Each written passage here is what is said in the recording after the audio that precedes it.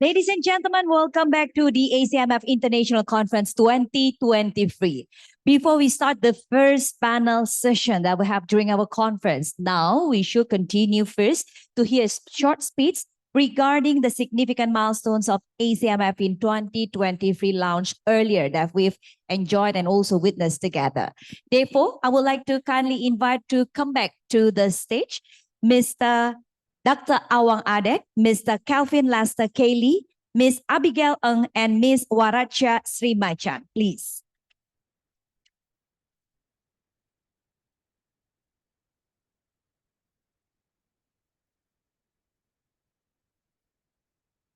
We will highlight the process, the progress, and also the achievements of the ACMF in 2023 regarding the significant milestones of ACMF in 2023 launch. Dr. Awang Adek, please, you may start. Okay, I'm sorry that you have to listen to me twice, but this is the real one. Just now it was just a practice because I couldn't be doing by myself. I have to be with my colleagues here. So I mentioned to you that the Securities Commission Malaysia, together with SEC Philippines, co-chairs of ACMF Sustainable Finance Working Group, and we are pleased to present the ASEAN Transition Finance Guidance this morning as announced. The guidance is one of the deliverables under the roadmap for ASEAN Sustainable Capital Markets, and was just approved at yesterday's ACMF chairs meeting.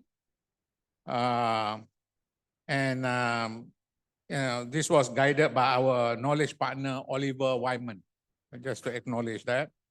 I would like to thank Oliver Wyman and ACMF members for their contributions, as well as ASEAN Development Bank and Sustainable Finance Institute Asia for their invaluable support. The guidance addresses how entities may demonstrate a credible transition in ASEAN to obtain financing from the capital markets. It is meant to complement the ASEAN taxonomy. The guidance aims to be a credible transition guide, taking into account a feasible and sustainable transition pace of ASEAN companies. In this regard, the guidance proposes 3 tiers for transitioning entities to demonstrate the level of climate ambition. The first tier, aligning with a 1.5-degree trajectory. The second tier, align or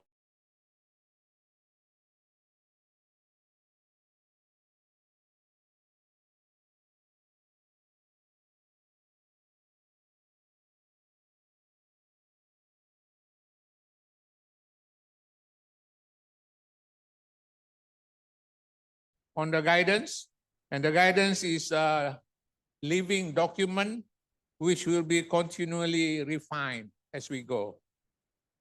So that's all on the guidance. Thank you very much. Thank you so much for the short 2-minute speech. Now continue to Mr. Calvin Lester Cayley, please. Oh, okay. Sorry, different order. Sorry. Anyway, so to the ASEAN Capital Markets Forum, to the Honorable ACMF Chair, OJK, officials and participants from the ASEAN member countries, distinguished panelists, and a quick shout out to my fellow board members of the ASEAN Taxonomy Board. I ran into a few of them this morning. Pleasant good day to everyone.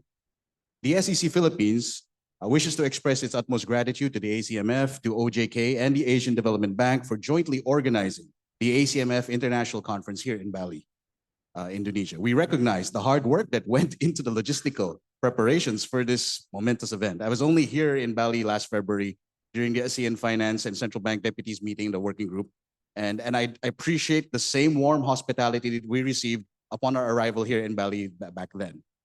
In any case, today we take pride as the ACMF, through the working group led by the SEC Philippines, achieves yet another milestone through the finalization of the revised ASEAN Corporate Governance Scorecard, the ACGS. As part of the ACMF Corporate Governance Initiative, your commitment to this task is truly commendable. I would like to acknowledge the tireless and voluntary efforts of the CG Task Force, the domestic ranking bodies, and the CG experts who work expeditiously to carefully review and finalize this revised scorecard amid the complexity of the discussion on the new proposed questions and revisions, of which I was told there were a fair number in the ACGS. All these and more are continuous efforts toward our shared goal of sound corporate governance and adoption of international best practice in the region have come to fruition. Now, globally, and as well as you well know, investors who want to invest funds in the ASEAN place more importance on the company's corporate governance practices already. Whether they obtain good CG scores or land in the top 10 of the ACGS ranking using the ACGS as shown in the ACGS data. Hence, we're confident that with the launch of this revised ACGS, we expect more thorough and streamlined reporting by listed companies, which in turn will, of course, further boost and increase foreign direct investment in this region.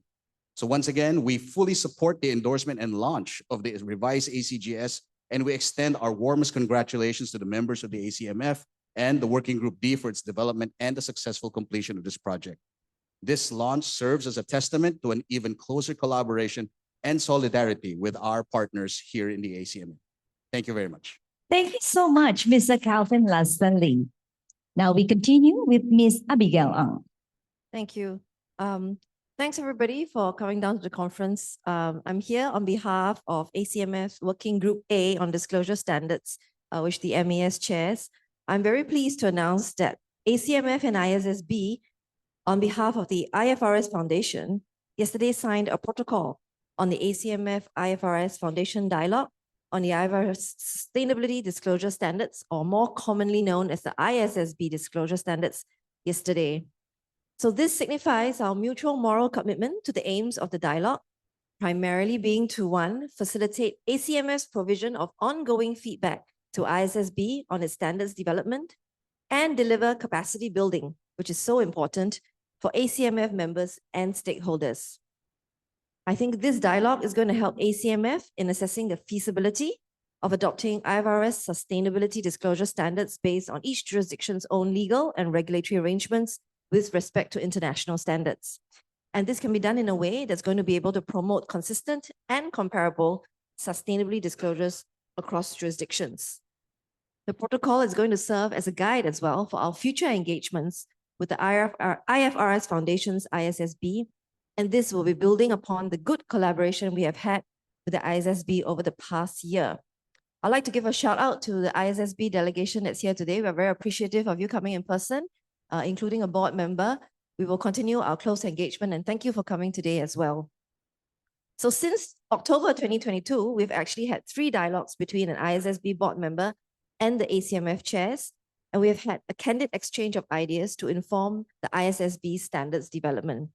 So we have been very heartened that our high-level feedback in relation to the ISSB S1 and S2 exposure drafts have been taken into account by the ISSB in the final standards that were published in the middle of the year. So earlier in the year, ACMF and ISSB also jointly held a conference and technical training session that was dedicated to the ACMF regulators and our corporates in Singapore. This marked the inaugural launch, and it was the only Asian launch, of the ISSB's S1 and S2 standards.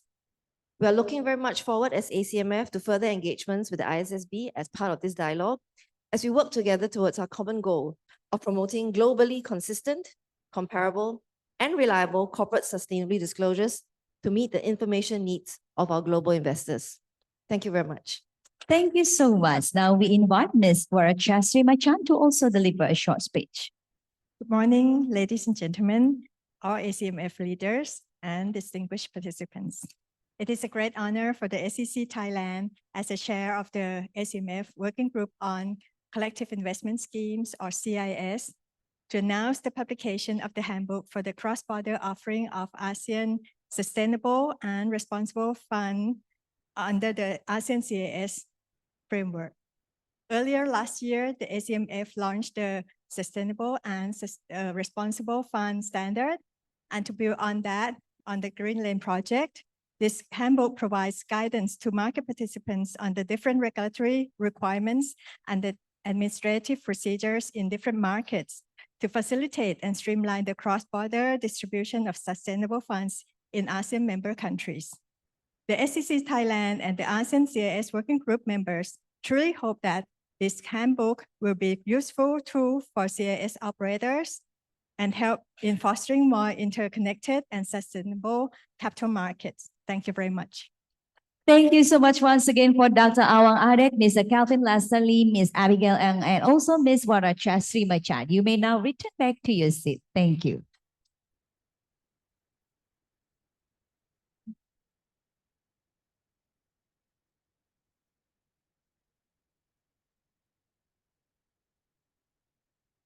From the speeches, we emphasize and underline the significant milestones of ACMF in 2023.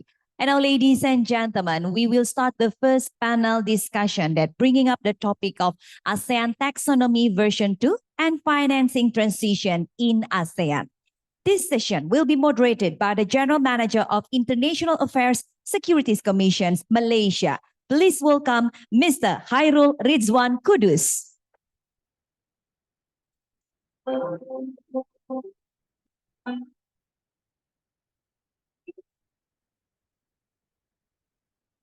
Good morning, our moderator for the first panel session.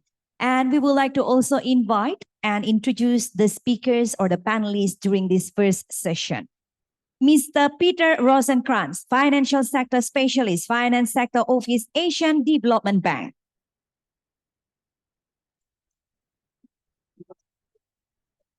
Mr. Francois de Maricourt, President Director of PT HSBC Indonesia. Mr. Sivanan Sivaraja, Head of Project Finance Asia, MUFG Bank.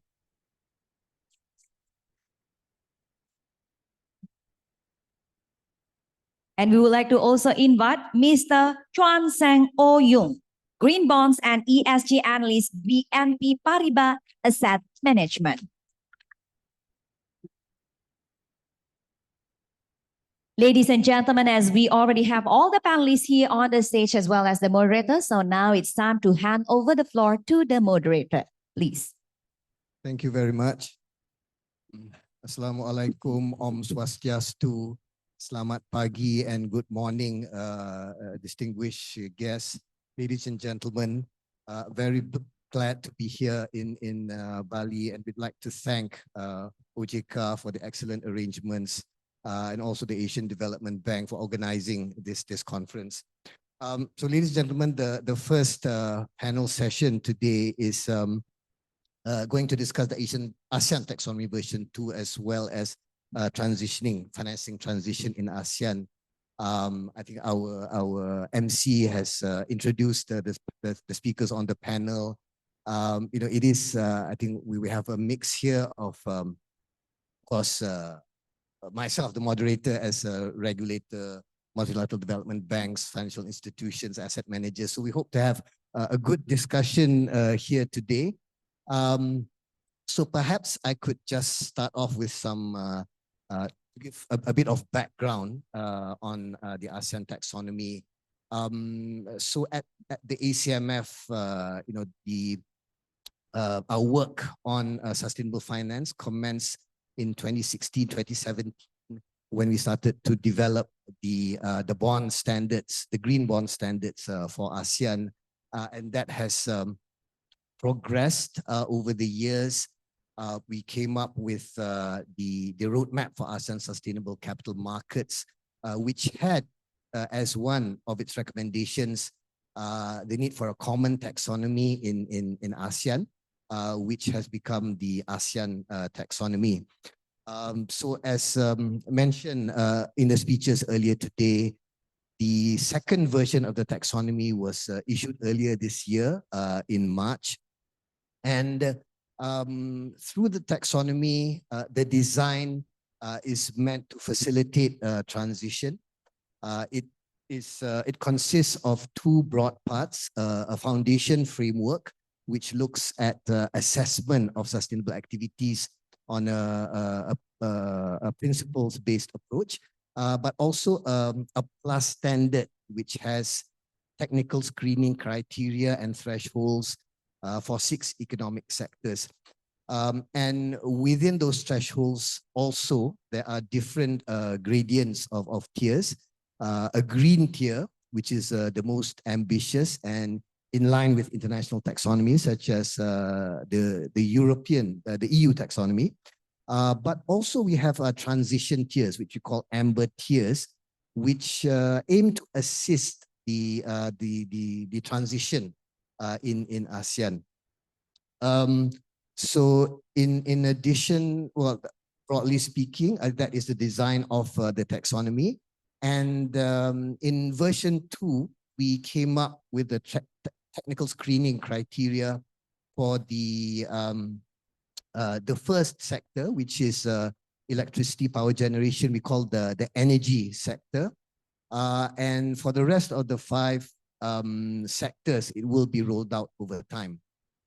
So I think, forgive me for not, I suppose, giving my role in this. Of course, you know, I am as one of the people working in the ACM, hoping to advancing the initiatives of the Sustainable Finance Working Group of the ACMF.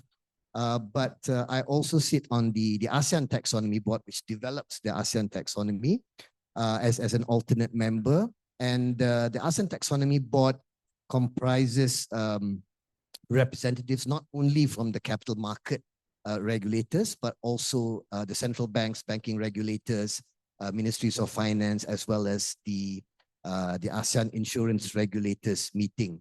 So it is meant to be a taxonomy that covers all facets of the finance sector in ASEAN, including the capital markets. So I think it brings us to the session here today. It's been a few months since the launch, and in that time we've had consultations with various stakeholders within ASEAN and beyond who have given quite good feedback on the taxonomy. We've heard the need for interoperability, the fact that the usability of the taxonomy itself, and these findings, I think the ASEAN Taxonomy Board is finalizing these findings, and they will be published soon. But I suppose today's session, we want to discuss some of the themes that have arisen during the months following the issuance of the ASEAN Taxonomy. And I think without further ado, we'll start the session with Peter. And for this, I think we want to go slightly broader and discuss ADB's role in sustainable finance in the region. So ADB, of course, has been a firm supporter of the ACMF's initiatives. The bond standards that I mentioned earlier, the ACMF roadmap, and also the taxonomy. So I'd like to ask Peter, over and above, I think specifically what you've done for the ACMF, what has been ADB's approach to jumpstart sustainability on an urgent basis while balancing the need for the transition to be well-paced and just for communities throughout the region?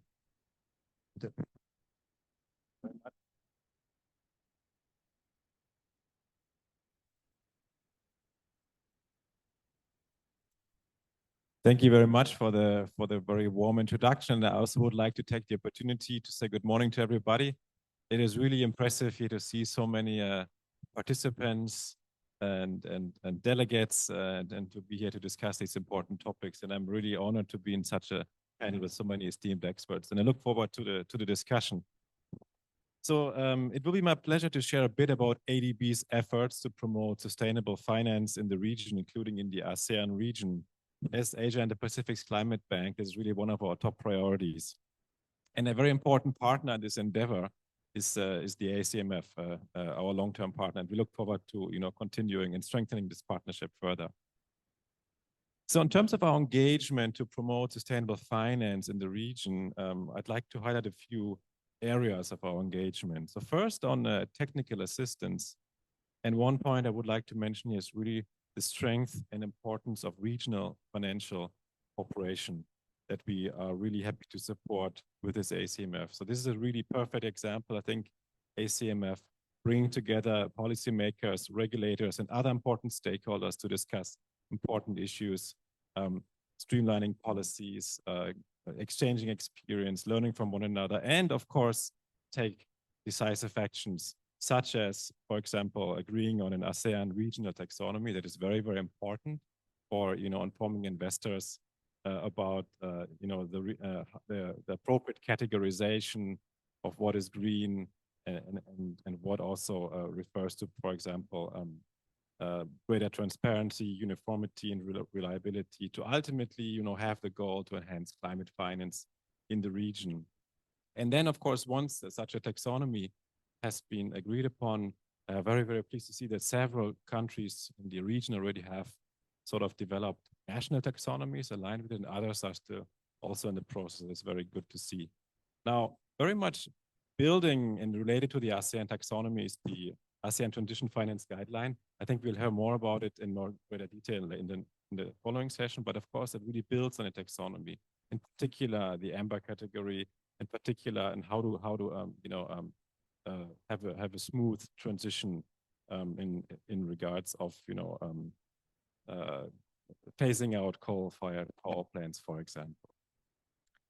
But also what I would like to go beyond the direct support to ACMF, but also how we promote capital markets in the region. So ADB has provided support to GSS plus bond issuers, including through the ASEAN +3 bond market initiative. And we are very pleased to see that, for example, in 2023, with our support, there were 8 GSS plus bond transactions raising as much as almost $1 billion or equivalent in local currency in various countries in the region. We're also very pleased to see the announcement of the first social bond issuance, which is lined up for being issued in Indonesia this year. So congratulations on that, and we're happy to support that. There's also some other elements, such as the need for data transparency and comparability, that is very, very important to also inform and ultimately attract investors. And ADB has provided visibility for ASEAN GSS plus bonds via the dedicated green and sustainable bond page. So aside from the technical assistance, of course, we also do have our lending operations, which are also aimed at ultimately promoting sustainable finance in the region. That could be sovereign operations, so for example, policy-based operations that are aimed at leveraging critical reforms in the sustainable and green finance space, but also non-sovereign windows. That is, we team up with clients from the private sector, for example, financial institutions, and discuss and engage in a partnership in which could also result, for example, in a co-investment, for example, in a green bond investment. But also this is usually coupled with technical assistance. So we not only invest, but we also really help clients to build up the necessary capacities. For example, if we talk about identification, tracking, monitoring, and assessing of green projects, that is very, very important in this regard. Harul, I think let me stop here. That was a brief overview of ADB's efforts. Thank you. Thank you very much, Peter. And I think just to mention, Peter is a financial sector specialist in the finance sector office of the ADB, but I think his previous work experiences also include being in GIZ as an advisor on the economic and development policy, and the European Central Bank as a market infrastructure expert as well. So I think we've always had the pleasure of obtaining the technical insights from our partners in the ADB as we develop our sustainability initiatives and also other initiatives of the ACMF. So thank you, Peter, for those for providing that overview. But I'd also like to, I suppose after this, I'd like to move on to our next speaker and going to the, I suppose, the approach of the commercial banks as well. In this case, I'd like to ask Francois. I think Francois is, of course, the President Director of HSBC Indonesia. I think he manages, I think, the entire HSBC operations in Indonesia, covering 41 branches across 21 cities. And I think his HSBC is playing a key role in Indonesia and the region with regard to sustainability. So I'd like to ask Francois, how can financial institutions work with ASEAN governments to advance the sustainability and transition journey, and what has been your experience or HSBC's experience in Indonesia? And I suppose linked to that, these frameworks that are coming out, such as the ASEAN Green Social Sustainability and SLD standards and the taxonomy, how has it affected the issuance of sustainable financial instruments in the region? Many thanks. Selamat pagi semua. Good morning, everybody. So to start with, I think that we will have to acknowledge, and we all know that, of course, climate change is one of the biggest challenges that we are all facing. And so at HSBC, it is really one of our key strategic priorities to work on climate change and provide some sustainable finance. And how we can support governments in ASEAN and what we do, I think that we have to acknowledge that this is something that we can't do alone. It's not a question of MDBs, the governments, or the commercial banks who can solve this issue. There is no silver bullet. What we have is to really partner and work in cooperation. So first, what we do is to try to support the creation of a supportive and enabling environment.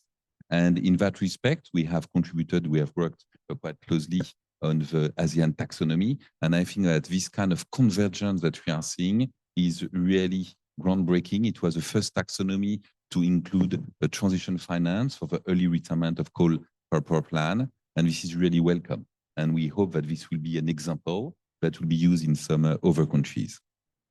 We are also bringing all of our global reach and our network to bring some expertise.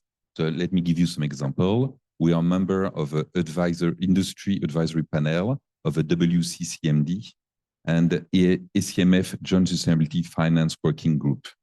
We are also a member of the IAP Working Group on Taxonomy and Transition. And in that respect, we have supported the IAP White Paper on Transition Pathway, as well as also supporting the ASEAN Taxonomy. So that's really something that we can do, is to bring the perspective of a commercial bank, to bring a global perspective and support the development of an enabling environment. But that's not all. As a commercial bank, we have also a role to play as a catalyst to really bring some investments into the country. And in that respect, we have worked, I'll give you some examples in Indonesia that I know best. For instance, to help the government of Indonesia to develop its inaugural green framework back in 2017. And under this framework, the government of Indonesia is issuing green bond and green sukuk, Islamic bonds, since 2017, every year.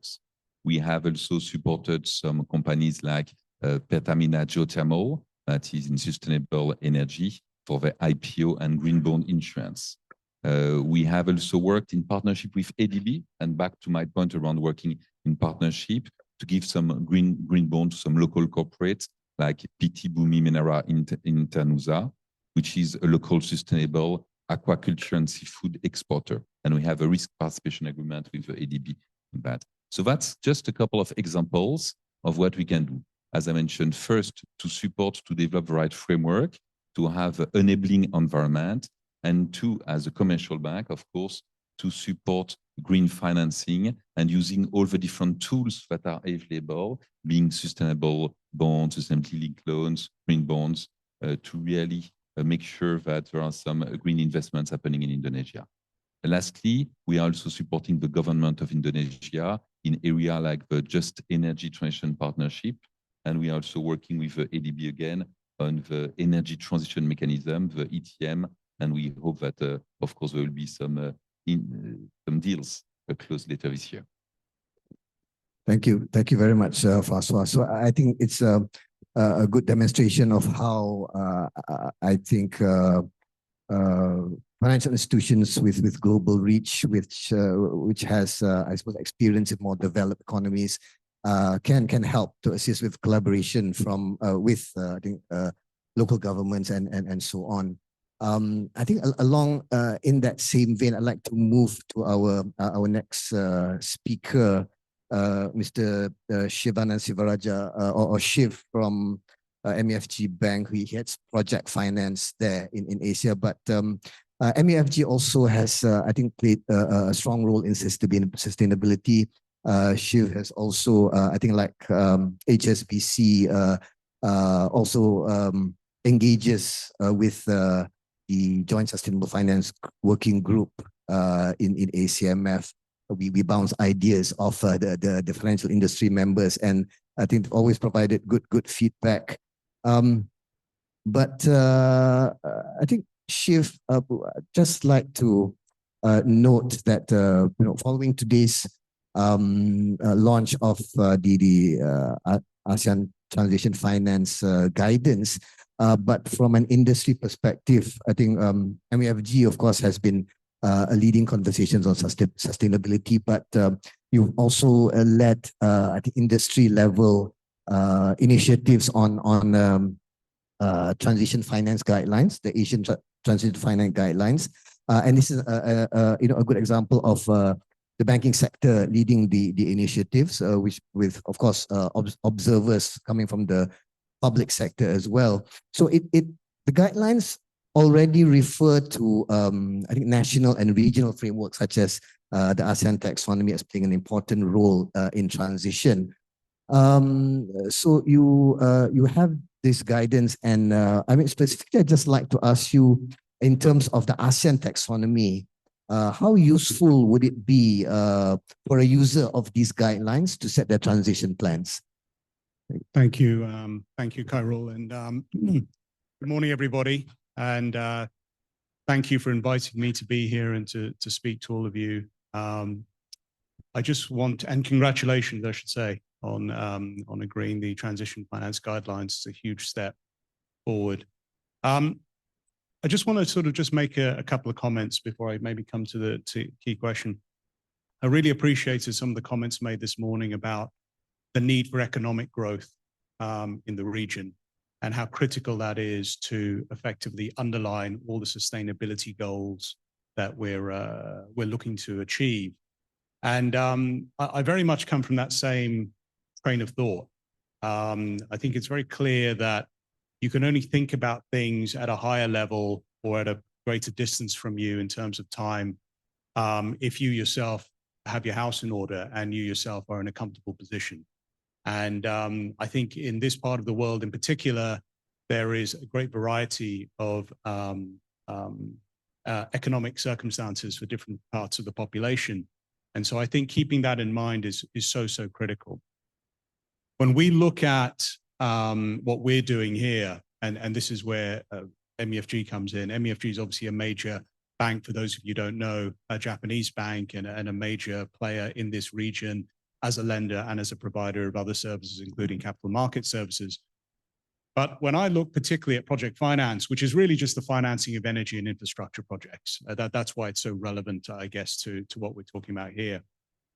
We actually see our purpose primarily, and we've actually written this down, as helping improve people's lives by facilitating the growth of energy and infrastructure. And that's really important because all economic growth is underpinned by energy and infrastructure. There are no rich countries which have very low energy systems available or infrastructure. So this energy and infrastructure is incredibly important to what we do. Historically, we financed all sorts of energy systems. We did coal, then we moved to gas, then we've done wind, and we've done solar. We'll do hydrogen when it comes. We'll effectively do what the real economy wants to do, right? So the energy side of it for us is really a case of following the market. What we can do with the climate challenge we have is obviously help influence the right behaviors and hopefully get our stakeholders, who are our clients and also other market participants, to work together with us to help support some of these initiatives. And that's why it's been such a great honor and pleasure to be part of the discussions, as Khairul mentioned, in our role in the industry advisory panel. To go to the question at hand, which is how does this help us? One of the things I've been clear about for the last couple of years, or tried to be clear about for the last couple of years, is that sustainable finance has got many facets. The easiest facet is to call something green, right? So if you're financing a solar farm or a wind farm, or something that's effectively clearly in the camp of green or ESG, no problem. You can tag it green. Everybody says it's green, big tick in the box. The realization has come a couple of years ago that the biggest issue is going to be in the high emitting industries, which need to reduce, right? And the high emitting industries that need to reduce, that's not easy. That's not easy at all. And that's where the concept of transition finance came in, which is an aspect of sustainable financing. But transition finance has not really taken off. If you actually look at it as a label, it's not really taken off anywhere. And if you ask yourself the question, why hasn't it really taken off? It's not really taken off because it is too open to debate and too open to attack, right? Banks, financial institutions, all sorts of people do not want to be accused of greenwashing or supporting greenwashing. So when a company comes to a bank and says, I'm going to reduce my emissions by this much over this period of time, the bank has to ask itself, well, is that enough? And is that quick enough? Is that enough reduction? And is that a short enough time span for me to be able to defend the fact that I'm labeling this transition financing or I'm supporting this company at all? That's very difficult because the rules are not really well established globally. And the problem with trying to establish a global rule is even if you did that, the danger is you'll establish it at such a high standard that many participants, many countries, many regions will not be able to meet those standards, right? And that then in itself is not going to be helpful. So what I think we've done here, what you've done here, is create a rule book that works for ASEAN. And that is no mean feat, considering the mix of countries in ASEAN. It is in many ways a microcosm of the world in that there are so many different types of countries here, so many different economies at different levels, so many different demographics, that actually if ASEAN can put something together, it's actually an example to everyone else. So it's a fantastic achievement. The other key thing with this achievement is making sure it works for the economies of ASEAN, right? Because ultimately what the financial institutions are looking for is something credible they can point to say, we were tracking this standard, it is considered credible, and therefore we are going to label or finance on the back of this standard. Right? And that's why I think this rules and everything you're doing is so critical.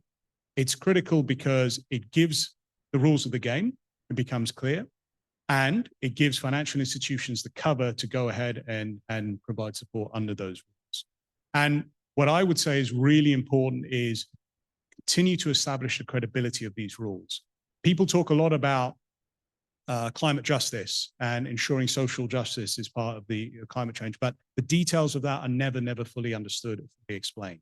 But a lot of it is about who you're going to give slack to and who you're going to allow a little bit more time because of their circumstance or because actually they weren't a big contributing factor to where we are today.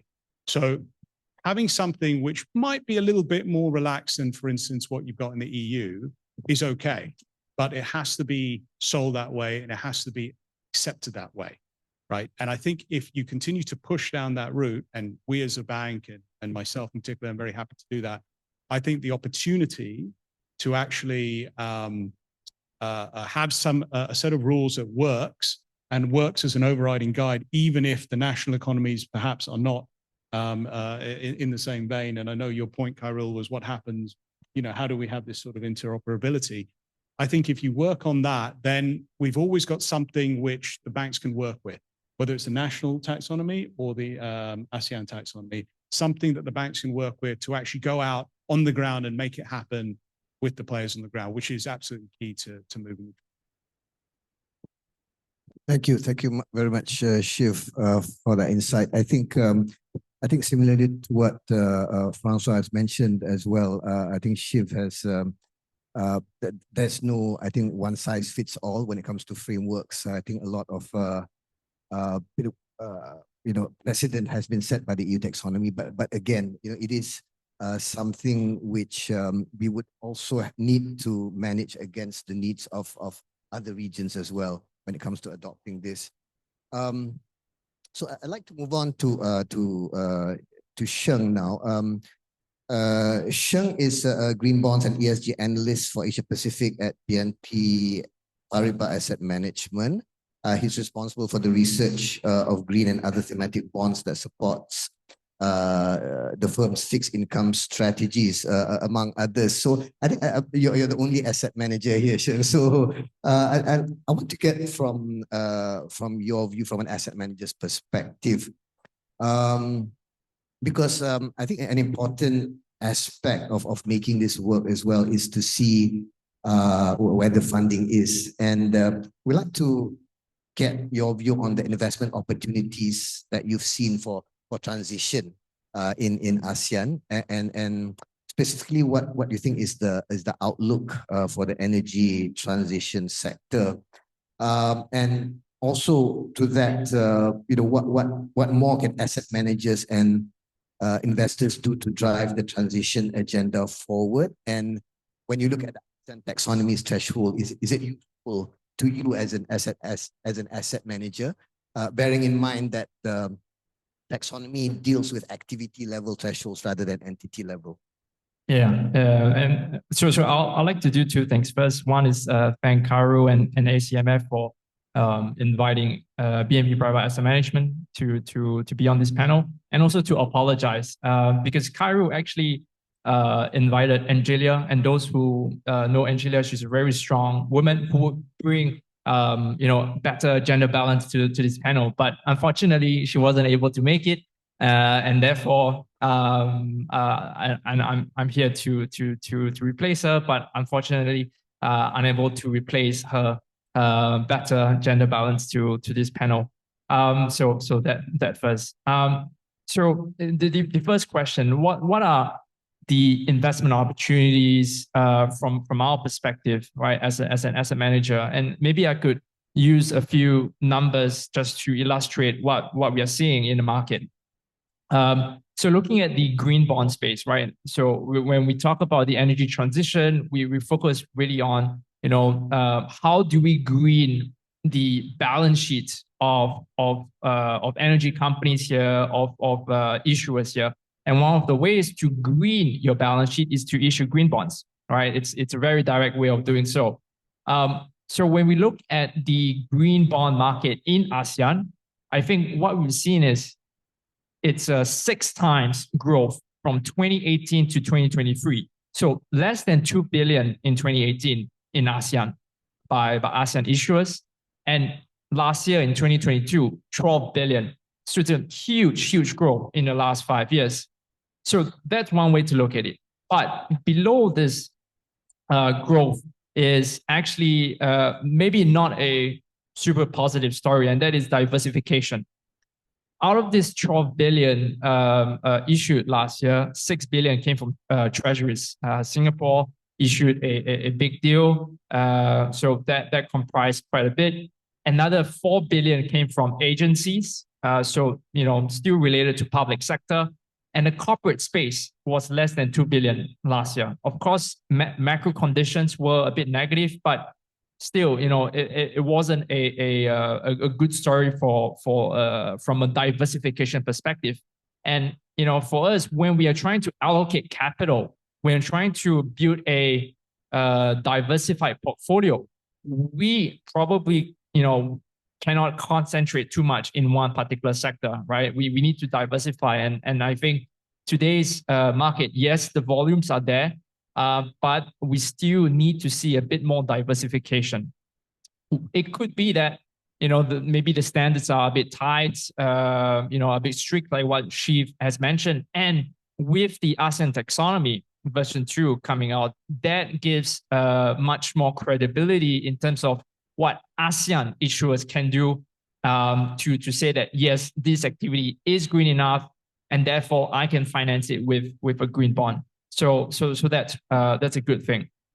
And I think Eugene is going to talk about the transition guidelines on the next panel.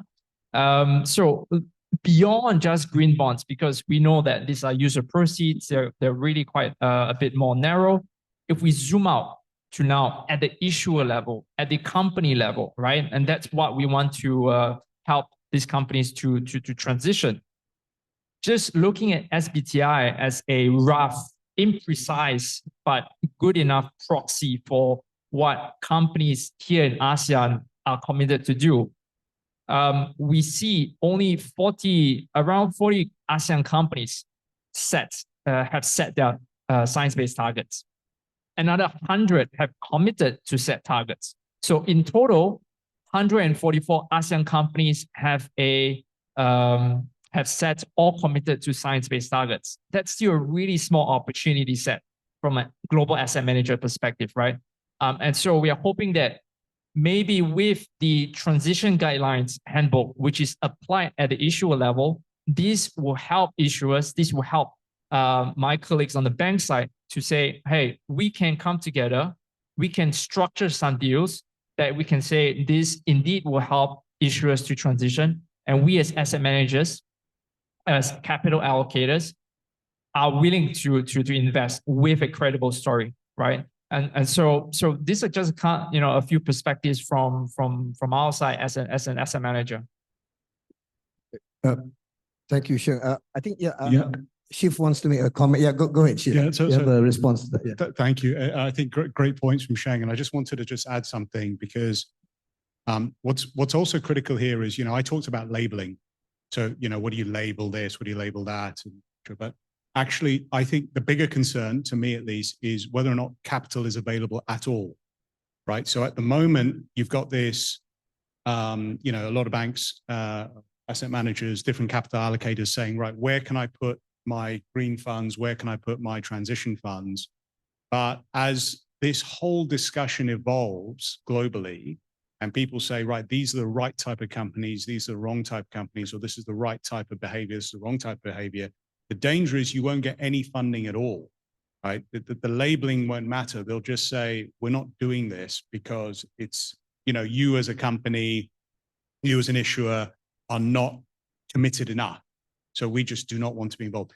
I actually think that's the biggest concern for any region, but for ASEAN as well. And that's one of the big drivers to actually make sure that this taxonomy takes off and that issuers are able to use it properly.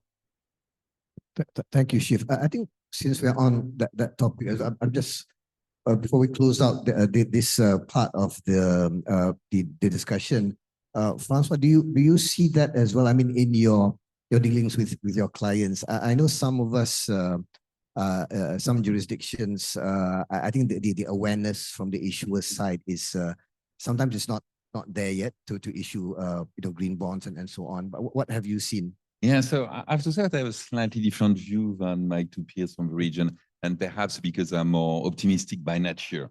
But what I'm saying is that it is true that you don't have enough companies currently that have developed full-fledged plan with science-based targets. But I have to say, in my 3 years in Indonesia, I have seen that we have moved from the just awareness level to the planning level. And I see when I discuss now with our clients in Indonesia and in the region, more and more are working on their plans, have almost finalized their plans, and now they're moving into execution.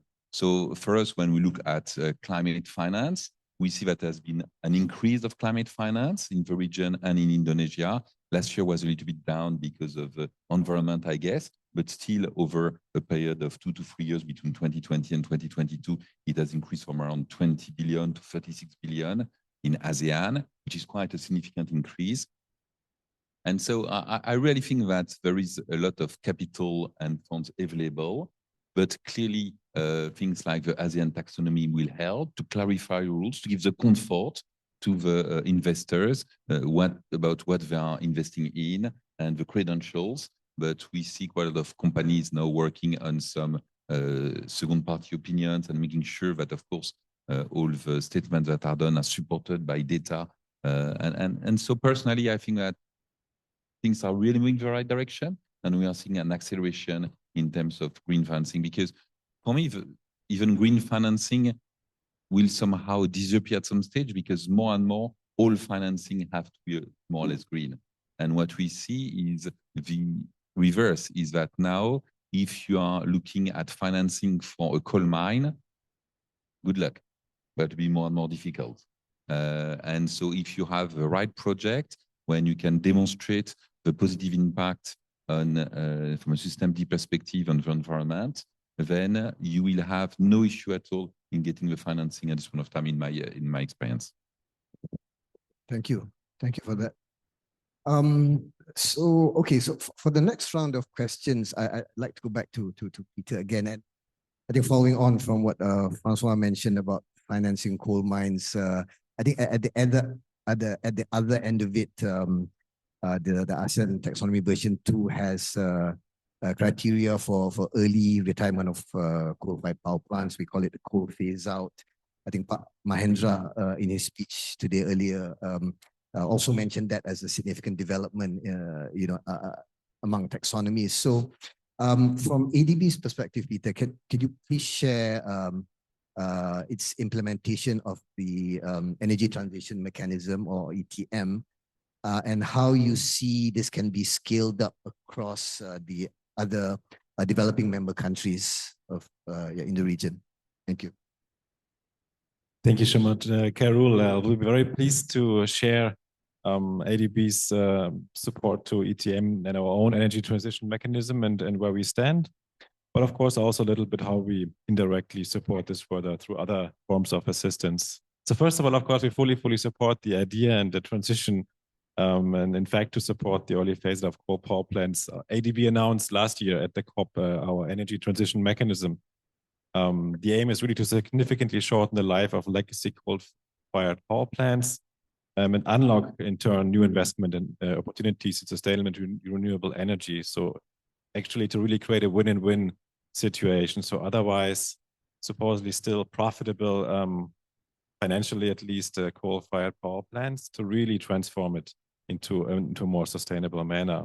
And this we see as really important to be done through both public and private investments to really finance country-specific ETM funds to retire coal power assets. One example is we are in discussions with Indonesia on an early retirement, we're in discussion with an SOE to explore the early retirement of the first coal-fired power plant under actually ADB's ETM program.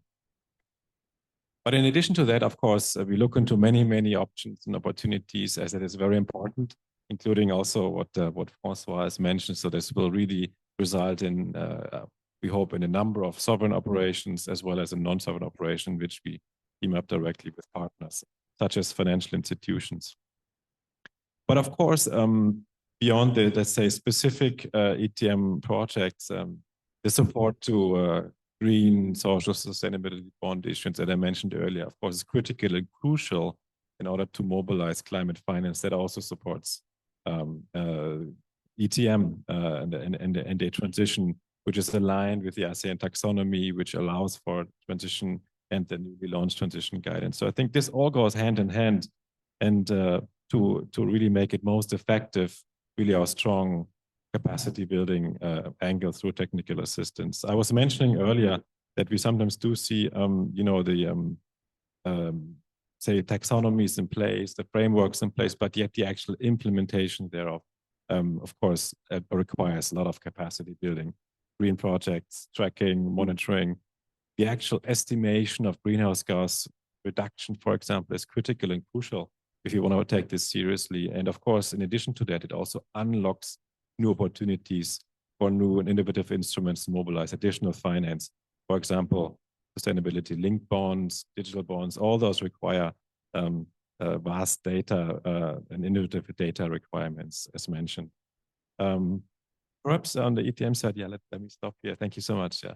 Thanks, Peter. I think in related to that, when we do talk about, I think shifting the source of energy, I mean, we're also concerned about having a just transition, and the ASEAN taxonomy in its most recent version includes, I think, a consideration of social aspects as well. So do you think this is we are on the right track here in ensuring a just transition? I know ADB is one of the main things that is key on your agenda as well.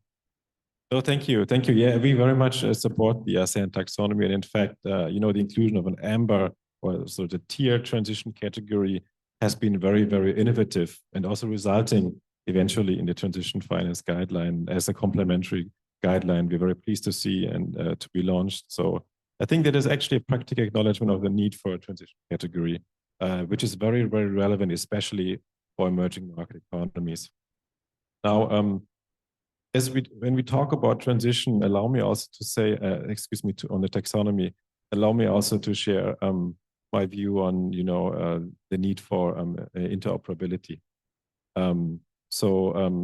The ASEAN taxonomy, first of all, is very, very important to have and see it as a living document, as we do. So we have a version 2 launched this year, but it can, of course, also be in the future possibly further updated, also in view of assuring interoperability. This will then further unlock, international investors' opportunities to mobilize climate finance. And very pleased to see, and not surprising to see, that at the recent ASEAN summit in September, that also the need was emphasized to enhance interoperability with, for example, other international taxonomies. So we see this as quite important. And ADB is of course very, very happy to support and also to explore ways to support the enhancement of interoperability among taxonomies not only in the region, but also across, and promote, for example, regulatory dialogue, exchange, to work on, on the ultimate goal to make it as easy, transparent for international investors as possible to invest in climate finance. Thank you. Thanks for that, Peter. Now I'd like to go back to François, and I think Peter mentioned, you mentioned as well, public-private partnership thing, and I just want to get your views on blended finance. I think a lot of the initiatives, concerning phase out involve this, and we're also looking at how to scale this up. So I think from your point of view, what is needed to scale up blended finance in the region to support transition? Thank you. So you mentioned blended finance, and clearly blended finance is something that is required to really finance certain projects that cannot be financed only in commercial terms. And so Peter has mentioned, for instance, the ETM. The ETM is a perfect example for blended finance. You just cannot do early retirement of coal power plants just using commercial financing. But likewise, if you only use public money from the MDBs, then you won't be able to scale it up. And this is where blended finance can really leverage the public finance to really make sure that you can deliver more projects and provide more financing.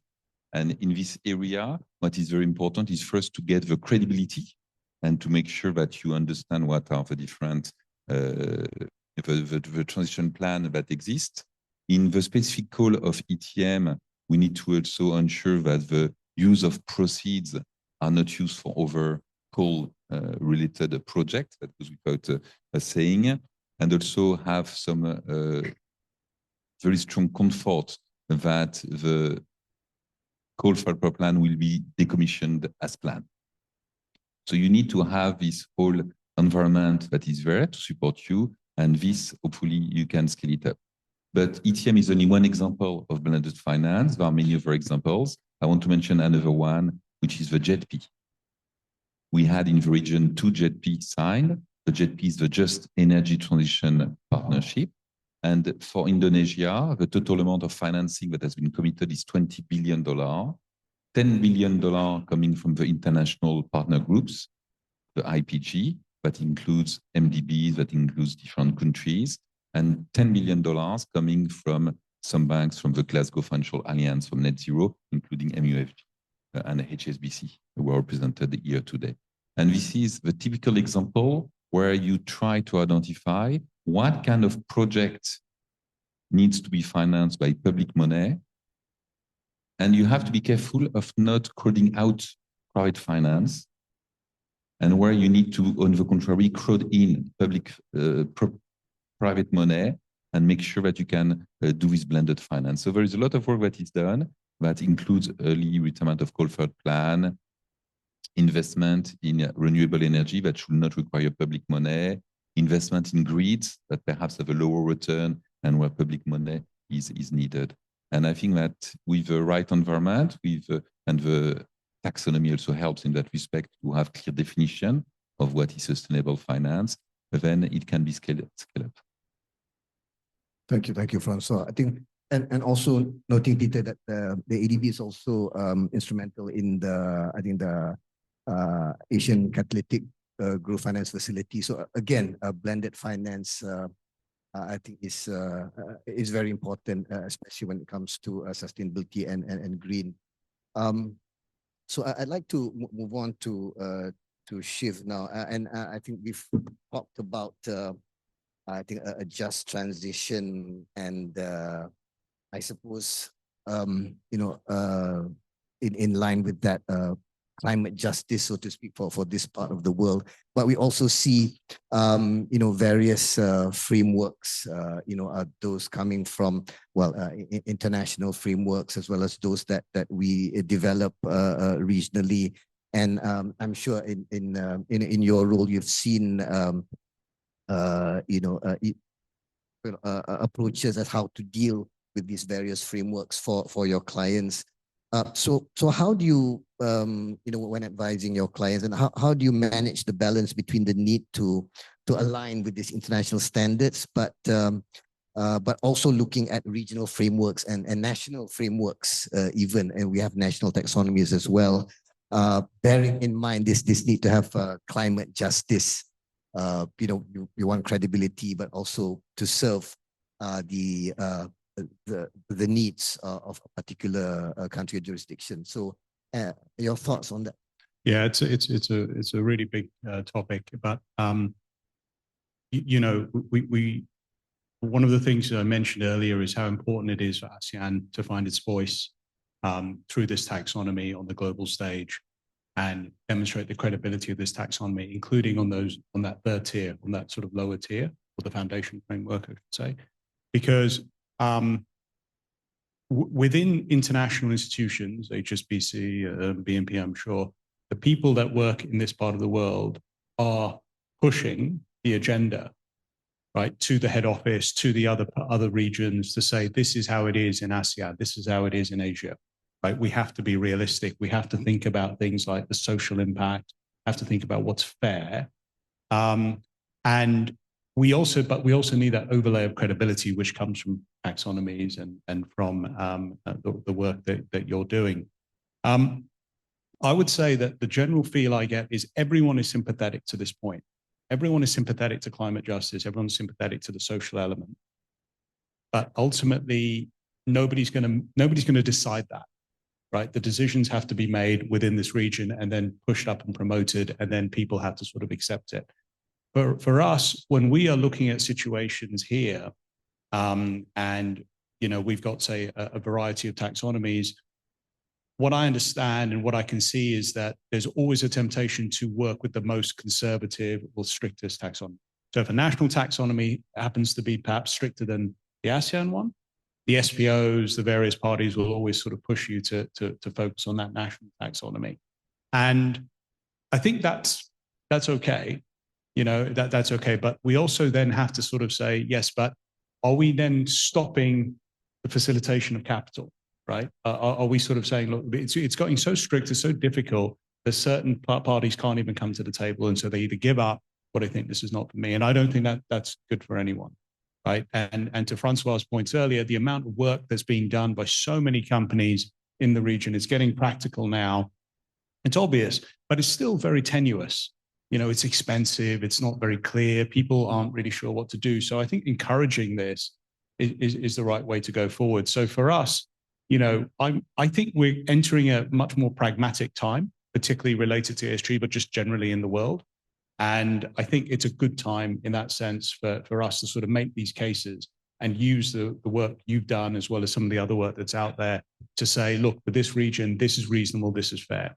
And one last point, because I know time's running out, but people are interested in ASEAN, the financial institutions are interested in ASEAN because of all the prospects of development, right? The financial prospects are still a major driver.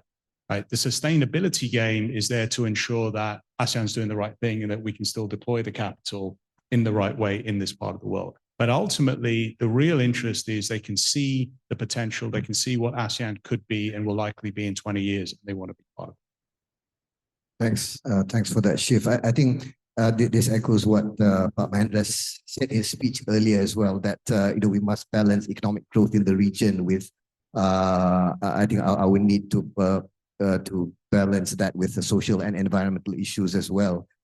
I think from there back to you, Sheng, and I think related to that as well, we've noticed that where BNPP is concerned, you have your own sustainability approach, and I think what we've noticed is that two parts of it is two pillars is responsible business conduct and also stewardship. So do you feel that what we have in the taxonomy on social aspects do no significant harm?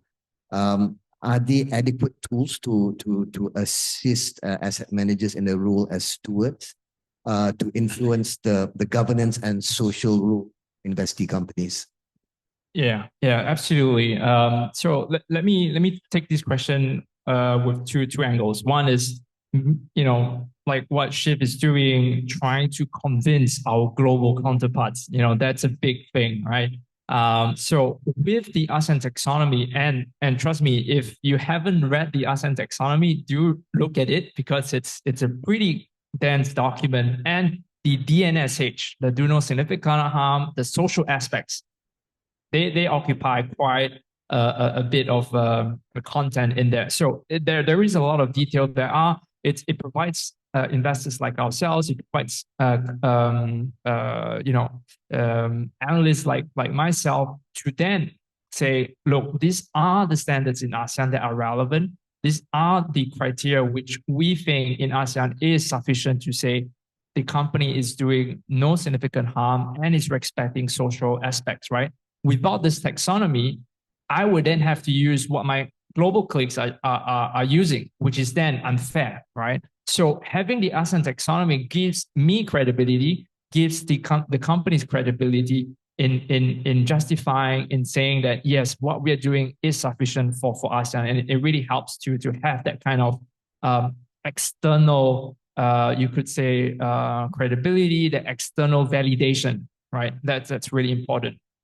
So that's one angle. The other angle is where we think we really need, and this is a repeated mantra by capital markets, and that is we need disclosure regimes. That's really important. So in terms from a stewardship perspective, right? So when we are trying to make justifications, when we're trying to make investment cases to our committees, without the adequate disclosure by companies, by issuers, we cannot then go back and justify to my global committee to say this is good enough. And therefore, we really need, regulators, disclosure, standard setters to say, even if it takes a while, even if it takes 2-3 years, we need to now set that ambition to say ASEAN capital markets should implement a mandatory or at least, some form of disclosure regimes so that it helps investors and within investors to make the justifications for allocating capital towards ASEAN companies. And without those disclosure regimes, we'll be approaching case by case, and that is not scalable, right? We cannot make a good enough decision. And ultimately, we need to allocate it in an efficient way, in an optimal way. And without that market-wide disclosure regimes, and even if those are different, using, like Malaysia has principles-based, Thailand is also having their own Thailand-based taxonomy for the energy sector. Same for Indonesia, same for Philippines. That's okay. But what matters is really a disclosure regime, which then gives us the information, which gives us the ammunition to then justify allocating capital towards ASEAN companies and ASEAN issuers. Thank you. Thanks very much for that, Sheng. I'm mindful of time as well, and keeping to the agenda of the day. I think as a wrap up, I'd like to thank our speakers today. I think what has come out from this discussion is, well, the taxonomy is there. I think it's a useful tool in as far as its role goes to give some kind of indication or benchmark for sustainable level, sustainable compliance at an activity level. But of course, I think as Sheng mentioned, there are other aspects, to facilitate the transition journey as well. Disclosure is one. I think guidance on how companies can transition, and I think the next panel will discuss that. I'm afraid we don't have time for question and answers, but I hope you can approach the speakers throughout the day if you have any other questions on this topic. So thank you very much again, gentlemen, for a very stimulating discussion. I'd like to pass the mic back to the MC now. Thank you so much. Let's give a round of applause for our moderator as well as all panelists. And now, before we close this session, we would like to invite the moderator as well as all panelists to stand up for a while on the stage, as we would like to present you token of appreciation. And of course, we would like to kindly invite to present the token of appreciation on the stage to the moderator as well as all panelists, Dr. Awang Ade, the Chairman of Securities Commissions of Malaysia. Once again, please up on the stage and make a line for the token of appreciation presentation.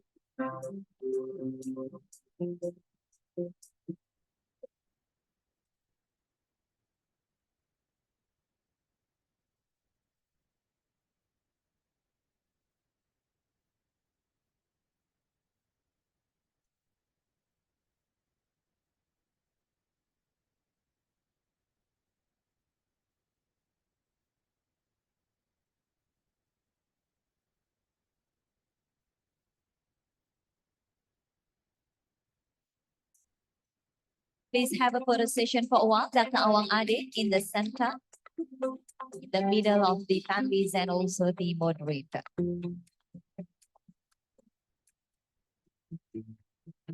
In 3, 2, 1.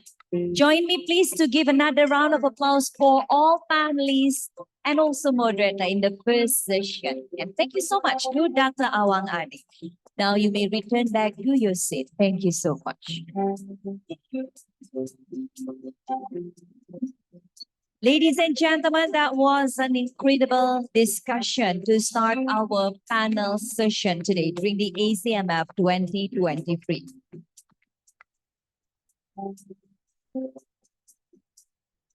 And as discussed earlier, that the ASEAN Taxonomy version 2, it provides a methodology that is more comprehensive to address all environmental objectives and also essential criteria to deliver sustainability.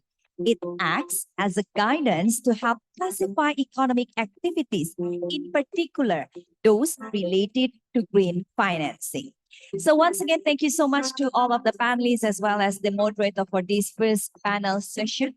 And now, ladies and gentlemen, we will now continue to the next program on the ASEAN Capital Markets Forum International Conference 2023. Now we will move to the fireside chat. And for this session, the fireside chat, we will have two speakers that will lead the session. So ladies and gentlemen, without further ado, please welcome Mr. Timothy Collier, partner from Oliver Wyman Private Limited.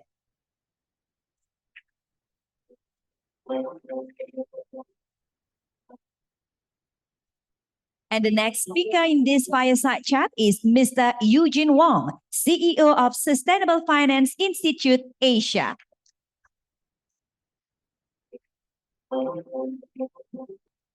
Gentlemen, the time is yours. Thank you. Well, good morning, everyone, and thank you very much for having us here today.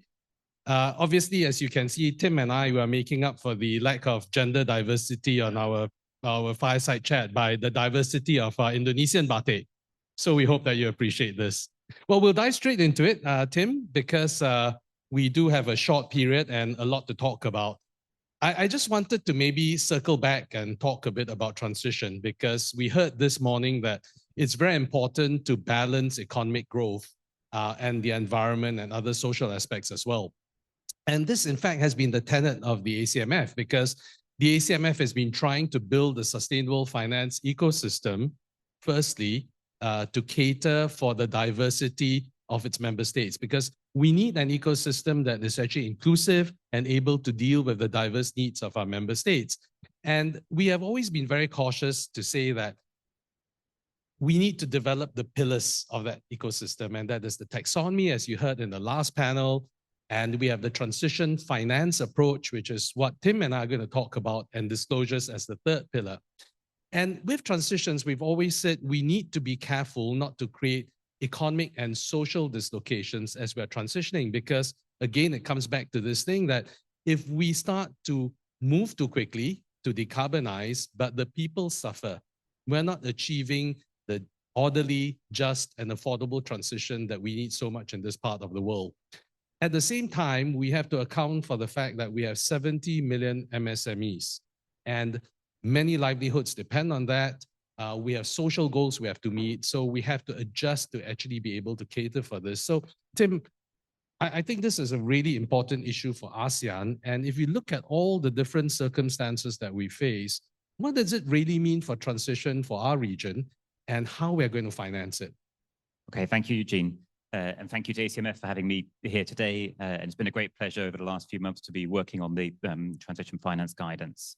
So maybe I address kind of what we mean by transition finance, how it's different maybe to sustainable finance. I think it's an important sort of definitional term. So as we embark on the transition to net zero means stopping doing activities which are generating emissions at the moment. But since those activities are themselves pretty important, we need energy, we need transportation, we need housing. If we're going to do that in a way which is consistent with economic growth, it means building lots of new activities which are lower emitting to replace them. So then that raises the question of who's going to build those activities and what kind of companies are we going to be financing? So there will be new companies that come in with new activities. There will be new projects. But we also need existing companies to be transitioning. Those existing companies, they have balance sheets, they have capital that allows them to invest. And when we talk about transition finance, we're talking about financing that is provided to existing companies that may currently be somewhat high emitting, who are looking to transition their business towards lower emitting activities. And that's a really, really important group. For ASEAN, it's an even more important group. This encompasses large state-owned enterprises which are involved in high-emitting activities. It involves private sector companies that are involved in high-emitting activities as well. And we need these companies to be transitioning. They need finance to be making that transition as well. And so the transition finance guidance is an attempt to try and link the real economy issuers of instruments that are looking for finance with investors that have a commitment to net zero and are looking to finance towards the transition. That's a really, I would say, succinct answer to transitions. And I actually recall an earlier conversation I had on transitions maybe 2 years ago, and someone said, explain to me transition in a single phrase. And the first thing that came to my mind is that transition is the balance between ambition and reality. So we've seen many people try to interpret this balance. In fact, we see a lot of guidance out there globally on transitions, a lot of global guidance, but there's no commonly agreed definition till now. Some of the guidance, I have to say, perhaps is a bit vague. So why does ASEAN need its own guidance? Are we adding to the confusion? Are we adding to the fragmentation? Or is there something we can do better? Because today we also heard conversations about how it is important for us to be able to provide that credibility. Can the ASEAN Transition Finance Guidance do that? Yes, so I think Shiv made this point really well on the last panel, so I apologize, I'm going to reiterate many of the same points here. But the challenge has been that the market doesn't clear. So investors are looking to transition to finance towards net zero. Issuers are looking to make transition plans, but without a clear standard as to what is enough in the middle, investors are not quite sure where they can finance. Issuers are not quite sure how strong their plans need to be in order to secure finance. So we need a set of standards for ASEAN that will help to clear that market. Then you asked the question, why do we need something for ASEAN? And why can't we rely on the global standards? And to the way that we have created the guidance here, what the ACMF has put forward, I think is really important because it is largely designed at being interoperable with global standards. So it is not trying to define a different standard for ASEAN. It is trying to set a standard that is consistent with global ambitions, but which works for ASEAN. And let me unpick that a little bit because that sounds a bit mealy-mouthed. So what it means to be transitioning sufficiently is I, as a company, have developed a transition plan. That transition plan is strong, it's credible, it's doing the right things. Everybody believes that it can be done, and I'm committed to it. It's not a greenwashing PR plan. And the constituent parts of that are defined in international standards. They're also defined in the ASEAN standards. They're saying really the same things. We need to have a clear action plan. We need to have the financing in place. It needs to be well governed. We need to be disclosing it, various other parts. The second aspect of it is how much transition do we need to be making, how soon? And here I think it is really important that we have an ASEAN view on that question, because not all countries are starting in the same place. Not all countries are moving at the same speed. And the way that the guidance is putting that forward, I think, is really the right approach for ASEAN is to say, we still want to be aiming at the same temperature outcomes, 1.5 degrees, below 2 degrees, as in the global standards. We still need to be relying on the science as to what that means for different sectors. So in the same way that the taxonomy has relied on science-based pathways to be looking at the thresholds for amber and for green over time. But we can take from there a regional view of what that pathway means for ASEAN. And as long as a company in ASEAN is following a pathway towards 1.5 degrees, which represents the fair contribution of ASEAN, that is enough. And we are then consistent with the global view towards 1.5.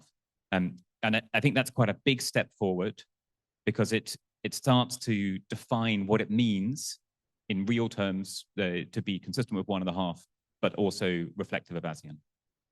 So in essence, what we are saying is that the ASEAN taxonomy is interoperable with a global perspective because we are taking the best elements and the most necessary elements from all the major transition guidance today.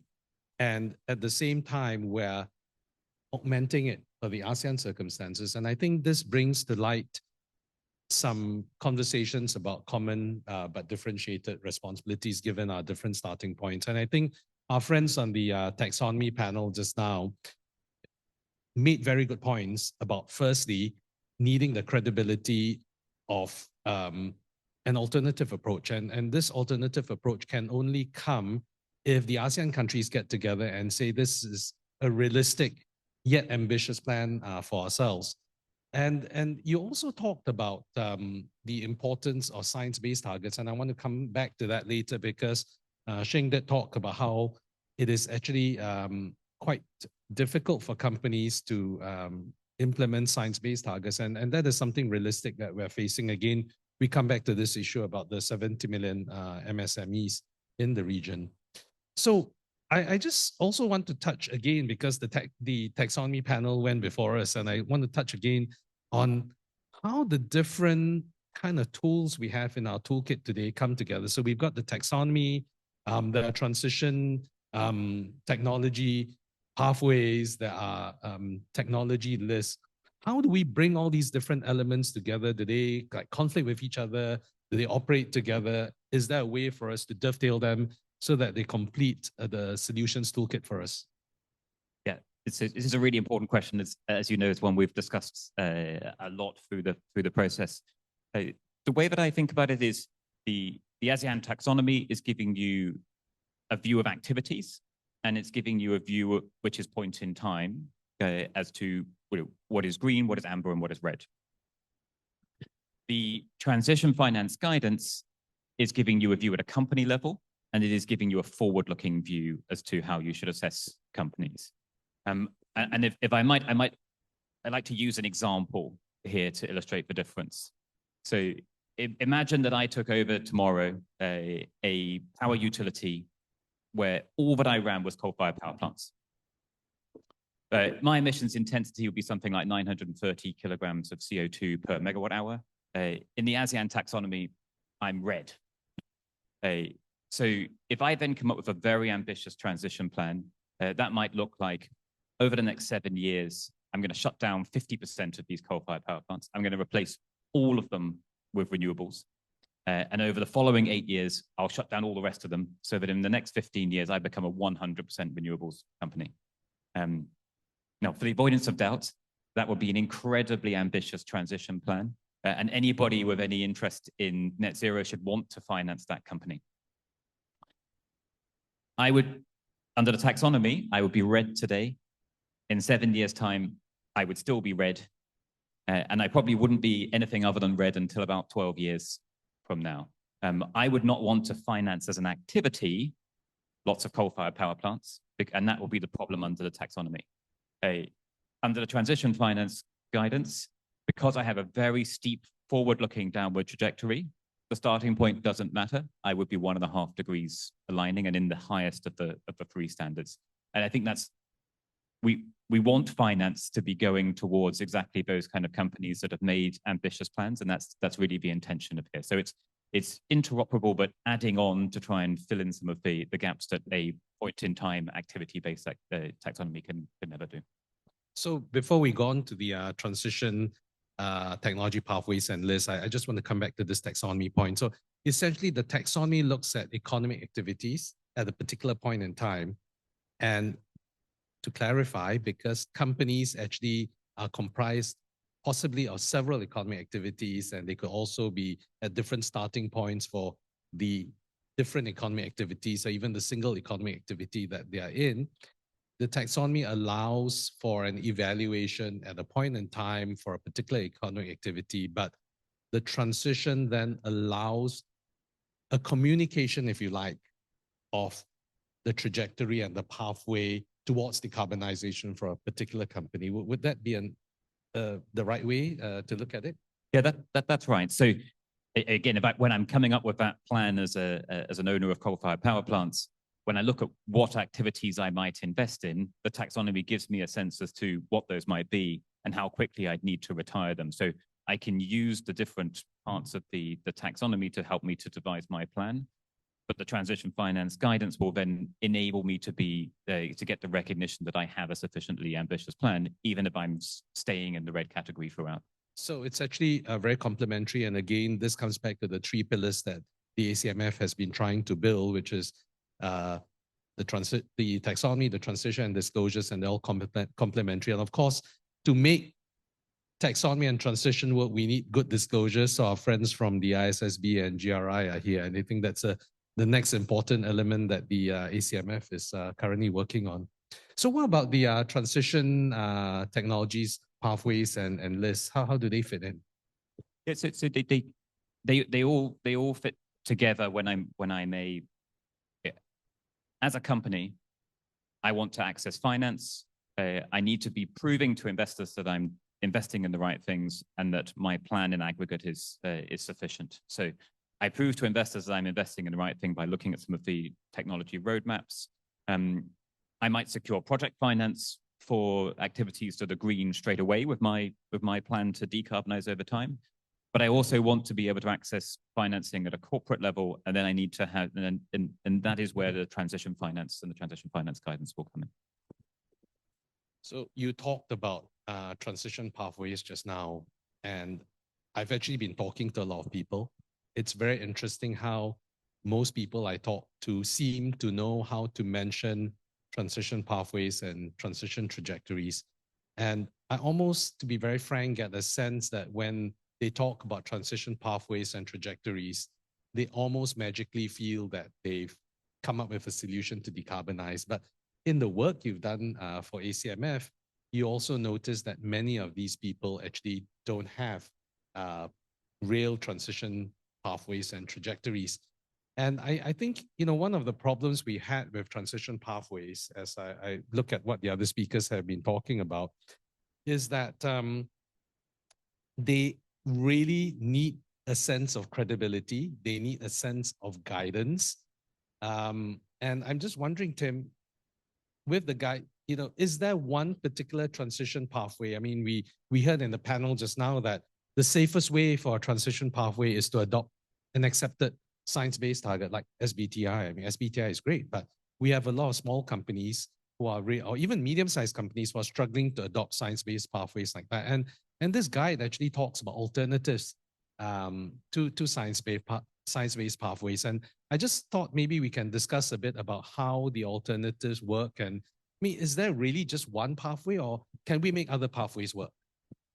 Yeah, so maybe I go on a bit of a tangent about science-based pathways for a minute and kind of explain what they are and how you should think about them. So I think one of the major methodological developments of the last few years for the financial services sector that is enabling finance to think about what it means to transition to net zero is science-based pathways. Now, why do we call it science-based? And what is a science-based pathway? The scientific community under the IPCC has come up with a view as to what is the total carbon budget that we have if we're going to stay within a certain temperature rising outcome. And that is a scientific model. It sets the total carbon budget. For that to be usable in the real economy, we then need to say, well, what does that mean in terms of changing technologies over time? We need a sectoral view. We need a view for the energy sector. We need a view for transportation. We need a view for anything else that is using up that carbon budget. And that is where we have science-based pathways. So groups like the International Energy Agency, like the Network for Greening the Financial System, have employed scientists and industry experts to come together to say, what would it mean for us to be living within that carbon budget? How should we allocate the carbon budget to different sectors? What is currently the easiest way for us to get for us to stay within that carbon budget? As you note, there's more than one. So I already mentioned two. The NGFS has 3 models within it. You can take a variety of different assumptions. Not everybody will take the same view as to how each sector should be contributing. Not everybody will take the same view about the total amount of economic growth that we should have. So there are differences in assumptions, but they're not wildly different at a global level. What is important for areas like ASEAN and other kind of developing and middle market economies is then what is the fair contribution of different countries within those sectors, and how should we think about that? And here there is currently a very wide divergence amongst the science-based models as to what is the fair contribution of different countries within the energy sector to stay within the carbon budget that will achieve 1.5C. So as a corporation or as a financial institution, I need to do a bit of work to understand what these different models are. I need to understand a little bit what is driving the differences and understand what I feel comfortable with as an organization to support. If I am a group that believes in economic growth, I should be picking a model that assumes a larger amount of economic growth and therefore a faster technological change in order to make my commitments. When I look at the regional part, I should have some understanding as to how that is done and be comfortable that that is a fair and realistic way to split out the different country contributions. So what you're actually referring to is country and entity specificity or contextualization, which I think is really the backbone of the ASEAN Transition Finance Guidance. And as I read the guidance, I think what really struck me was that, firstly, this guidance provides a very inclusive pathway and avenue for all our member states. The second is that it is practical in a sense that you have options in terms of the approaches. So this reminds me very much of the ASEAN taxonomy, where we're actually trying to A, be inclusive, B, spur action as quickly as possible. And I think that approach has worked very well, as we've heard from our friends on the last panel. I just wonder, Tim, what do you find to be the most defining elements of this particular guidance? So thank you for the question. I think that the key place where we have tried to kind of add to this for ASEAN is in this question of what is a sufficient climate ambition. So what's in the guidance is it says, firstly, you should be basing this around a science-based pathway, but you may take a regional cut of that science-based pathway. Not an entirely novel concept, but I think it's a really important concept for ASEAN that we establish that a company that is aligned or aligning with a regional view of a science-based pathway is doing enough. I think the second part of that is what does it mean to be aligning?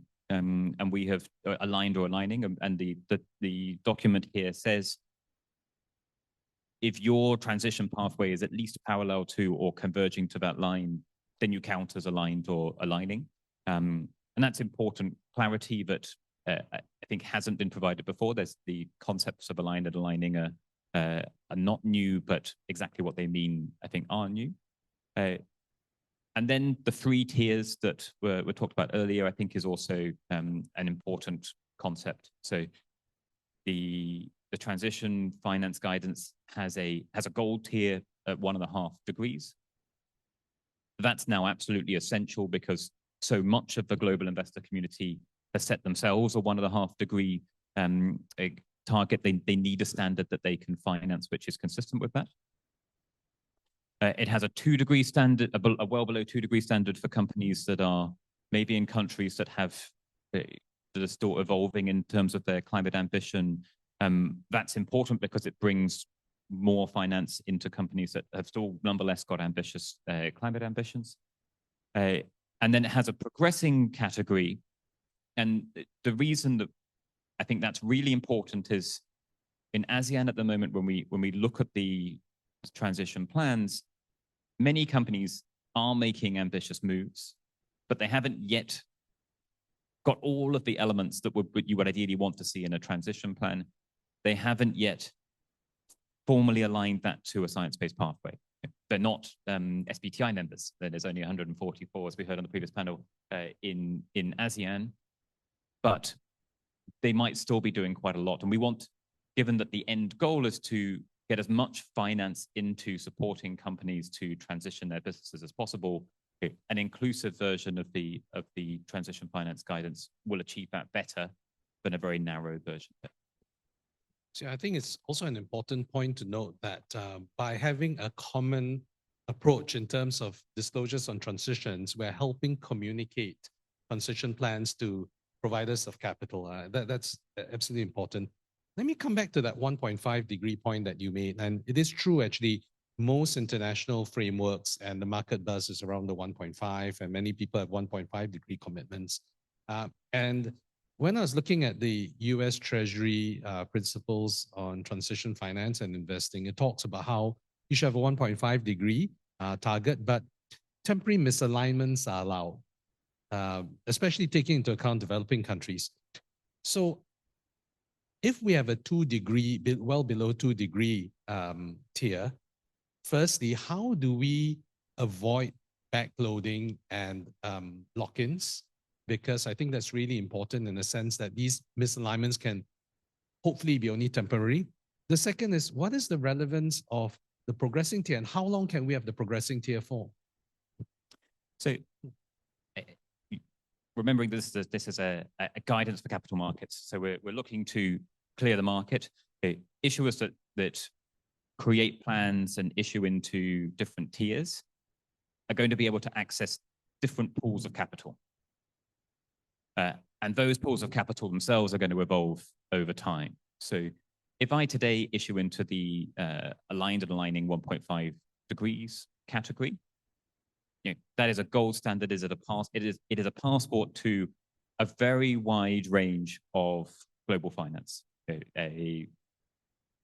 Those in the region representing HSBC and MUFG and BNP Paribas can take it back to their head office and say, this is consistent with what we want to do globally. At the moment, the well below 2 degrees, they may be able to make the same argument and say, well, as part of supporting ASEAN, we need to have a slightly wider standard. And for a period of time, because the total volume of accessible finances, the companies that fall into that category is still relatively small, we have a progressing category, which is also allowing us to decarbonize. Over time, companies that are in the progressing category will find the pool of finance that they can access shrinking. Companies that are in the pool of companies that have 2 degrees will probably find that pool shrinking as well. So I think they would want to be viewing this as a starting point from which you progress towards more ambitious plans over time. But as an issuer who is starting out in a high emitting sector, maybe I have assets that are relatively young, it is difficult to come up with that really, really ambitious plan with confidence. I need to be able to secure financing to start on that journey so that I can continuously make my plans more ambitious. So it's really about spurring immediate action. And we always say that perfect isn't good enough for ASEAN anymore. We need that action right now. And similar to the ASEAN taxonomy, then we are looking at some form of sunsetting and pushing people towards higher standards over time, but we're trying to get them in the game as soon as possible. So I cannot not discuss this particular issue because the just transition is so important to us. And as I was reading the guidance last night, I noted something which I feel that I have to share with the audience and ask you to elaborate on. So the guidance says, for transition pathways, the chosen reference pathway must be region-specific, that is showing the decarbonization trajectory for a country or set of countries in ASEAN or beyond. And this allows transition plans to take into account the requirements of a just transition. And that's really the point I want to talk about, while remaining consistent with the global goal of limiting warming in line with the Paris Agreement. I mean, how are companies and investors going to evaluate and implement this just transition in their transition pathways? Yeah, so just transition is one of those terms that is widely used and not commonly understood. So I think there are 2 ways in which just transition is used in the world, and they're quite different. So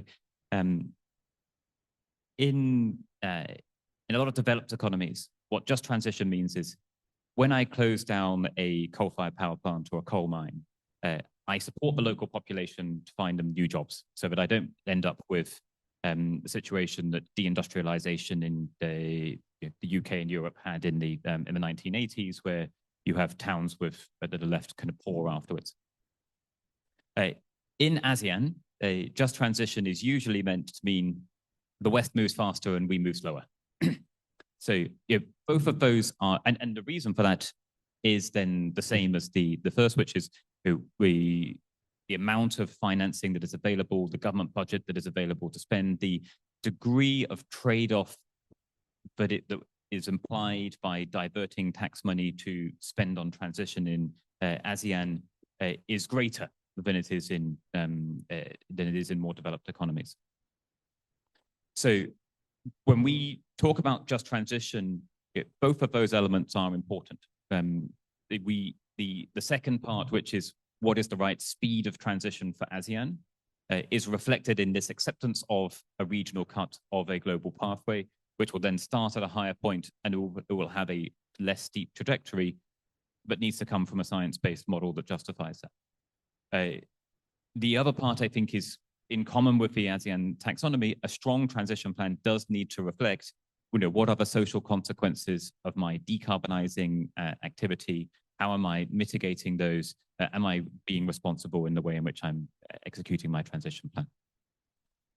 Well, I think the ASEAN Transition Finance Guidance has been a very significant achievement by the ACMF.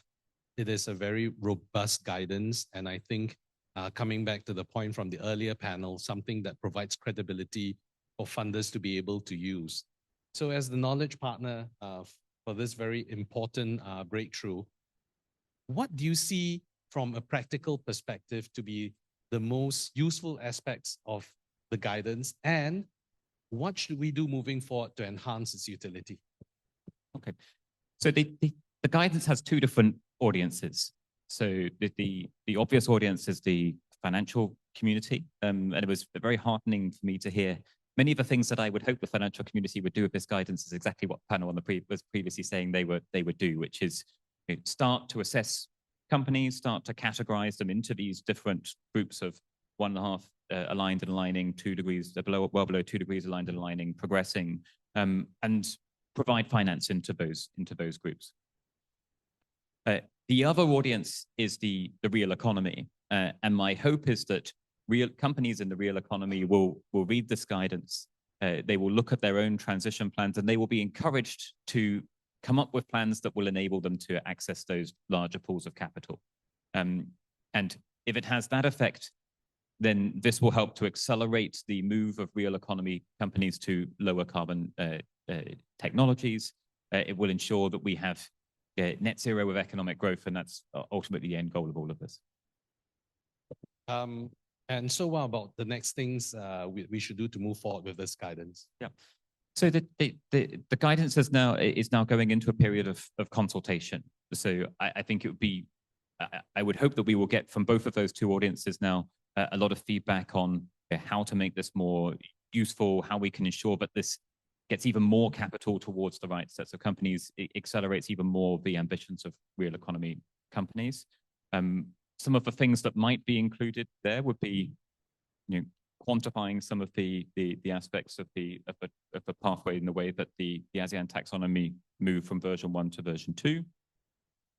It could be putting in place more certification. Maybe ASEAN might need its own version of SBTI.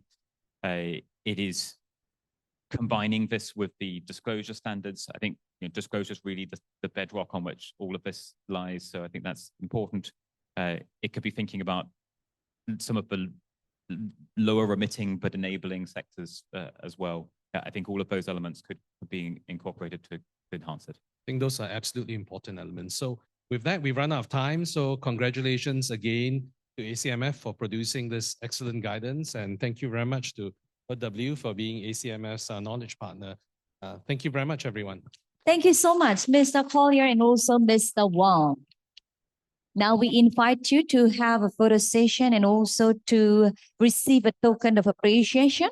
Therefore, we would like to invite Ms. Christine Engstrom, Senior Director, Finance Sector Office of Asian Development Bank, to present the token.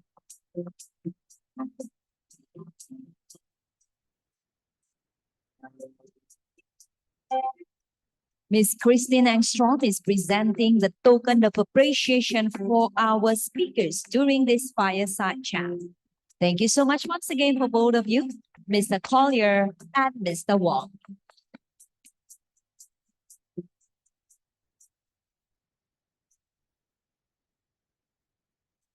Thank you so much once again, and you may now return back to your seat. Thank you to Mr. Collier, Mr. Wong, and also Ms. Christine Engstrom. Well, ladies and gentlemen, today we have several economic-related agendas to integrate regional capital markets. The important role of carbon markets in accelerating decarbonization in ASEAN inspired us to have the theme for the next panel session. And as we know that the ACMF builds sustainable finance ecosystems and keeps on developing it, ASEAN need standard guidelines to transitioning sufficiently and to make sure that every aspects are in place. So now, ladies and gentlemen, now let's proceed to the second panel discussion, which will bring up the topic regarding the voluntary carbon market. So how's the development of carbon market in ASEAN and the principles for disclosing the carbon offsets itself? This is the second panel discussion with the theme of voluntary carbon market, state of development, and the importance of carbon offsetting disclosure. Ladies and gentlemen, the session itself will be led by our moderator, and the moderator for the second panel session is the advisor to the ACMF Chair 2023. Please join me in welcoming the moderator of this second panel session. This is Mr. Efiro Louis Amatong.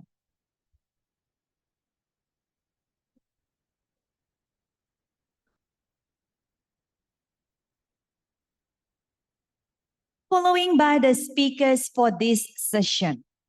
Mr. Bruce Mecca, Senior Analyst, Climate Work Center.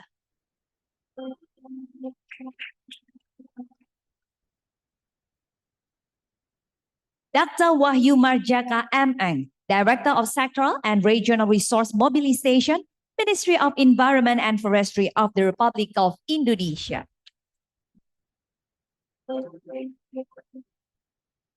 And Mr. Lufaldi Hernanda, Director of Financial Derivatives and Carbon Exchange Supervision of OJK.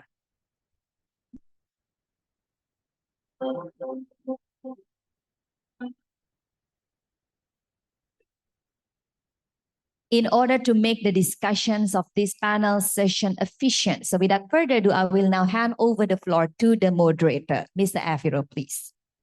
Thank you very much. And thank you to everyone for staying. I know that we are close to the lunch break, and this is one of the two most challenging panels. But you made the right decision because this is the most exciting panel of this morning's event. So thank you very much for joining us on the panel on carbon markets. And I'm not really joking when I say it's an exciting panel in the sense that this morning you've seen the launch of several ACMF initiatives, including the recap of the version 2 of the taxonomy, as well as the transition finance guidance. But here is the launch of a new initiative for ACMF, which is a study that's ongoing on carbon markets and how carbon markets may play a part. Carbon markets and carbon offsets may play a part in a just transition. And before we begin the panel, let me just try to give you a frame for why ACMF has initiated this study into carbon markets. As you know, we discussed from this morning with Pa Mahindra's opening remarks, there is a need really to balance our climate ambition with the needs of socioeconomic development and upliftment, especially for the emerging and developing markets. And as I think Shiv mentioned in the first panel, socioeconomic development has always leaned on certain industries like energy and infrastructure, and maybe I can add, because I'm actually from the Philippines, although I'm wearing a very nice Balinese shirt, in transportation. These are industries that have always gone hand in hand with socioeconomic development, but they are also high emitting, hard to abate industries. And so the challenge is, how can we transition these industries, and can carbon offsets, carbon credits, carbon markets be a tool for that kind of transition? And so let's begin with Pa Bruce of the Climate Work Center. Climate Work Center has been very recently, so all of this is cutting edge and has just been initiated. Climate Work Center has just been engaged by the ACMF to conduct a study on carbon markets in the ASEAN region, and to see what role capital market regulators might have to play in the development of the carbon. So, yeah. Thank you, Pav. First of all, it's an honor to be here. So thank you so much for inviting me to speak here. So I've actually prepared a slide. I don't know if we can show them here, but thank you everyone for being here. I'm Bruce. I'm from Climate Work Center. So I'm just gonna give you a brief 10 minutes about presentation, basically about our study, our ongoing study on how offsets should be, basically can be positioned within the overarching Southeast Asia, ASEAN transition plans and disclosure standards. So if we can go to the next slide, please. Next slide again. And yeah, next slide again, please. So before that, I think when Pa F mentioned briefly about carbon market here and the role of offset, I think it's important as well for us to have a clear scope on what that means. When we're talking about voluntary carbon market or carbon offsets, normally we're talking about the transactions of carbon credit that's beyond the government requirement. So if you've ever heard about the ETS, emission trading scheme, cap and trade carbon tax that are normally mandated by governments, for example, in the European Union. So it's quite outside of this context, but it's all related. I'll get back to you on that later. But when we're talking about carbon offsets on voluntary carbon market, we are actually talking about the transaction of these carbon credit outside of this framework. And what we can say more is that basically the basic concept about how carbon credits, one carbon credits represents 1 ton of GHG greenhouse gas emissions being reduced or removed, and that carbon credits is certified, standardized, so that buyers or user of that carbon credits know that its level of integrity. So I'm just going to be brief, touching lightly on how it is. The voluntary carbon market is in ASEAN, looks like. So on the left side, I think we can understand that ASEAN region itself has a consensus that it aims to collaborate on having a commonly shared standards, accounting standard, monitoring, reporting, and verification standard on carbon offsets. And on the middle side, you can see that it's quite small there, but we know that ASEAN region has actually quite a lot of nature-based potential, where the region itself is very much strategically positioned as supplier of carbon credits. And out of 10 ASEAN member states currently, the majority of member states have expressed interest in developing their own carbon market architecture. And on the right side, data on voluntary carbon market show that there's a increasing trends really for the past decades on carbon credit transactions. Next slide, please. Yeah, I think I'm just gonna touch on this as well. So when we're talking about carbon offset, we're also talking about how they are positioned within the constellations of global baseline for sustainability related disclosure. So offsets are mentioned by the GRI and the IFRS, for example, and there is actually a requirement for for companies to disclose their use of carbon offsets, and that's for very good reasons. Is to avoid greenwashing. Of course, no one wants to be accused of greenwashing by carbon offsets. It also can help promote standardization among different companies on their use of offsets, and to, of course, avoid misleading information about carbon offset claim, carbon neutral claim, net zero claim, etc. If we can go to the next slide, please. So this is the same thing. So we're basically seeing a trend that that carbon offset is either recommended to be used for a limited means only, or even to none. So corporates, when thinking about using carbon offset, it should think about it as an additional of the existing transition pathway from the previous presentation. And it also has to pay attention to the credibility and the integrity of the carbon credit that they've purchased. Next slide, please. Next slide, please. Next slide, please. I think we can skip this one. Next slide. So basically what makes, so if you're a corporate and you want to purchase carbon offset as part of your transition plans, what are the key elements that you should think about? What are the attributes that you have to understand so that you can be sure that the carbon credit you've purchased is of high quality? There are 3 main elements that I want to highlight. The first is that you need to know how the outcomes of the carbon credits themselves, are they used to avoid emissions? So is the carbon credit representing avoided emission from nature-based project, for example, or is it representing technological removal? For some example, carbon capture technology. So because these are all gonna need to be disclosed. And the second is, of course, the durations of the carbon credit use when it was produced. And also when the third one is the time when you purchase the carbon credit. So are you buying a newly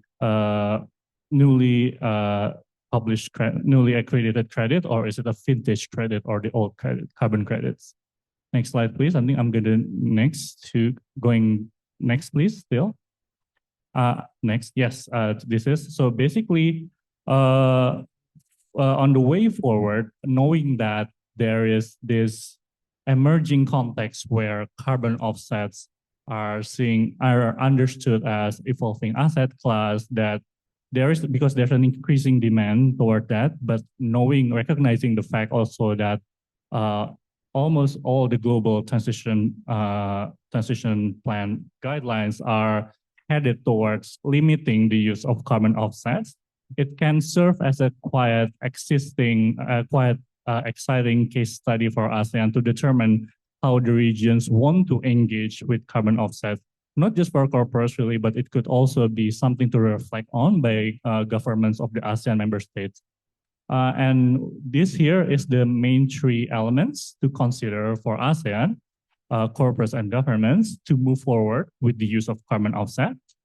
The first is thinking about the reporting, thinking about how to disclose the use of carbon offsets in disclosure and transition plans.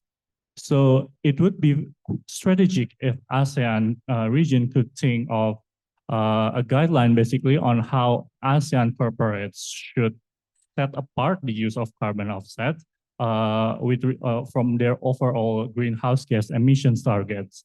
And it is also recommended that given that carbon offset has to be of high integrity, that there is still unfortunately potential for carbon offset to be used not in a science-based way.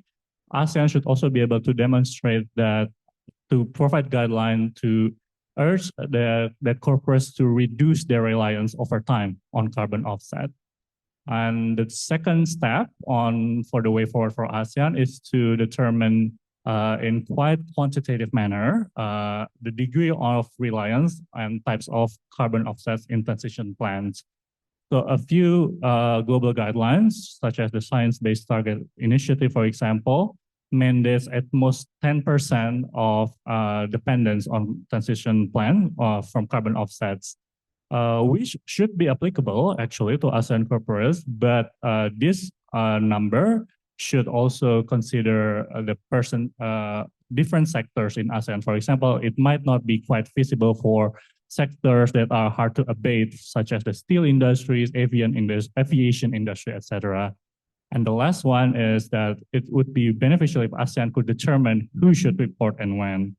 Given that in the context of ASEAN, 98% to 99% of corporates here are MSMEs.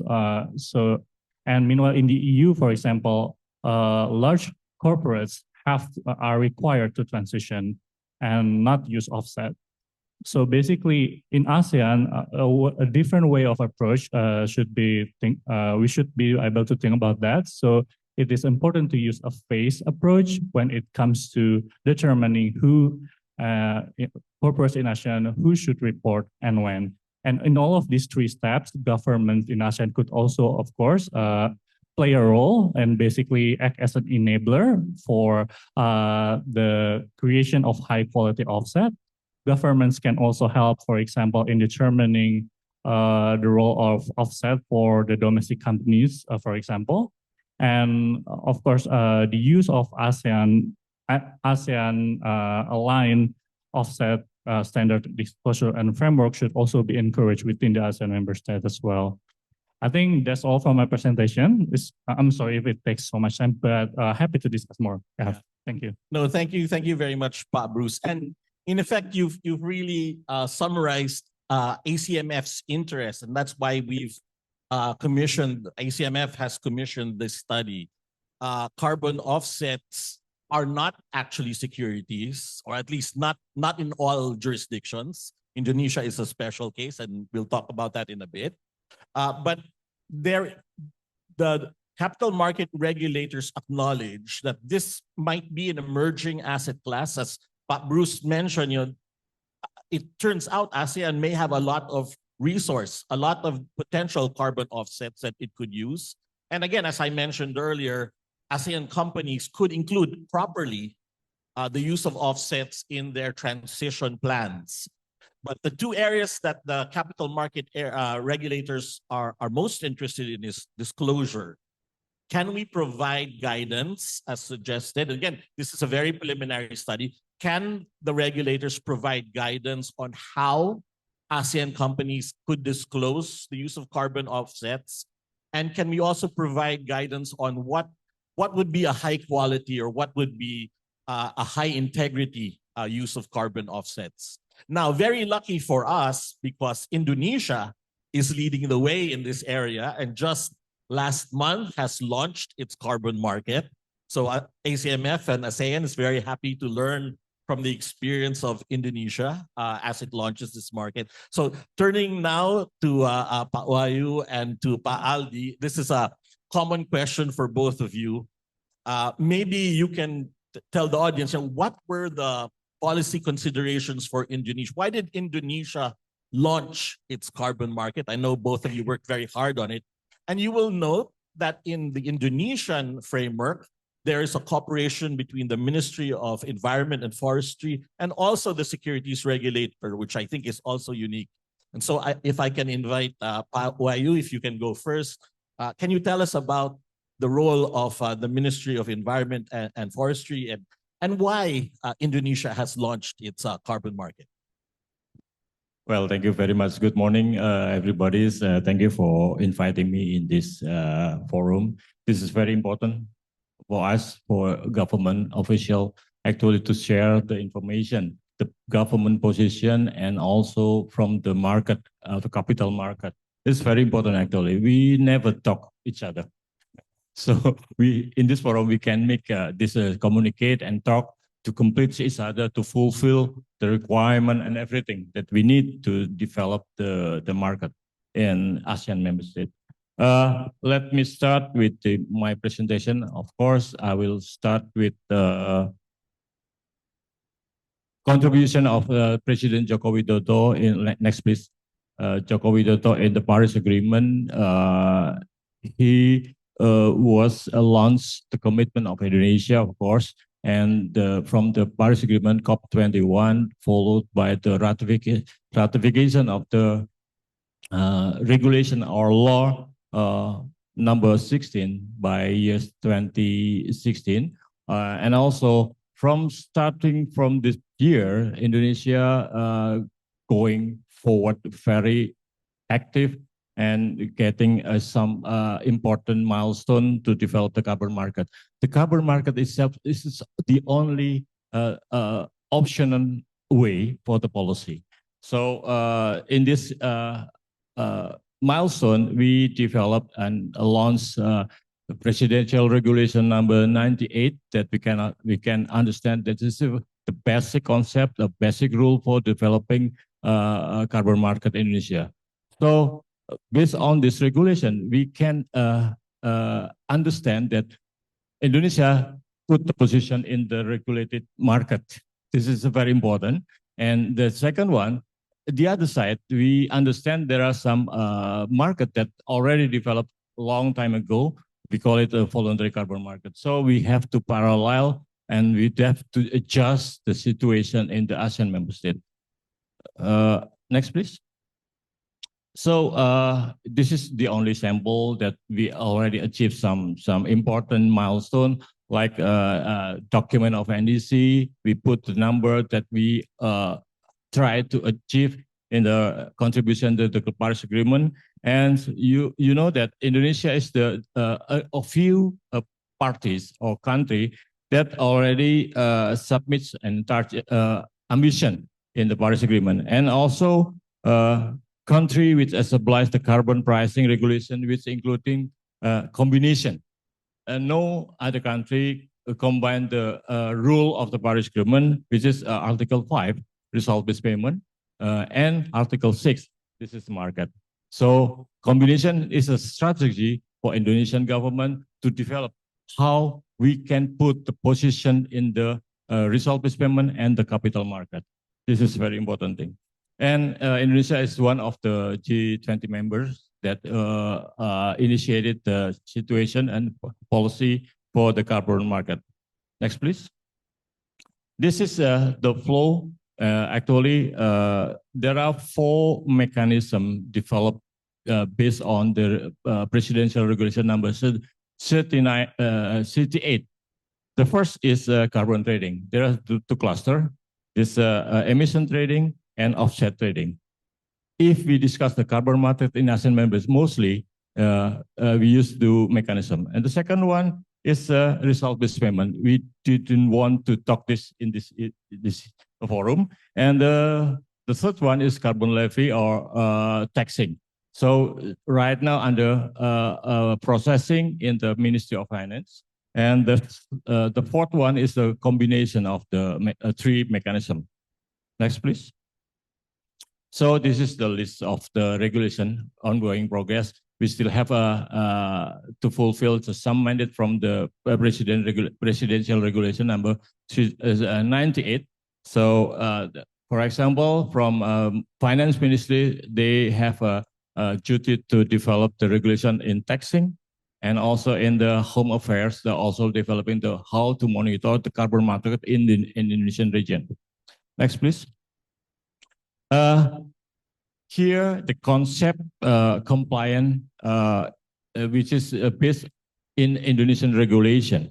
Actually, the most important thing that while we committed to Paris Agreement, we have to concentrate to achieve the NDC target. Of course, there are 3 clustering that we develop in the regulation. The first in scope NDC. Of course, everything we achieve in this to contribute to NDC. And the second one is the outscope of NDC. And the third one is beyond NDC. The voluntary carbon market is, we talk in the second and the third scope. So it means the first, we have to design the infrastructure, we call it SRN BPI. All greenhouse gas emission inventory should be registered in this backbone. And then we will understand the situation, how we can achieve the NDC using the inventory. And the second one, how beyond inventory, beyond achievement, and also outscope of NDC. Of course, in the second and the third, we can use it to use in the capital market. Next, please. And this is our base concept in the regulation. Is we use the approachment and strategy committed in the Paris Agreement. In the Paris Agreement, we understand that all parties in the world right now committed to Paris Agreement. So that's why this is a mandatory system.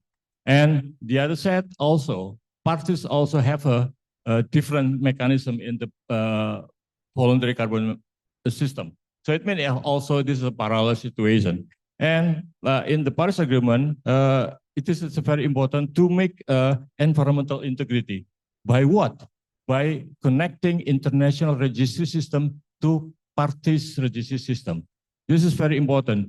This system developed by all parties to make sure the environmental integrity, all parties. It means we talk about a global carbon budget.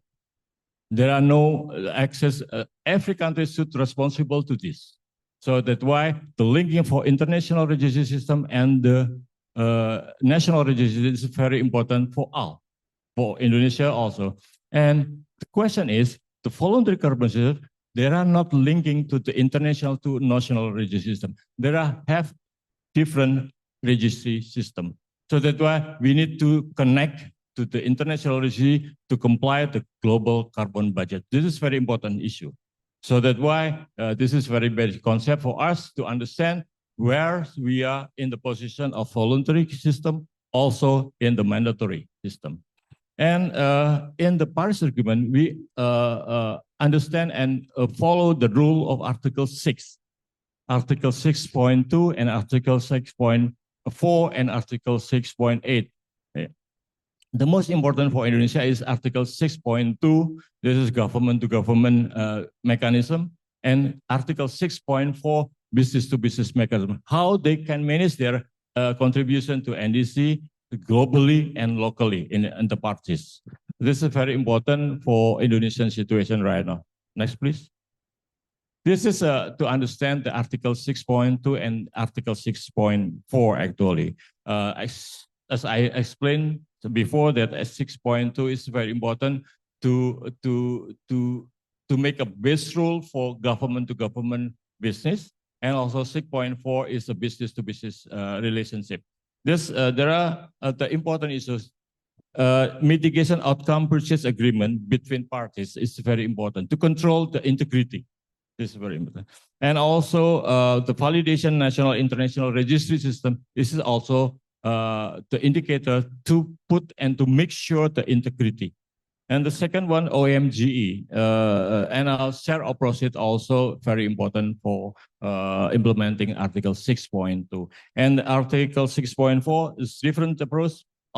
This is cooperation approach by business to business. Also, there are some registry system. Article 6.4 with ER, emission reduction registry system. So every business should follow this situation. Next, please. This is the very, next, please. Yes, this is a very complicated. This, I draw this, the scheme is to figure out two mechanisms. In the upper side, there are carbon offset trading, just follow the regulated market. And the below line is the voluntary system. So, of course, the key wording is the integrity in this flow. So, of course, we acknowledge the voluntary system outside, and we try to connecting to our regulation. But this is need the process, of course. This just last one we launched the system to put the policy to the market. So it is very important for us. So you can see the flow, and you can learn the flow to guide you and us to follow and to compare to make a linkage between regulated market and the voluntary system. Next, please. This is the last slide. As I mentioned before, that Indonesia developed the infrastructure, the only one infrastructure to develop to support all system international linking and national registry system.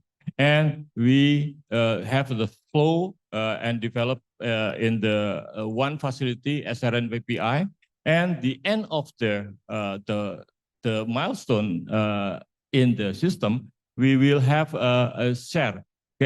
Certified emission registry, which is share used by a regulated system. This is very important. So every share producing in the system should be have a characteristic high integrity. So OJK, Pak Aldi will explain the next step. Follow the system carbon registry in SRNPPI and also carbon registry and carbon exchange. Thank you very much. Thanks, Pak Wayu. That's a very, very complicated but very, very well thought out system. Just before we go to Pak Aldi and the OJK role, what I took away from your presentation is the framework that Indonesia is developing is intended, on the one hand, to fulfill its obligations under the Paris Agreement, its treaty obligations as a country, but also to accommodate the voluntary private commercial carbon markets, which OJK touches on. And you are very aware of the concern about the need for integrity and a national registry that connects with international registries for the carbon credits produced and registered here in Indonesia. So again, very ambitious and complicated. We will see how it performs. But first, let's continue with Pa Aldi from OJK. As I said, there is a commercial voluntary side, carbon trading side that OJK is responsible for. Thank you, Pak. So before I go to the slides, actually, I just want to emphasize everyone here. Carbon exchange, it's not like the final goals, yeah, for the net zero. And then before we go into detail how the carbon market that we have developed, literally, I just want to echoing what Pak Ep, also Pak Bruce and Pak Wahyu, that we strongly concerned with our NDC. So we have what we call the national, targets for emission reduction. And therefore, the carbon exchange that we literally develop, it's actually to support, the NDC.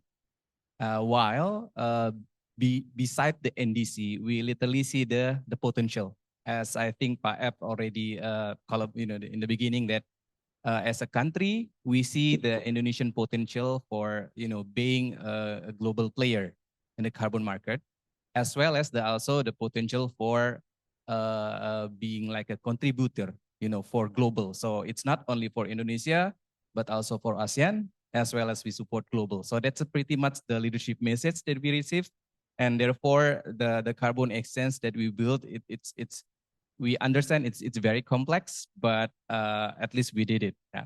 So first slide, I think. Can we go to the slide? Next one. So basically, we have prepared like 90 slides, but today we have only 10 minutes. So we'll approximately only give you like 3 slides. But they will be available for public. Yeah. Next one. Yeah, this one I really want to emphasize to everyone. Let's think about the carbon exchange is actually on step 5.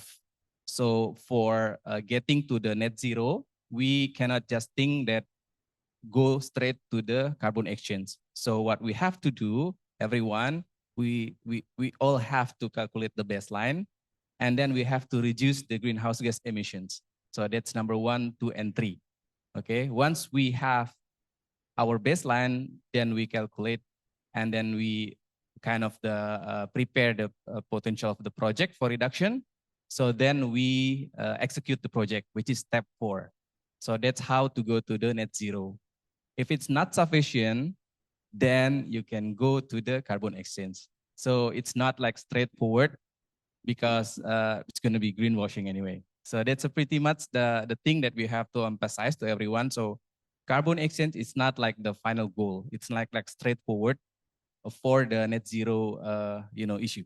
Okay, so that's the message. And second one, next, this one, a very important slides. We all here can see the complexity of what we have and we've been doing, which is it's pretty much related with the regulations from the regulator perspective. It's very complex, and you can see from here there are like some laws involved, also the presidential decrees, and then if you see at the bottom there are like more regulation on the ministries level, and then think about there are more regulation coming, to complete the whole ecosystem of the VCM in Indonesia. And then if you notice the right side, the law number 4 just stipulated early this year, that's pretty much the OJK responsibility, which is we are very focused on giving the regulation and also supervising the secondary market. So we all here can see very clear in Indonesia, OJK responsibility is only for regulating the secondary market, while the primary market, it's literally managed by the technical ministries. And in this case, we have right now 4 technical ministries, and then maybe next year more coming. So that's pretty much the journey of the carbon market in Indonesia. So more is coming. We've done a very good job, actually, supported by the whole ministries in this case, and then we did the launch like a couple of weeks ago. So this is a very complex issue that we had, but finally it's way to go. Next one. I think next we can go to the milestone. Okay, hold on, this one. So related to what the product of OJK has stipulated, it's about the POJK number 14 and SEOJK number 12. One thing that we want to emphasize to everyone that we literally prepare this POJK and SEOJK is for like a long term. So when we are developing the regulation, we were thinking about the future of the carbon market globally. So hopefully, because it's still dynamics, which it is still on discussion, so there is no such a finish line in this case. So we hope that this OJK number 14 and SEOJK number 12, it's like can be like applicable for the next like 15, 20, 25 years. Yeah, so we'll keep that open while we also be able to accommodate what are the current status. So that's the OJK 14 and SEOJK 12. Next slide. I think we can go straight to the milestone. Yep, this one, I think a lot of things that we have done, but this is a pretty much a sort of a milestone that we had. The law of number 4, 2023. It was the launch, where the OJK roles and responsibilities started.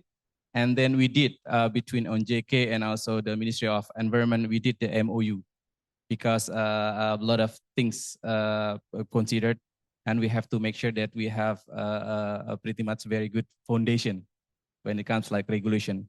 And then we stipulated the POJK 2nd August 2023, and then we launched the SEOJK.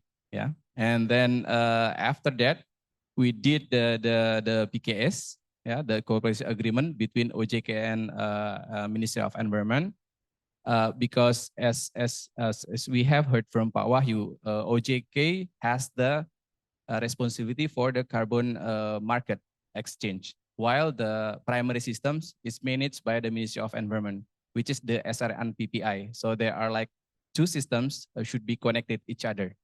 So that's why the corporate agreement between OJK and also Ministry of Environment, it was very important.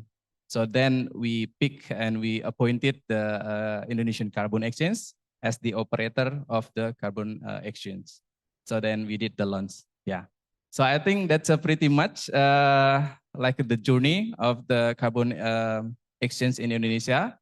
A lot of things that we have done, but also way to go. A lot of things that we have to do with all the support from the stakeholders. I think that's all, Pak. Yeah. Thank you very much, Pak Aldi. And two things that stood out to me in what you shared. One is you said the carbon exchange is not the end point. It's not the solution. So you can't have a plan as a ASEAN company or Indonesian company that I will transition just by buying endless amounts of carbon offsets or credits. Like, you have to have a plan.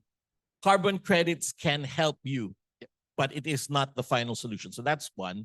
And the other thing that I noticed for both the ministry and OJK, interoperability or being able to work with both the international and the national systems is something that you've already considered and you've already put into the regulation, right? So interoperability is a very popular word in sustainable finance. It's used with taxonomies. It's good to see that Indonesia already is planning for interoperability with their carbon market system and international systems. Now, we're running out of time for this panel, but I want to ask a question to Bruce, because I'm a capital market regulator at heart. So I'll ask you a capital market regulator type question, and then maybe Pa Wahyu or Pa Aldi can also comment.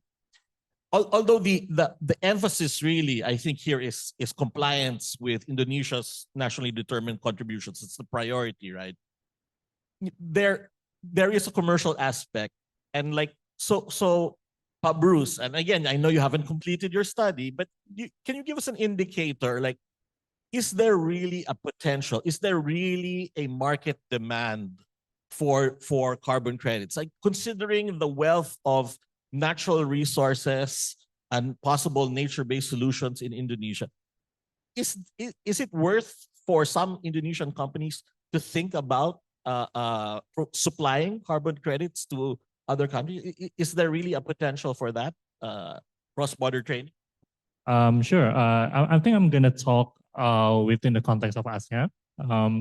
So the question is there any potential in the future? So when we're talking about offsets, every global guidelines mandated that the use of it should be limited and as additional to the transition plans.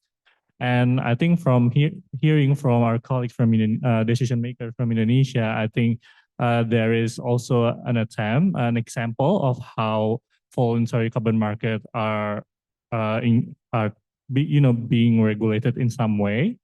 But when we're talking about ASEAN, when we're talking about ASEAN corporate or even global corporate who are looking to decarbonize, we're seeing that even for example, international acknowledged standards, corporates are still struggling to meet the science-based transition pathway, and they still require offset to some extent, or there are still actually hard to abate sectors for which technological advancement globally are not just there to quickly enough to provide them with the internal transition efforts really. So they have to purchase offsets.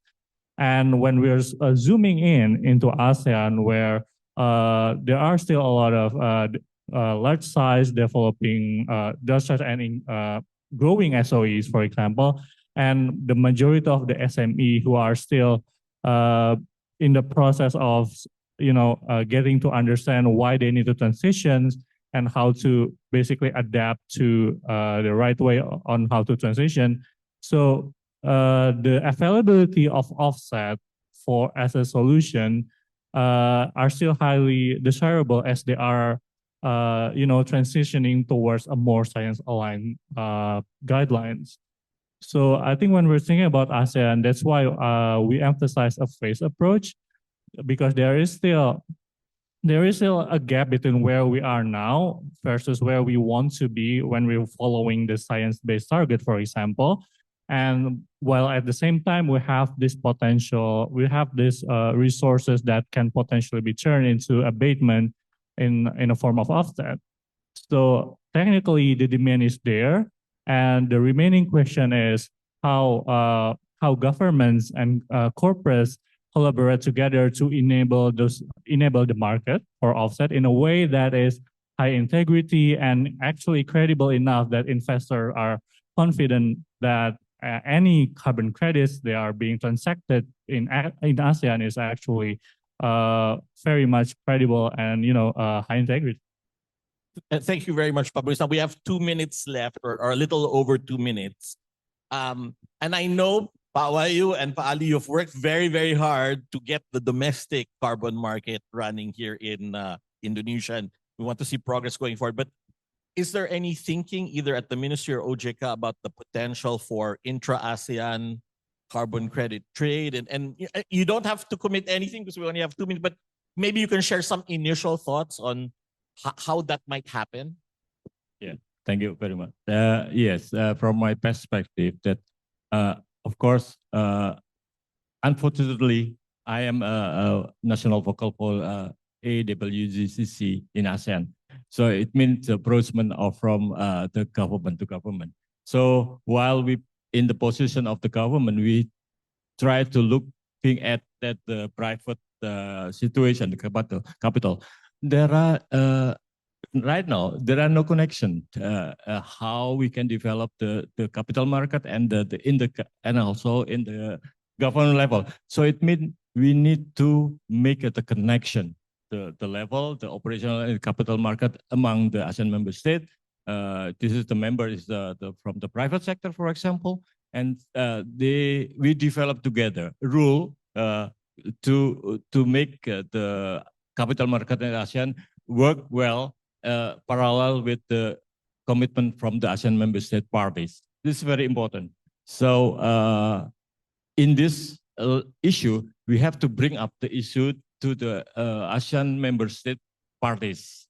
So this is very important actually, that how we can get the link is very important as a suggestion to ACMF actually. Oh, thank you. Thank you. More work for for ACMF to consider. Pa Aldi, do you have any views? Sure. Yeah, a very straight forward answer. Yes. So we see the future. Probably the market of the carbon exchange globally can also be connected each other. And then let's start from the ASEAN, I think, because we have to agree that this is not only for countries, but it is for global. So again, I mean, the message from the leadership is very important, particularly from President Jokowi. During the launch, he was literally giving like instruction to all of us that we have to contribute to global and accommodate the best practice internationally. So I think that's a very straightforward instruction. All right, thank you very much for that very straightforward answer. The time is up. Thank you very much for staying for this panel. Please join me in thanking our panelists. Thank you so much, our moderator, as well as all panelists for the second panel session. Now we invite you to have a photo session, as well as we would like to present the token of appreciation to all panelists and moderator. Therefore, we would like to invite Ibu Yunita Lindasari, Deputy Commissioner of Investment Management and Securities Institution Supervisor of OJK, to present the token.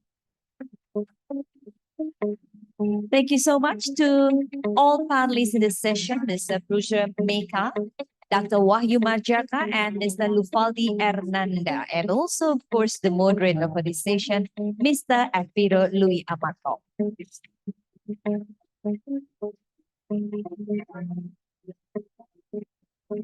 Please continue with the photo session.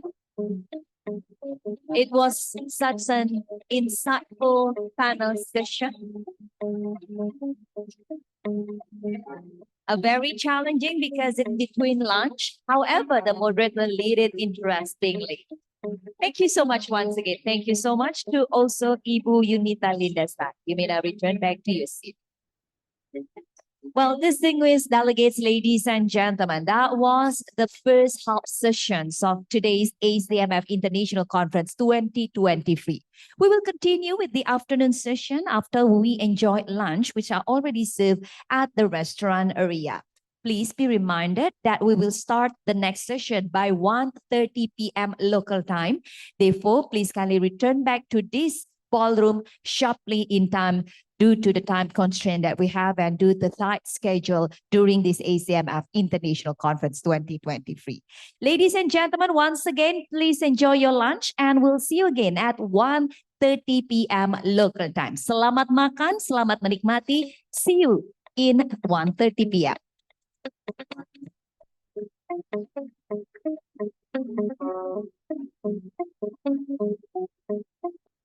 Good afternoon, ladies and gentlemen, and welcome back again to the ASEAN Capital Markets Forum International Conference 2023. Just based on the theme of our international conference, transitioning. So in this afternoon, we also have a transition after the lunch break now to the next serious session. However, in order to making sure that everyone are still energized to start this afternoon session, we will start this afternoon session with something which is also very exciting.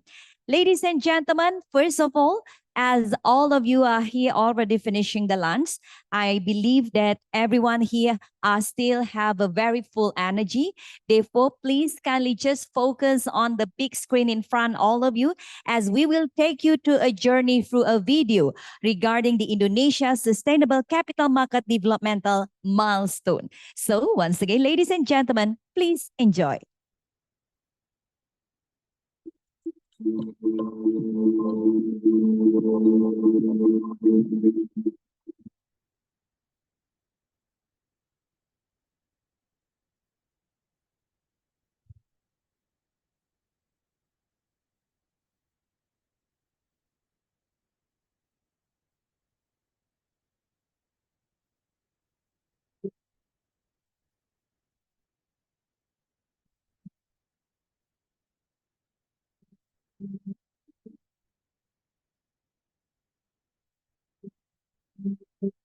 And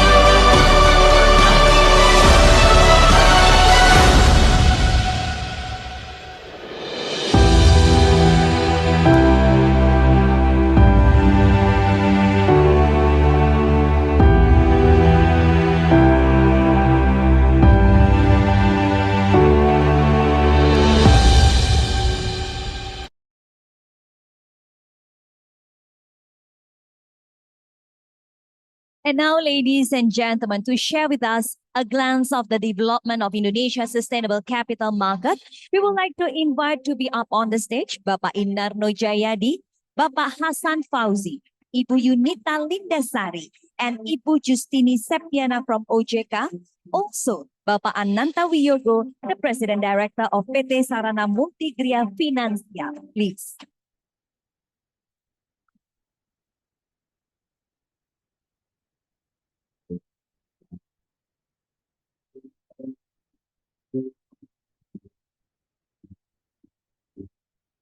Yes, it might be start with a photo first.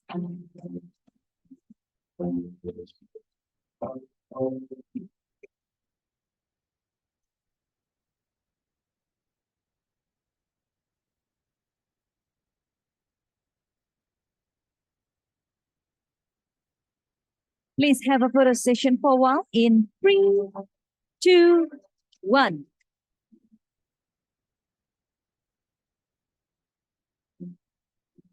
Thank you so much. Bapak Inarno, you may now continue to introduce Bapak Hasan as well as explain the milestone.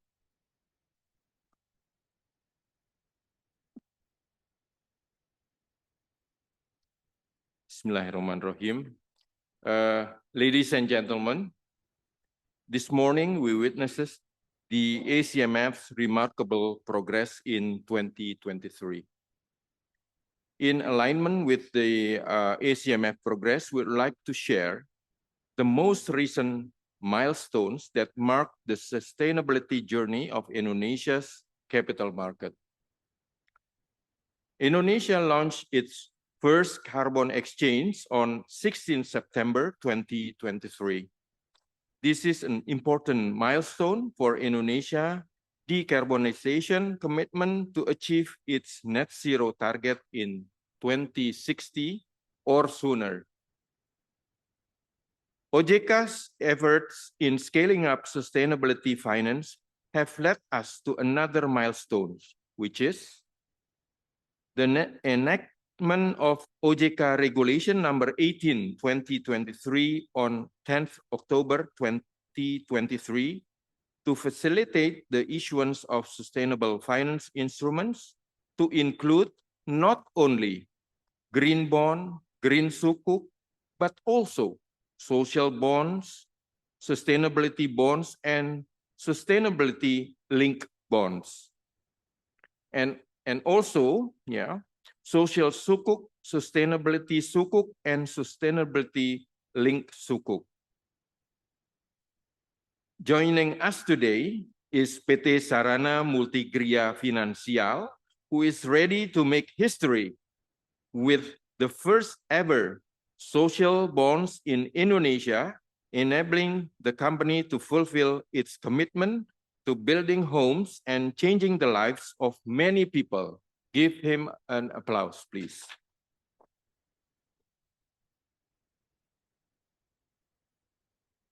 Also on this very special day, I would like to introduce my fellow commissioner of OJK, Bapak Hasan Fauzi. Yeah.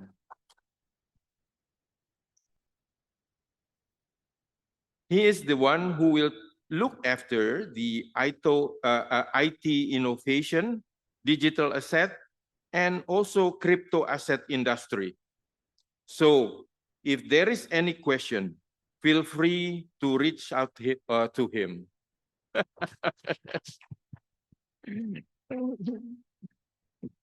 Hence, on that note, I will give the floor to the PT ACMF. Please, Pak Ananta.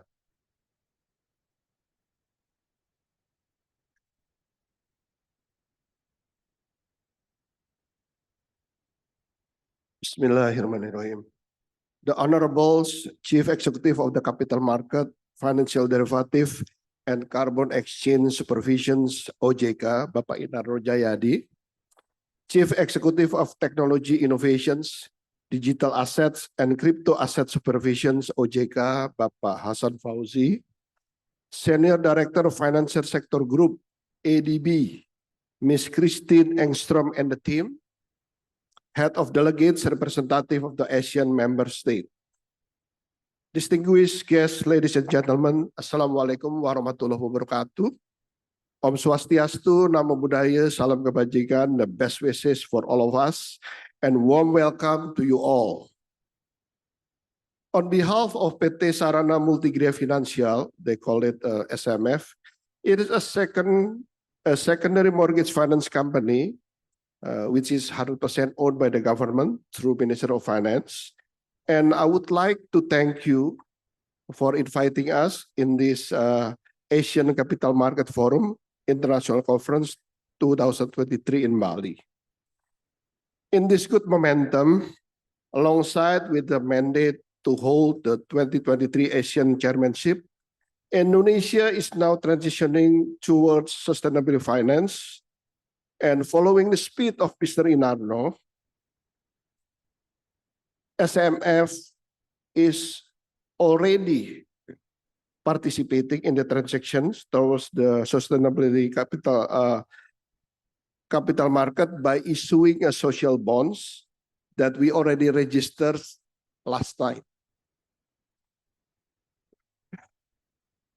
So, with the support and assistance from ADB, ACMF will issue instrument bonds, both, social bond, both conventional and also Sharia, with the indicative as follows. The instruments called the social bonds and Suku Musyarakah and IDR. The maximum amount for the conventional is around 8 trillion, equivalent approximately $530 million US. And the Sharia is 1.5 trillion, approximately $100 million US. And then the use of proceed, it is 100% will be used to support the government subsidized mortgage for the low income people, because the backlog of the housing in Indonesia up to now is already 12.7 million. Last but not least, once again, thank you very much for ADB and OJK that ACMF first social bonds can be materialized soon in the local capital market. Thank you. Wassalamualaikum warahmatullahi wabarakatuh.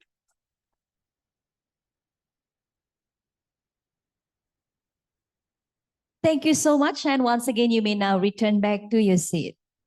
Thank you so much once again to Bapak Inarno Jayadi, Bapak Hasan Fauzi, Ibu Yunita Lindasari, and Ibu Justini Septiana from OJK, and also Bapak Ananta Wiyogo, the President Director of PT Sarana Multigria Financial.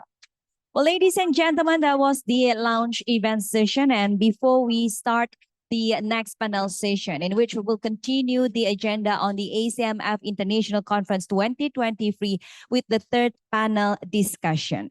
Ladies and gentlemen, in line to the goals to enhance the quality of corporate governance practice among the ASEAN publicly listed companies, we revised the ASEAN Corporate Governance Scorecard, or the ACGS. It is aligned with the G20 and also the OECD principles of corporate governance. Therefore, in this third panel session, we will discuss further regarding this topic. We would like to invite all of you to also take active participations during the session, later on during the discussions, of course, to raise questions or also give an intriguing insights during the third panel session. In this session, we will have 4 panelists, and later on will be introduced and invited by our moderator. And the moderator for this session will be also lead the session interestingly. Moreover, it's quite a challenging session, mainly after the lunch session. So without further ado, ladies and gentlemen, let us welcome the moderator on the third panel discussion. He is the Commissioner of Securities and Exchange Commissions of Philippines. Ladies and gentlemen, he's standing there, more than ready to welcome all of us and lead the session. This is Mr. Calvin Lester Cayley, please. Thank you. Hello. Hello. Thank you for that. And yes, she is correct. It is always going to be a challenge to go on the panel or discuss anything right after lunch. I will try to keep this interesting. And she mentioned that in case you have questions, please don't direct the questions to me. You direct the questions to the panelists later. They're the experts here. I'm just moderating. For the record, first time to moderate, no? So this should be an interesting experience for all of us. Can I request, before I go into the panel itself, ladies and gentlemen, if you don't mind, I'll just give a quick background discussion. Can I ask for the slides, please? There we go. So I'll just give a quick discussion on this before I invite our panel members to come over. We have a very distinguished group of panelists, very sharp, very smart, much smarter than I ever will be, I believe, no? Anyway, ladies and gentlemen, to our gracious hosts, OJK, our valued partners from the Asian Development Bank, fellow regulators and members of the ASEAN Capital Market Forum, distinguished panelists, guests and participants, pleasant afternoon to everyone. Next slide, please. As a background, the ASEAN Corporate Governance Initiative is among the several regional initiatives of the ASEAN Capital Markets Forum.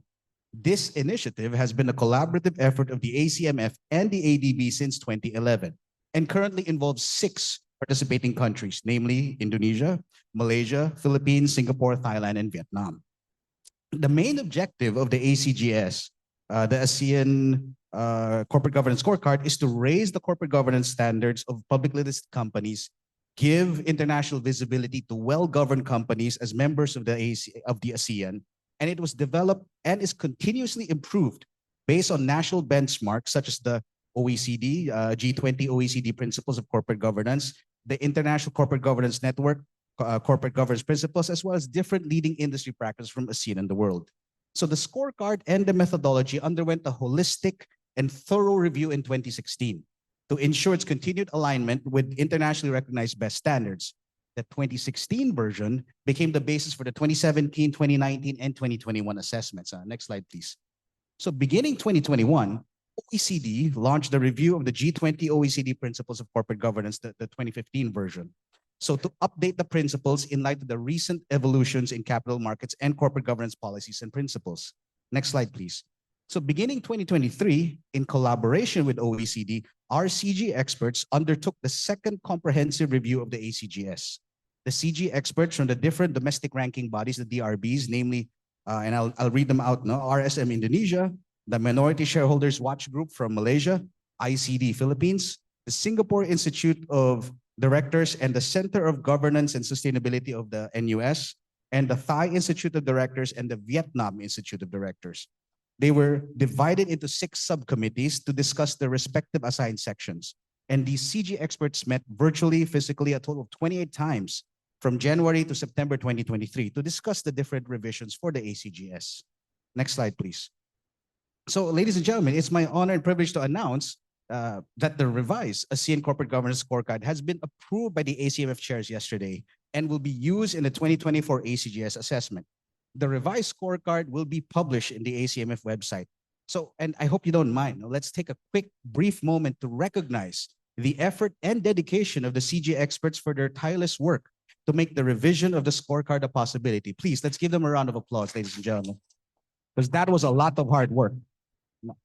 Next slide, please.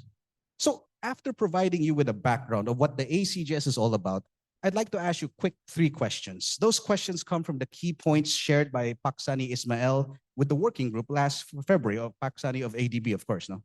First, what is the purpose of the ACGS? Why are we benchmarking our publicly listed companies using that scorecard? The answer, visibility. The objective of this very initiative, as I mentioned earlier, is to give a much greater international visibility to our well-governed ASEAN publicly listed companies. This, in turn, would encourage foreign investors to invest in these companies and bring in more foreign investors to the region. Second, why are we revising the ACGS? Relevance. Corporate governance is ever-changing, constantly evolving, constantly developing.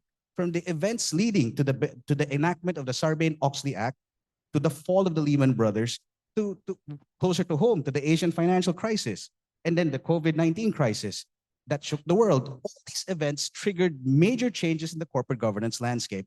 We need to be dynamic in order to remain relevant with the current developments internationally.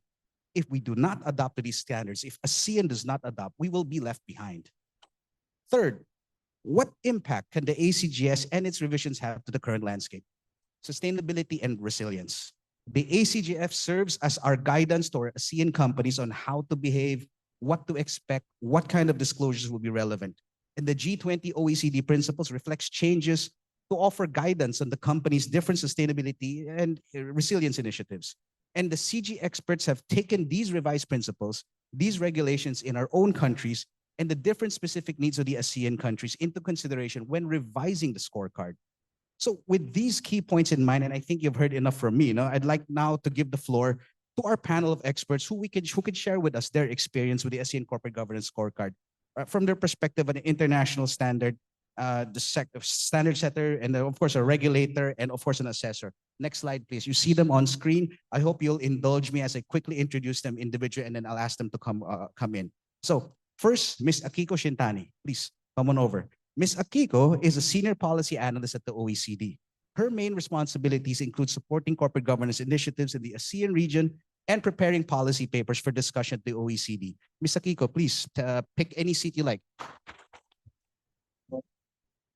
She holds a Master of Public Policy from the University of Oxford. I was just telling Abby earlier from Singapore that I was in Oxford a few months ago and I fell in love with the place. So I should take tips from you on how to get to Oxford in the future. Next is Mr. John Lim. He's an honorary fellow and past chairman of the Singapore Institute of Directors, past chairman of the OECD ASEAN Roundtable, and he is currently the chairman of the advisory board of the Center for Governance and Sustainability at National University of Singapore. He has more than 45 years. They emphasize this, John. They asked me to emphasize this. He has more than 45 years of senior management and board experience in Southeast Asia, Australia, and New Zealand. So that's Mr. John Lim. Ms. Angela Simatupang, senior partner at RSM in Indonesia and a member of the global board of directors of RSM International. She's the first woman to sit at the RSM International board since its establishment. And I am happy to say that I first met her when I became a commissioner in 2019. I remember her very fondly because we had some interesting debates in my first few international forays in the international space. And of course, Ms. Nadia Zainuddin, currently the General Manager and Head of Corporate Governance at Securities Commission Malaysia. She currently leads the formulation of the SE Malaysia's immediate and long-term corporate governance measures to raise corporate governance practices and standards of listed companies. And I want to say, ladies and gentlemen, I appreciate her coming over. Originally, she was going to do this panel online, but I think she wanted to experience Bali with the rest of us. So she's here now physically with us. So with that, I'm going to jump into the questions immediately because I don't think we have that much time. I'll start with you, Ms. Akiko. Ms. Akiko, the OECD recently launched the revised G20 principles, G20 OECD principles of corporate governance in September. Can you provide us a brief background on the development of that, of the corporate governance changes and the salient changes to the principles, please? Thank you. Thank you so much. And thank you so much for having me today. First of all, congratulations on the launch of the revised scorecard. I understand it is an outcome of huge efforts done by CC expert and the team at the CC Philippines, and considering that the scorecard has almost 200 questions, I understand. And it was a lot of coordination needed among the 6 ASEAN jurisdictions with different regulatory frameworks. So the G20 OECD principle of corporate governance They are the global standard in area of corporate governance. The role of the principles is to help policymakers to evaluate and improve the legal, regulatory, and institutional framework for corporate governance. The principles were first issued as an OECD recommendation in 1999 and later revised and endorsed by G20 leaders in 2015. And now we have 53 adherents to the principles globally. The revision of the principles, as the commissioner already mentioned, started 2 years ago in 2021, and it was managed by the OECD Corporate Governance Committee, in which from the ASEAN jurisdiction, of course, Indonesia, Malaysia, and Singapore are the active participants. The revised principles were launched last month in September, following the endorsement by the G20 leaders. And we had a launch in Asia last week in Kuala Lumpur at the OECD Asia Roundtable on Corporate Governance. So the principles and the revision have 3 strategic objectives. First, good corporate governance promotes access to finance, particularly from capital markets, by contributing to the conditions in which both companies and also investors find it attractive. Good corporate governance helps to make access to finance cheaper and also promotes innovation, productivity, and entrepreneurship. Second, good corporate governance policies provide a framework to protect investors. Ordinary households invest their savings either directly as retail investors or indirectly through pension and investment funds. So investors need a framework that protects them and ensures that they are treated equally. And the third objective of good corporate governance is to support corporate sector sustainability and resilience. Well-designed corporate governance policies support the sustainability and resilience of corporation and in turn contribute to the sustainability and resilience of the broader economy. Now, what are the key revisions? The revision of the principles covers quite a lot of topics to reflect these 3 objectives, but the biggest overall change to the principles is, of course, our new chapter on sustainability and resilience. The new recommendations on sustainability focus on 3 major issues. First, concerning the disclosure of sustainability-related information, the new recommendations provide guidance on the concept of materiality and support following internationally recognized standards that facilitate the comparability of disclosure across companies and markets. They also recommend external assurance in the long term to provide an objective assurance of a company's sustainability-related disclosure. Second, on the board responsibility on sustainability matters, the revised principles recommend that the board should ensure that they consider materiality, sustainability risks, and also opportunities. Finally, the revised principles promote dialogue between a company, its shareholders, and stakeholders on sustainability matters. This kind of dialogue plays an essential role in informing management's decision-making and building investors' trust in a long-term business strategy. I stop here. Thank you. Thank you for that, Akiko. Thank you for giving us a very good background of what happened here. No? I'd like to move to John. Oh, John, by the way, remembers me. I'd like to think you remember me very fondly, John, because he actually brought up an incident when I was when we first met, no? And then I bought some items that are unmentionables. So and he remembered it very distinctly. I'd actually already forgotten it in my mind on purpose. Anyway, John. So the ASEAN Corporate Governance Scorecard has been used, of course, to benchmark ASEAN publicly listed companies to internationally recognized standards and best practices since 2012. With your long experience in this field, can you share with us your own experience in the ACGS assessment process and the effect this first revisions in 2016 had on the performance of publicly listed companies? Please. Thank you, Commissioner. And thank you very much for reminding me of my age. You know, he never fails to do so. So I won't mention the Bangkok incident anymore. Okay, Commissioner, if I can just start by saying that, in fact, you have talked about the purpose of the ACGS.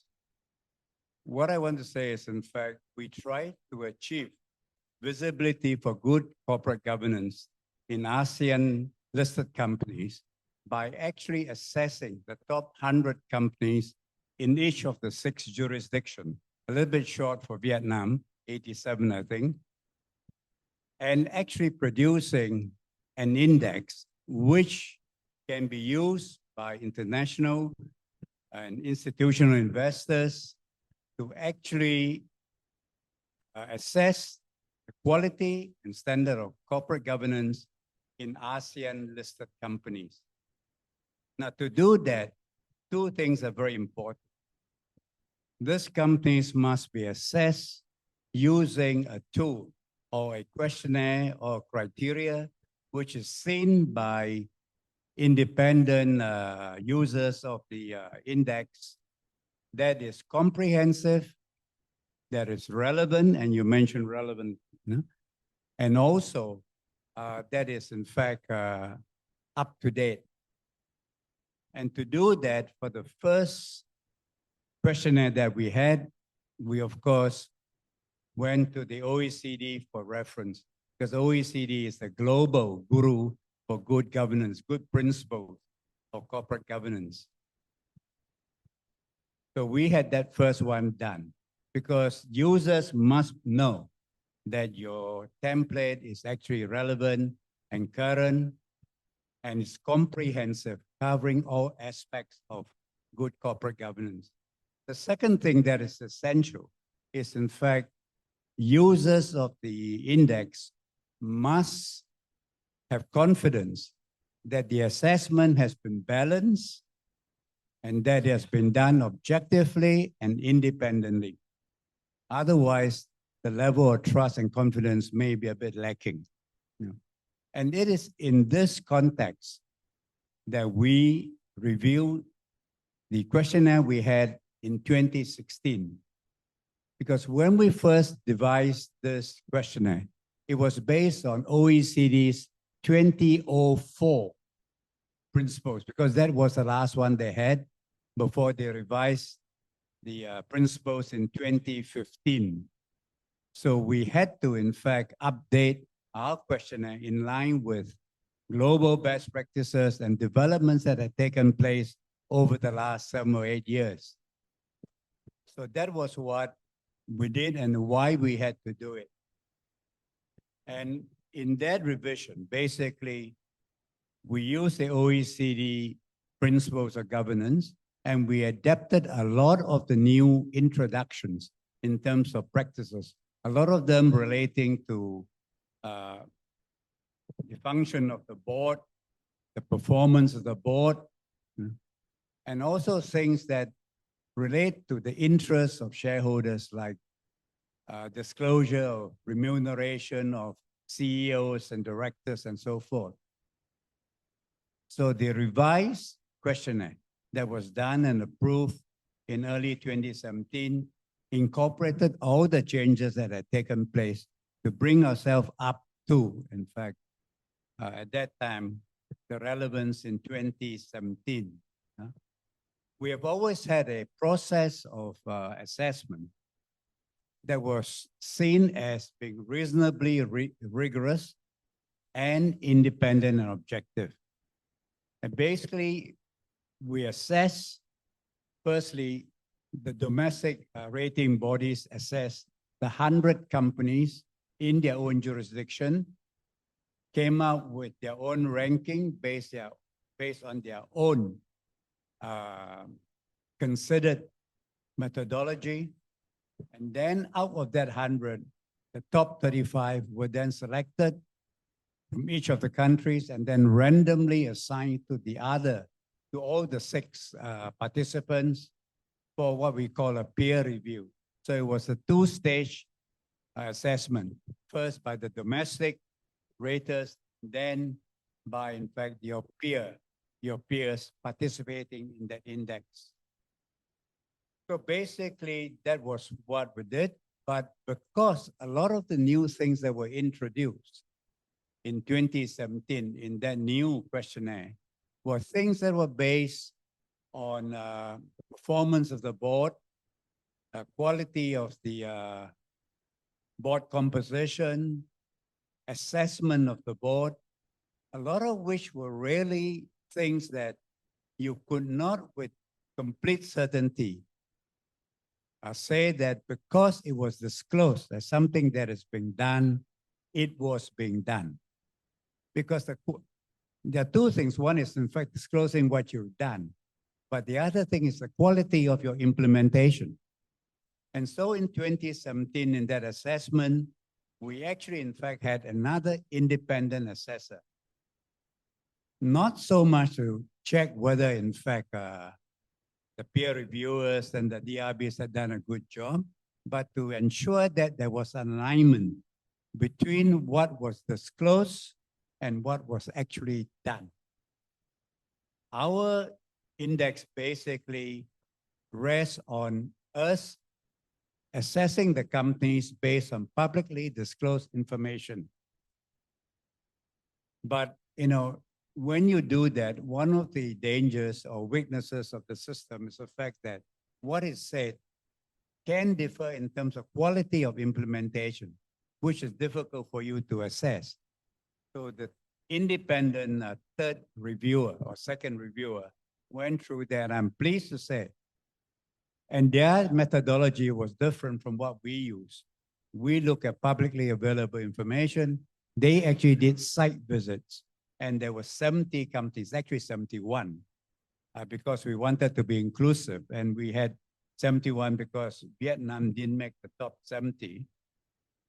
So we added one more, so there were 71, so that the assessor could see what was happening, all the 6 participating jurisdictions. And I'm pleased to say, although the results were not publicly published or communicated, it was quite clear that on the visits of this independent assessor or reviewer or assurer, it was found that, in fact, what was disclosed and what was actually implemented had fair amount of connectivity, because they were interviewing chairman, CEO, and directors. So it gave us a lot of confidence. And I'm very pleased to say that despite the increase in the number of questions that were introduced, basically, the end result was that there were not a lot of difference in terms of the ranking or the scores. In fact, all the companies did quite well. 3 companies actually had an improvement despite the greater vigilance and the diligence. 3 companies were either level or, in fact, slightly below the 2015 assessment. So apart from increasing the number of questions to make sure that we were relevant, we also did a number of things that gave us a more balanced scorecard.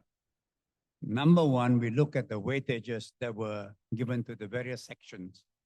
There were 5 sections in level 1, and then you got bonus and penalty. Basically, we changed the weightage of 1 of the sections.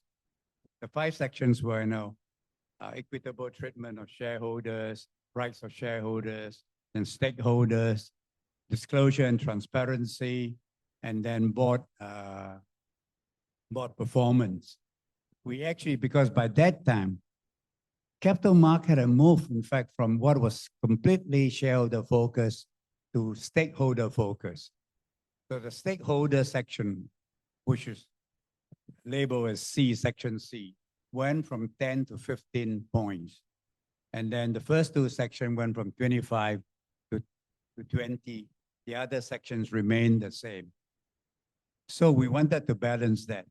Also, although the weightage for every section remained unchanged except for section C, what we did was, in fact, we changed the weightage for questions within each section so that not all questions rank equal. The more important questions were given slightly greater weightage. Okay, so that's what, in general, we did. And we felt that by doing that, we actually updated the scorecard to give ourselves, in fact, greater relevance in terms of the criteria we use and the review process also provided greater assurance. That's great, John. I guess that gives you an idea how much work has gone into this. I always enjoy hearing John's stories. No, he's an institution in this field, so I do appreciate the discussion and the very elaborate and extensive experience you shared with us. No, I'm just worried of the time.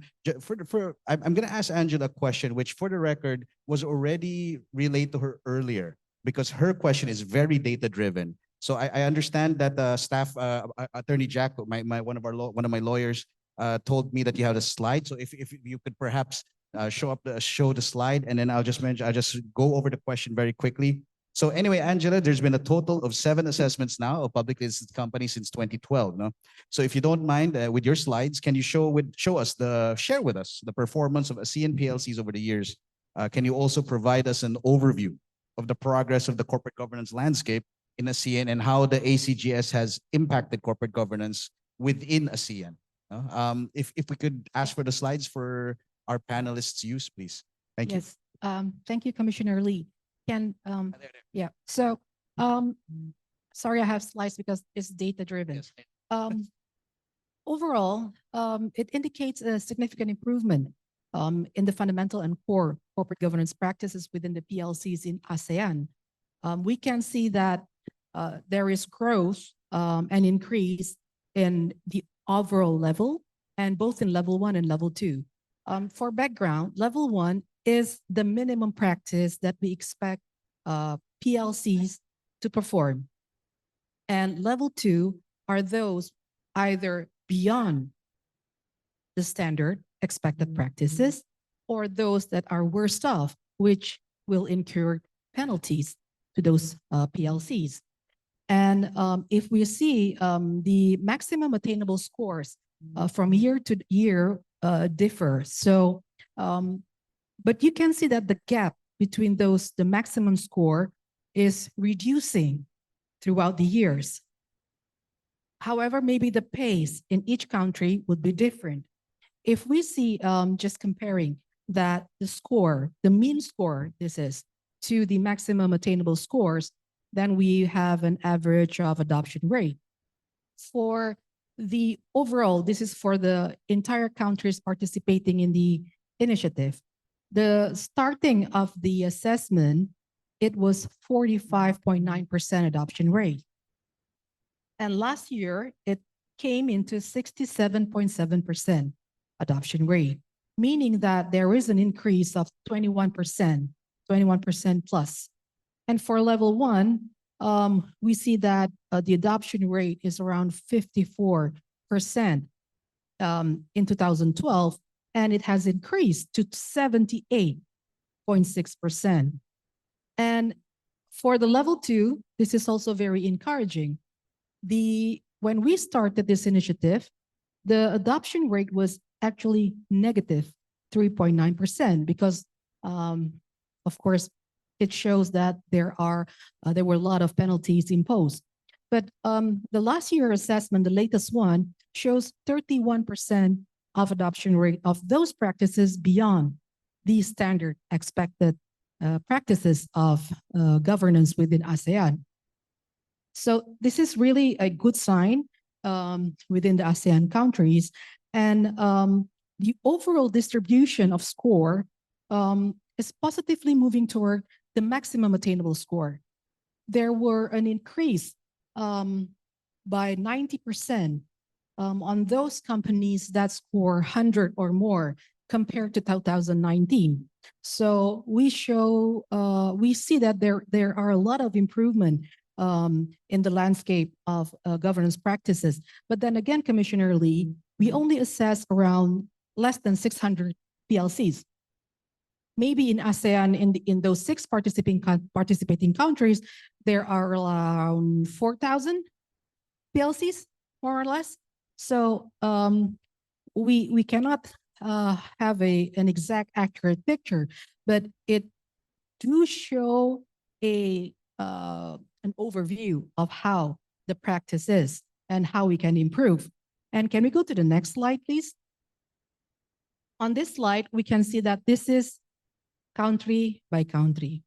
we can see that from this graph, Thailand is always the leader in the adoption of governance practices and its disclosure year after year. However, if we see from the initial score, I think Singapore shows the most rapid improvement since the inception of ACGS initiative. And then it's followed by the Philippines.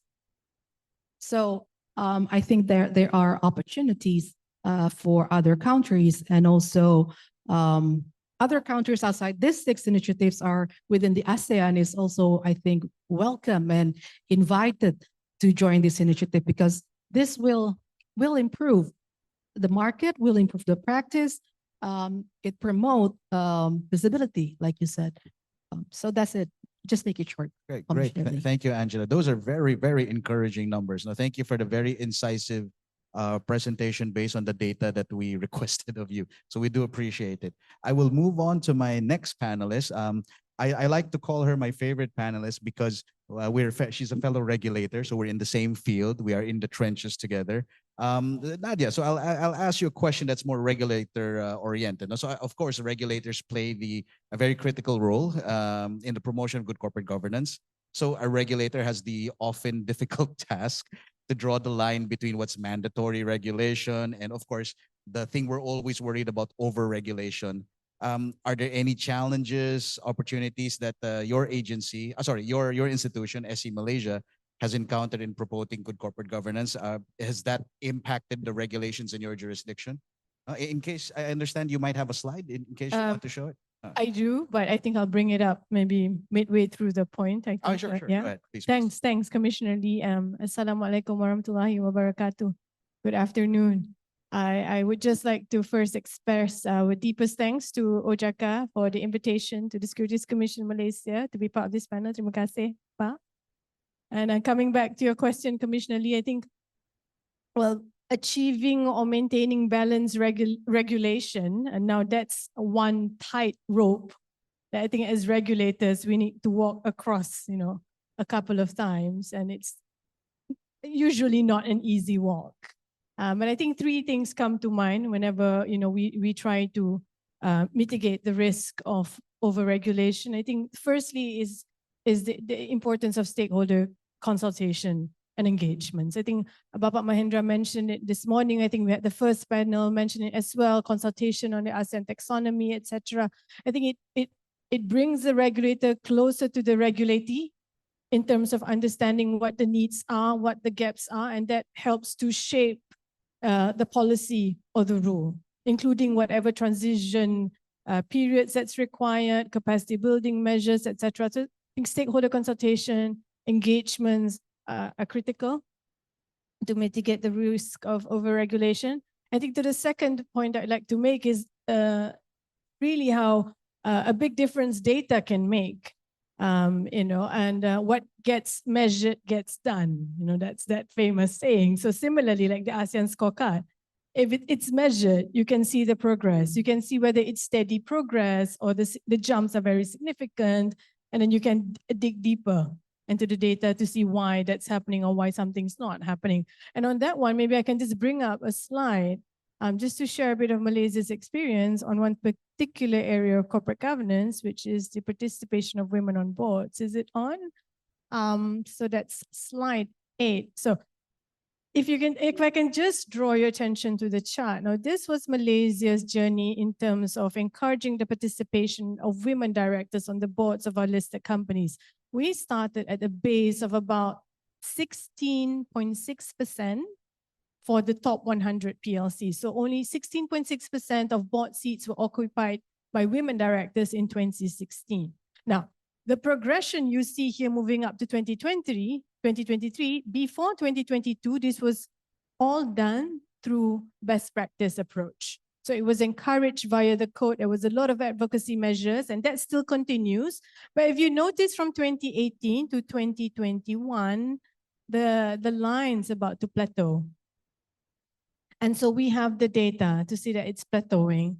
And well, that's another conversation as to why it was plateauing. There's several factors to that. But then the numbers say that that means we may need further measures to accelerate progress. So in 2022, in addition to the best practices, the advocacy measures, the exchange and the Securities Commission introduced the rule to say that all listed companies on Bursa Malaysia they must have at least one woman director on the board. Now that's the flaw. It's at least one, but they need to keep taking measures to meet 30%. And 40% of our listed companies have now met that 30% target, and I think more will join them. Now the third point, Commissioner Lee, if I can make, is the effective use of the regulatory tools. I think this is important also to try to mitigate the risk of overregulation, because I think the OECD's revised principles mentions the use of codes of corporate governance. And I think the codes may be underestimated. It can be used as a socializing tool for certain new practices, areas, considerations which boards need to think about before they make their way, for example, into the listing rules. So I think that helps to put off pressure from mandatory rules, and acclimatizes the board to some of the newer considerations, etc. Before that then becomes the norm, and it just seamlessly transition into a mandatory requirement. So that's the three things, Commissioner Lee, if I can share. Thank you. Thank you for that, Nadia. Very good insight. I might have picked up a thing or two for myself, for implementation in the Philippines. I'll just move to, before I move to Akiko, I'd just like to point out now, with due respect to ComF's panel earlier, with due respect to Khairul's panel and to Eugene's discussion earlier, I have the better panel because mine is gender diverse. Yeah. So I just like to point that out. No, Dati Nazalina also brought this up to me, and I just recalled it when we were talking about the gender diversity on the board. So anyway, wait, I got lost a little there. So Akiko, right? So it was touched upon earlier that in 2021, the OECD began revising, right, the G20 OECD principles of corporate governance. So, and the Corporate Governance Working Committee has collaborated with the OECD. They work to integrate changes in the principles, in the revised principles for the revised ASEAN Corporate Governance Scorecard. And of course, you've worked with our experts since then. Now, can you share with us your insights and experience in working with the CG experts and the Corporate Governance Working Group, particularly in the revision of the ACGS? Might I request that you be polite, of course? Yes. Thank you. Thank you. It was indeed our great honor to participate in the discussion on the review of the scorecard, and we really appreciated that the opportunity to be a part of the rich and fruitful discussions of the revision of the scorecard. The scorecard uses the G20 OECD principles as one of the main references, as you already mentioned. And the scorecard is a very good example, I would say, of the implementation of the principles at the regional level. And how did we participate in the discussions? First, as the review of the scorecard was conducted in parallel with the revision of the G20 OECD principles, so we informed on how the revised principles were evolving and what are the key issues and the main changes our revision of the principles went. Second, we developed a report titled Corporate Finance and Corporate Governance in ASEAN Economies to serve as background for the discussions of the revision of the scorecard. The G20 OECD principles actually do not include specific numerical requirements, as they are obviously principle-based, and it is really up to each jurisdiction how to implement each principle in their own national, legal, and regulatory context. On the other hand, a scorecard includes many quantitative requirements, and most of them naturally come from domestic regulation and recommendations like codes, as mentioned by Nadia in the region. So we thought it might be good first to stock taking of capital market characteristics and regulatory practices across the 6 participating ASEAN jurisdictions to serve as a bridge between the scorecard and the principles. And finally, CG Experts General gave us a chance to join a meeting with them and also provide our comments for the draft revised scorecard. So I would like to share some observation here based on my experience on the discussion. First, on sustainability section, as Commissioner already emphasized, and I believe John will elaborate a bit further, but updated section C on sustainability and resilience is really a big achievement, I believe. And our data shows that in Asia, companies that account for 62% of the regional market capitalization are considered to face financially material climate change risks. And also human capital is considered to be a financial material risk for companies representing 59% of market capitalization in Asia. So it is very important for listed companies to disclose comparable quality sustainability related information, consider sustainability risks and opportunities, and also take into the interest of various stakeholders. Second, I would like to touch a bit upon the ownership structure in the region. At the global level, the largest investor category is actually institutional investors, and they hold 40% of the global market capitalization. On the other hand, as for the ASEAN-listed companies, we can observe the prominent existence of company group structure. And 30% of listed equities is actually owned by corporations compared to only 10% at the global level. So it is very important to ensure that rights of minority shareholders are protected, for example, by disclosure of capital structures, group structures, and their control arrangement in company groups, and also by increasing transparency related to complex ownership structures to support effective oversight of related party transactions. Thank you. Thank you for that, Akiko. I always enjoy hearing Akiko's very insightful discussions. No, especially I remember when I first met you in Paris earlier this year, and then we were talking about making some changes in terms of capital market reform as well as corporate governance reform with OECD. So I guess this is. I hope you don't mind. No, I'll take this quick opportunity to say thank you to the OECD and to yourself for your continued support to the ACMF and of course to the SEC Philippines. On that point, I'll just jump to you, John. Now, you've touched upon this kind of earlier a little bit, no? But so anyway, so as discussed already, the ACGS has been revised, it's been updated, it reflects the changes in the revised G20 OECD principles of corporate governance. Maybe you'd like to share a little bit more on some of the new items in the revised ACGS, particularly the items that Akiko touched upon, resilience and sustainability. Please. Thank you, Commissioner. Basically, I think the 2023, the revision that we have done is probably a lot more extensive than what we did in 2016. Basically, because so many things have happened in the last few years. And if all of you were here this morning, and I was here, I was listening to all the speakers. I mean, the things that have been said about sustainability, what jurisdictions, what companies, what investor groups have all done, made it quite clear that sustainability is here in a very big way and is here to stay. And it is quite inconceivable that a questionnaire or a scorecard that is used to measure the standard of corporate governance in ASEAN countries, would continue to be almost totally absent of matters concerning sustainability and resilience. So understandably, the bulk of the changes has been focused on the new section, sustainability and resilience. But that's not the only thing, of course. In the meantime, there are a few things that were done, but that's been overshadowed by sustainability. As I think Nadia has said, question of tenure of independent directors, and jurisdictions in many countries have already moved on to hard code 9 years as a maximum tenure.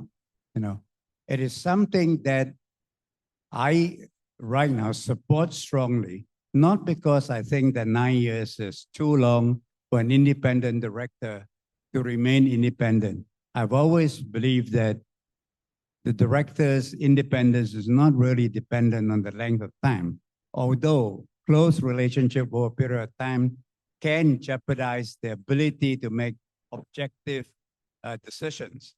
But I said I support hard coding the tenure because guidelines given had not worked. Companies had not abided by what was seen as, in fact, some flexibility.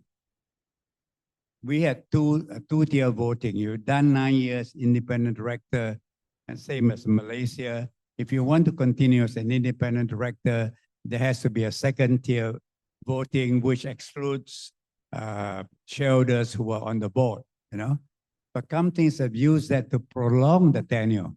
But at this point in time, so many things have changed that it is impossible. I've been on listed boards for over 30 years, on major private companies more than 40 years.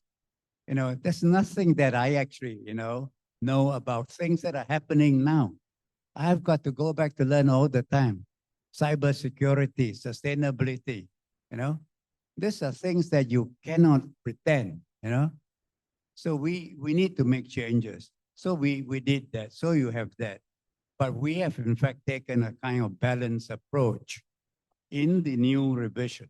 What has happened is in fact, we have used 9 years as a maximum tenure for independent directors in level 2, which is the bonus and penalty section. Whereas in level 1, we have continued to say that, okay, if your jurisdiction allows you to do 12 years, we will accept that as in fact the definition for independence for your jurisdiction. But this is a kind of warning now that in the next round we do the revision, not the revision, we do the assessment. We're doing the next assessment 2024, that means 2026. The definition of independence will include a maximum tenure of 9 years, or 10 years if you are in a jurisdiction of terms of 5 years, 2 terms of 5 years. You know, we have also, in the meantime, in the revision, actually continued with some of the questions, but we have actually moved them from level 2 to level 1, like disclosure in detail of CEO remuneration. Used to be level 2, it's gone to level 1, but not only that, we have now increased the coverage to include executive directors. You know? So there are a few things that we've done. And of course, the COVID pandemic has also changed the way people work and the way general meetings are being held. Virtual meetings were almost non-existent 3-4 years ago. It's now the norm. But we want to make sure that when you have virtual meetings, you provide equitable availability of information to all shareholders. You know, if you move on to a physical meeting and those shareholders can't come, you have to provide a facility where they are able to participate, including, in fact, getting information and also voting real time. You know? So these are some of the things that we've done. But by and large, all the revisions, in fact, there were 9 questions that were new, totally new, not including the ones that have been moved from level 2 to 1, or where the assessment standard has been revised. But the 9 new questions are all very much related to sustainability and resilience. We're talking in terms of disclosure, using of internationally recognized framework for disclosure. We're talking of disclosure of sustainability targets. We're talking of improvement or progress reports in terms of how you've done in terms of your achievement of your targets, because there are lots of transition as well as long-term risks and all that which companies have to be aware of. And then there's a lot of, couple of minutes, Commissioner, okay? Couple of questions on the role of, in fact, directors. Directors are responsible and have to make sure they put in place a structure that allows them to continually monitor how sustainability issues have been treated. You know? I mean, many jurisdictions on their own have already actually basically declared net zero by 2050 or even earlier. You know, many regulators have already implemented not just comply or explain, but mandatory disclosures of climate issue, you know, using mandated standards. We used to do GRI, now we do TCFD, and then things are also being changed. Yeah. So all the questions have in fact related to that. And then we're talking in terms of linking executive and executive directors and CEO remuneration to in fact results in your management of sustainability and resilient issues, you know. And we also have a question on in a penalty section where in fact you'll be penalized quite heavily if in fact you're found to be in fact practicing greenwashing, you know. I don't know about greenwashing, but greenwashing definitely you are penalized. So these are all the changes, you know. But basically because things are now still in fact in a little bit of a flux, even standards are being changed, you know. We will have to continually look at the assessment guidance because the assessment guidance is extremely important because in fact guides assessors in terms of how you assess the companies. You know, there are a couple of things that I just want to mention. I have to ask for your indulgence, Commissioner, because I think it's important that people understand. Although basically we're talking in terms of highlighting the standard of governance in ASEAN listed companies, you know, our focus has been in the initial years on the top performing companies. I think it's well and good for people to see the top performing companies. But in fact, the top performing companies, like the Cinderellas, they don't represent the state of improvement and progress you made in your governance across your listed companies. So 4 years ago, 2019, we actually made a deliberate, in fact, it's a shift that I don't think a lot of people even notice. We started focusing not on the top companies. We still have top companies because we want people to be proud they're the top 3 or top 5 or top 10. But we focus, in fact, on what we call an investable ASEAN asset class. Companies that, in fact, have performed and achieved a certain level of governance. We use 75% because I come from a school which says 75% equals A. So 130 is the maximum. If you achieve 97.5, which is 75%, you're deemed to have, in fact, achieved a certain level. And in fact, we have gone, you know, very big on that one because it's important. The companies that have actually tried to improve their governance is, in fact, recognized. Because if you only recognize 20 or even 50 out of almost 600, you know, you're leaving a lot of the people behind. And we want inclusivity. So we have got that, and I think it's worked very well. In the 2019 assessment, there was 138 companies that made this class. In the 2021, there are 264, I think, companies. And going forward, I hope that there will be more of this because these are the companies that we want to showcase, yeah, so that overseas investors, you know, people with money to put in, can recognize this company and not be confined to looking at just a handful. You know? So that's something they want to do. And that's one thing that I propose in the course of our discussions going forward. Although, in fact, the scorecard has been approved, the assessment guidance, we will still have to continue to look at them because we won't be actually assessing the companies until middle of next year. And I've just spoken to Akiko. We want to continue to use the services and the experience and the expertise of OECD to help us because this will continue to change. I can assure you that. And we want to make sure when we start making the assessment, we are using the most up-to-date assessment guidance. That's good. That's a good update, John. And I apologize for cutting you a little short. We're really running out of time. The big, bold, red numbers are there. I hope you don't mind. I'll move on to Angela. So thank you for the very, very extensive discussion. Angela, very, very quickly on your end, with the revision of the ACGS, how well do you foresee the publicly listed companies to perform using this scorecard? John has elaborated very extensively on the changes. Do you think this new scorecard will motivate the publicly listed companies to continue to adopt good corporate governance? I don't think that the scorecard itself motivate the PLCs, but the impact in the market will motivate them. And why we change it? Because if we want to improve the practices, we want visibility to our companies, we need to elevate the standard. We need to elevate the practice. And these changes set the bar for ASEAN PLC.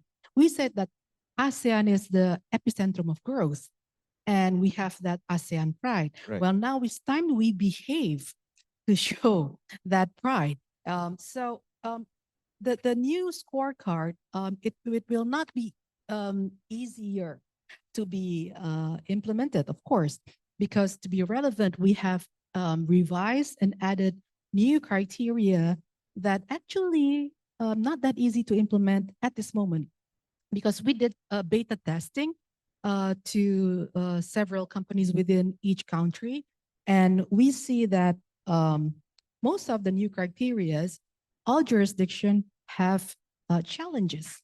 I would not say issues, challenges, because it can be overcome.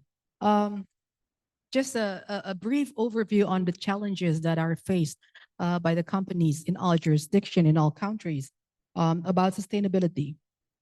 Whether it's being properly reviewed, so it's not just a publication of sustainability report, whether it is being independently assured, whether the process effectively engage internal and external stakeholders, whether the board oversight a sustainability related risk and opportunity. Those are some of the items related to sustainability that have imposed challenges to many countries within the ASEAN region. And also compatibility of capital and debt structure, and whether it's aligned with the company's strategic goals and associated risk appetite. It is something new. And I think all countries have a challenge on that. And how do we promote an independent whistleblowing mechanism? So it's not easy, but we need to raise the bar if we want to improve our PLCs in the region. Correct. I completely agree with there, no, Angela. I'll just move quickly to Ms. Nadia. Well, you've heard from Ms. Angela the perspective of the assessor in relation to corporate governance progress. What about you? What's your take as a regulator of the progress of corporate governance in your jurisdiction? What developments have you been able to introduce as a regulator to perhaps improve corporate governance in your jurisdiction? Well, I noticed that we have under 3 minutes on the clock, and it's Commissioner Lee's first panel, so I wouldn't want you to go over time. So I'll stick to time, right? So under 2 minutes. Thank you. I think if we're measuring progress, I think typically we will need a baseline. And if I can maybe use the 97-98 financial crisis, or the period right after that, as the baseline and compare where Malaysia is at today, I think if we go by segments, there's a story to tell. For the corporates, what's been the improvements, the intermediaries, the investors, etc. But I think one element that I just wanted to touch on that has really grown or matured is the ecosystem, the corporate governance ecosystem. And I think this is not just true for Malaysia, but also the other ASEAN member states as well. Because if you looked at the year 2000, we had the Malaysian Institute of Corporate Governance, the Minority Shareholders Watch Group.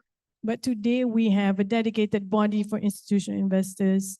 We have a body that's supporting the development of directors. I think we have that in the ASEAN member states as well. So the regulators are not working in silo. The ideation, the solutioning is done collectively. So I think that's a significant progress. It really speaks to the maturity of the country's state of corporate governance when you have the interplay of various stakeholders, all of course trying to push the same ambition. And I think what's excellent, Commissioner Lee, is the fact that we've got ACMF. So this and that we've created a regional ecosystem where all these domestic efforts now, can have a higher, broader level plug-in. Thank you. Completely agree. I mean, as my job is extensive. I'm sure other fellow regulators agree. But I can honestly say that the ACMF is one of my favorite parts of the job, being able to talk to fellow regulators, being able to commiserate with the challenges in each of our respective jurisdiction, whether it be in corporate governance or sustainable finance. That being the case, I actually have one more question, but in light of time constraints, I'd like to open, and Madam MC mentioned earlier that there might be questions. I'd like to open up the questions to the audience. in case you have something you want to bring up. I emphasize that the questions are directed to them, not to me. So please feel free to ask them any questions. I'd be happy to see and relay. Yes, madam, please.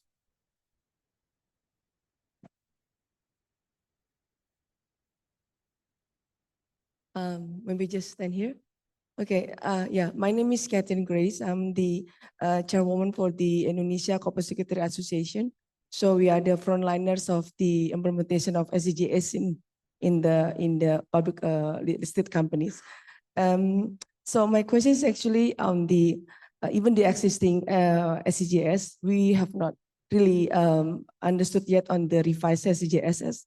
It's been launched today, but there are some points that actually for Indonesian context, we are like fighting on the losing battle because there are some items that we cannot do anything.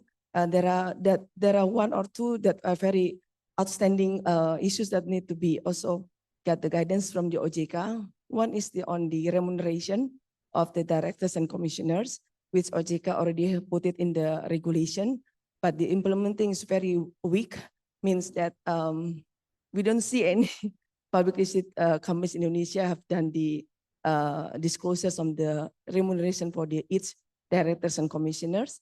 And second, on the term of the tenure of the independent commissioner, or here we call it independent directors, where even in the newly OJK regulation for the GCG on the banking, it didn't say on the limitation of the tenure or the term of the office of the independent commissioners.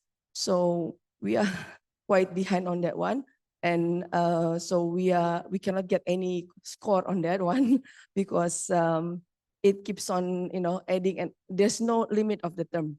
So then, well, we see the other countries, not just ASEAN, on the international level, there's always a limitation of the term instead of 9 years or 12 years or 2 terms, but not in our domestic rule. So that's why there are things that we need the help from OJK to help us on getting the score of this certain things. I think that's just one of the insights from the public listed company of Indonesia.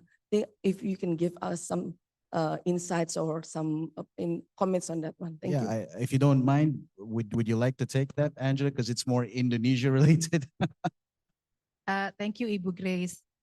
Actually, Ibu, in other countries in the ASEAN region participating in this initiative, some of the countries do also have regulations that as long as it's for independent commissioner, yeah, Bu, yeah, as long as it's being ratified in the general meeting of shareholders, it still can be considered independent. So the same as us in Indonesia.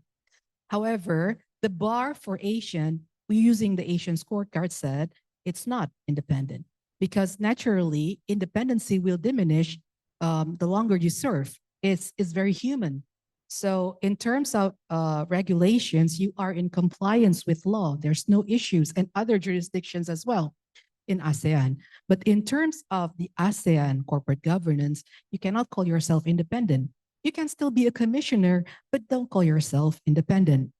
And it's not only in Indonesia. There are other countries that also have that regulations. Although some other countries do impose that you cannot go beyond that certain years to be called independent. As for remuneration, Ibu, actually, long way ago, there was a company who are brave enough to disclose the remuneration of the directors and commissioners. The name is Antam. I know one of the speakers is here, but then it changed over time. So I think to disclose your governance practices, it's how you show your accountability in managing the company, right? And if you are not afraid of receiving certain kind of remuneration because the performance is good and you have employed a fair practices within your human rights and your supply chain. So not only within your human resources, but within your supply chain, that you have being fair to those parties, you will not have, I will not say you, it will, because it might not be you.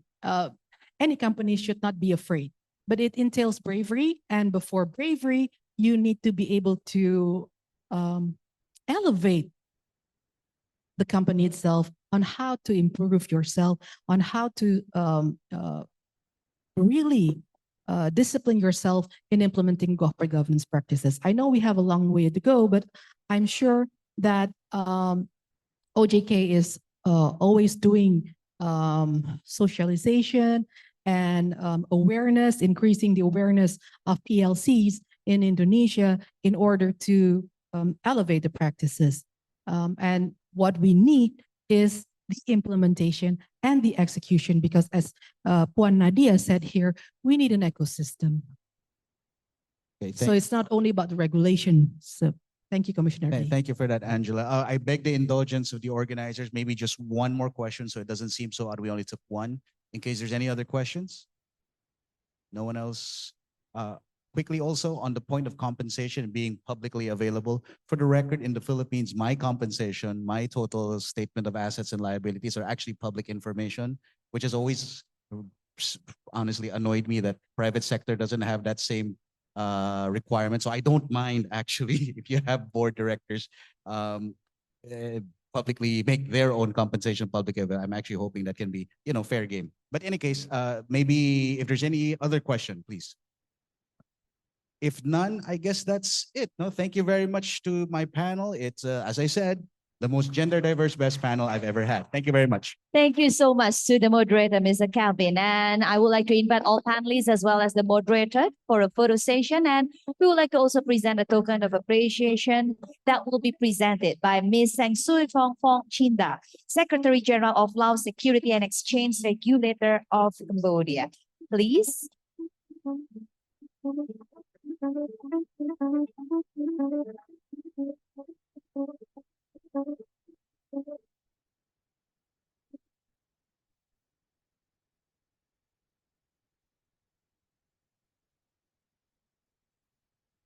Ladies and gentlemen, we still have another panel session after this and also followed with the leaders talk later on. So stick around here with us, stay concentration and keep energized yourself.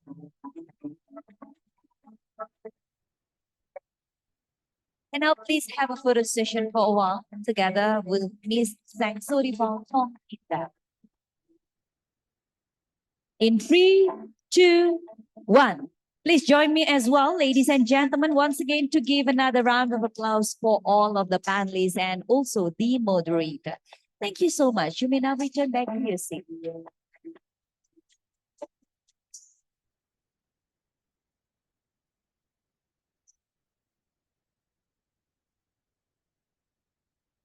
Ladies and gentlemen, before we proceed to the panel discussion number 4, which is also the last panel session that we have today during the ASEAN Capital Markets Forum International Conference 2023, we would like to also remind you once again, please be reminded that later on, this is the last panel session. So please use this opportunity as well, once again, later on during the discussion session to raise questions. To stay hydrated during this conference, you may find the water on the left and also right-hand sides in this room. So it's just to make sure that everyone stay hydrated during the conference while this short break before we start the next panel session. And now, ladies and gentlemen, without further ado, let's start the 4th panel discussion with the topic of IFRS Sustainability Disclosure Standards.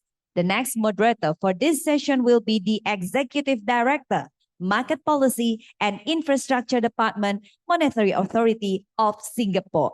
Join me in welcoming Ms. Abigail Ng.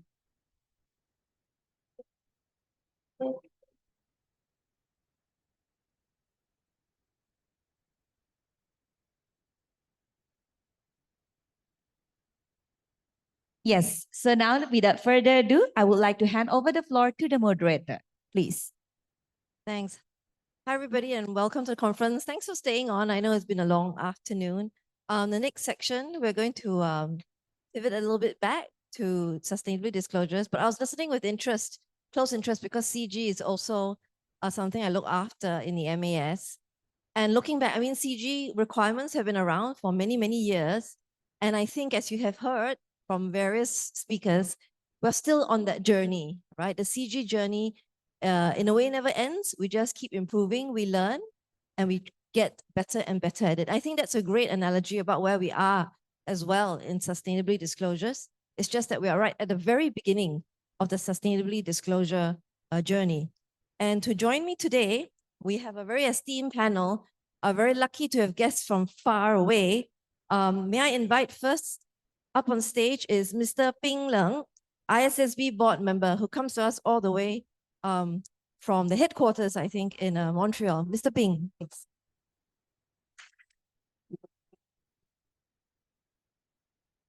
Also to join us to talk a little bit more about the standards that in ASEAN we're quite familiar with, we have with us Dr. Ali from the ASEAN Regional Hub in GRI and a very good friend of mine. Dr. Ali.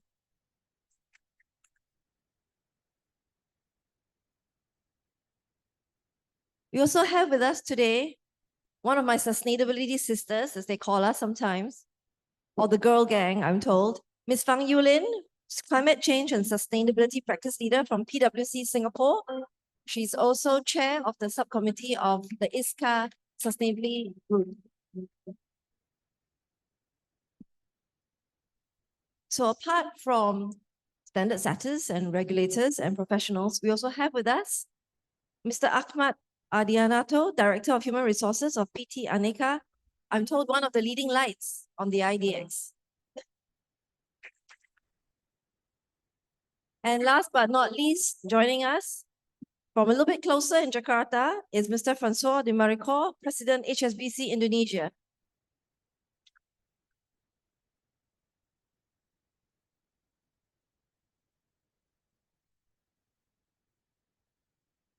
Thank you, everybody.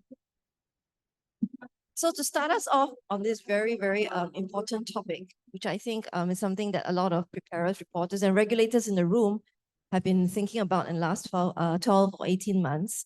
I'd like to share a little bit about my personal journey. I started a sustainability journey as a regulator in an international forum, much like the ACMF, is the IOSCO, and a task force was set up, I think about 2 years ago, to look in sustainability disclosures.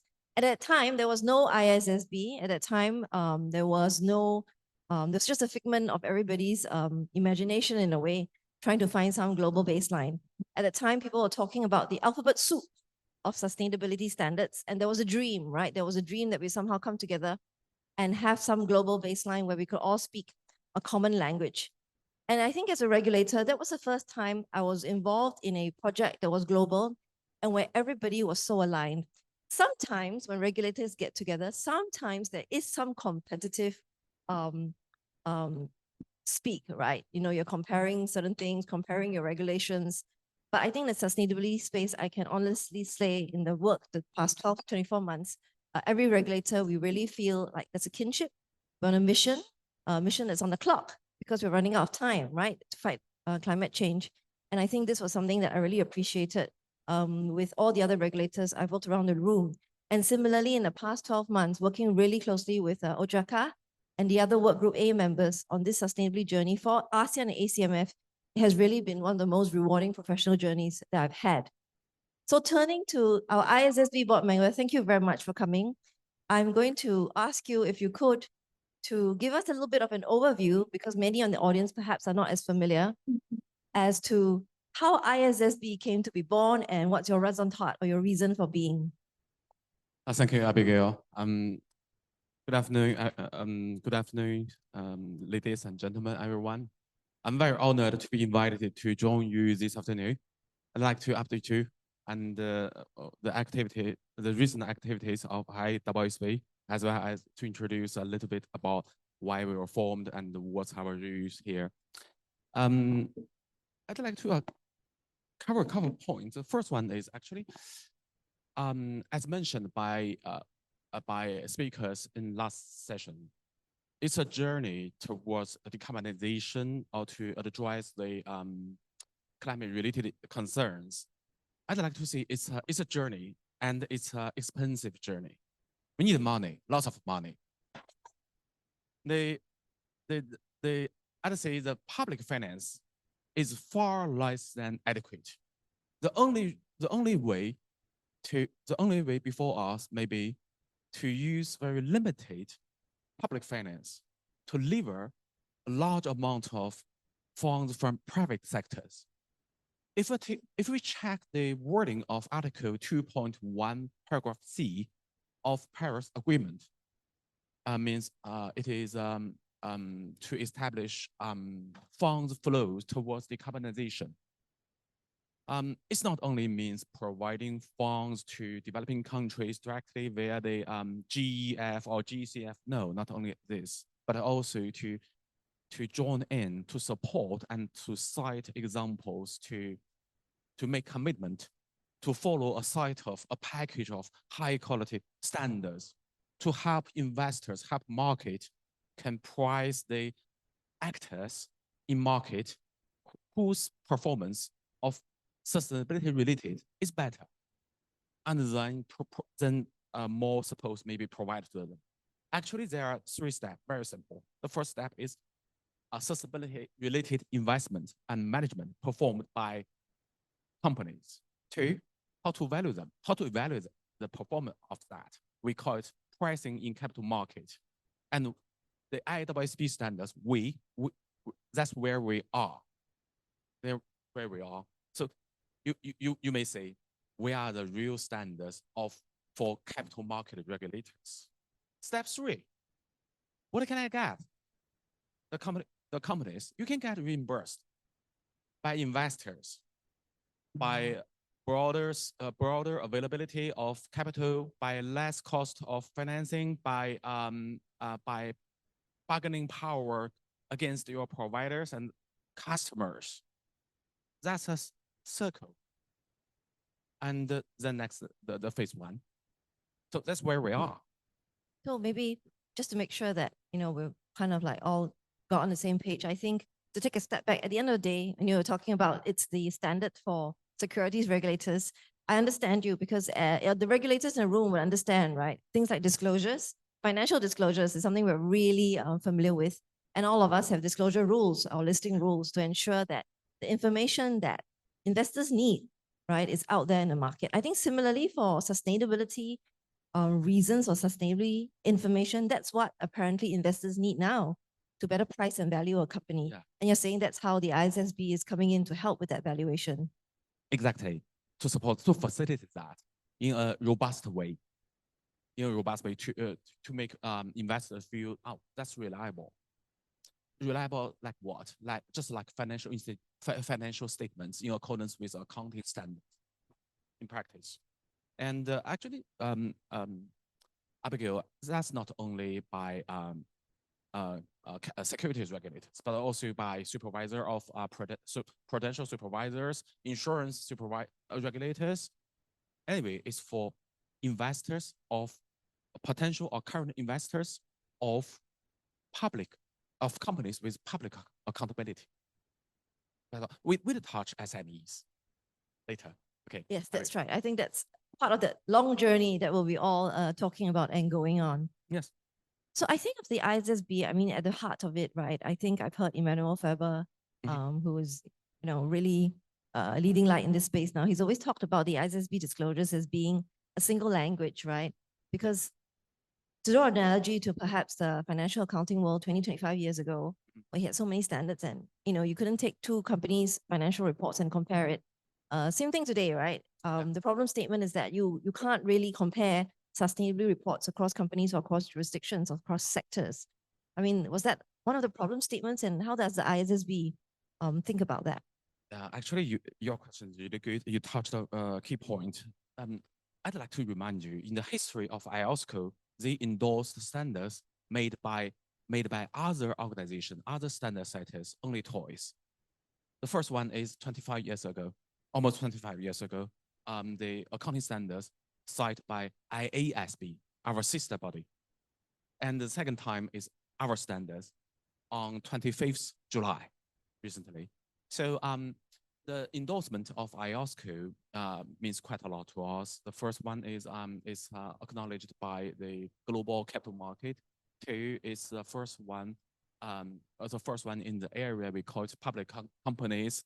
Another thing is we need to keep an eye on is actually that's not only the IOSCO but also in July TCFD. We call him the legacy, very valuable legacy of TCFD recommendations. Actually, we based our general requirement and architecture of the requirement, our core contents, totally based on the TCFD architecture. Four pillars, that's yeah, right, the four that's right. pillars. The 4 pillars. So I think that was really clever step of ISSB. For those who may want to know a little bit of how the ISSB structure was started. So the TCFD with its 4 pillars was used as a base. Yeah. So the idea was that because many people are already familiar with TCFD, the TCFD was also G20 endorsed. So building off the TCFD structure was kind of like, it was hoped that it would be an easier stepping stone for people to understand and then apply the ISSB. That's a very, very valuable legacy for us. For example, in accordance with the publication by Ministry of Finance in UK, you can find they are reporting voluntarily against the TCFD, and tomorrow they are reporting against ISSB standards mandatorily. So actually we are witness not only evolution of standards themselves, but also global coordination and collaboration, as well as both in regulator side and the preparer side and in practice in market. So that's what we are doing. Actually, that's a very huge ecosystem, all mechanism, all funds mechanism, all mechanism to support a fund flow towards decarbonization, towards sustainable development. Yeah, that's it. We are a relatively small standard setter inside. We are supposed to working jointly with other standard setter like IWSB, and we are supposed to work with capital market regulators, prudential supervisors, certain authorities in different jurisdictions, because each jurisdiction may going to establish their mandatory filing requirement very soon, like what's happening in Europe.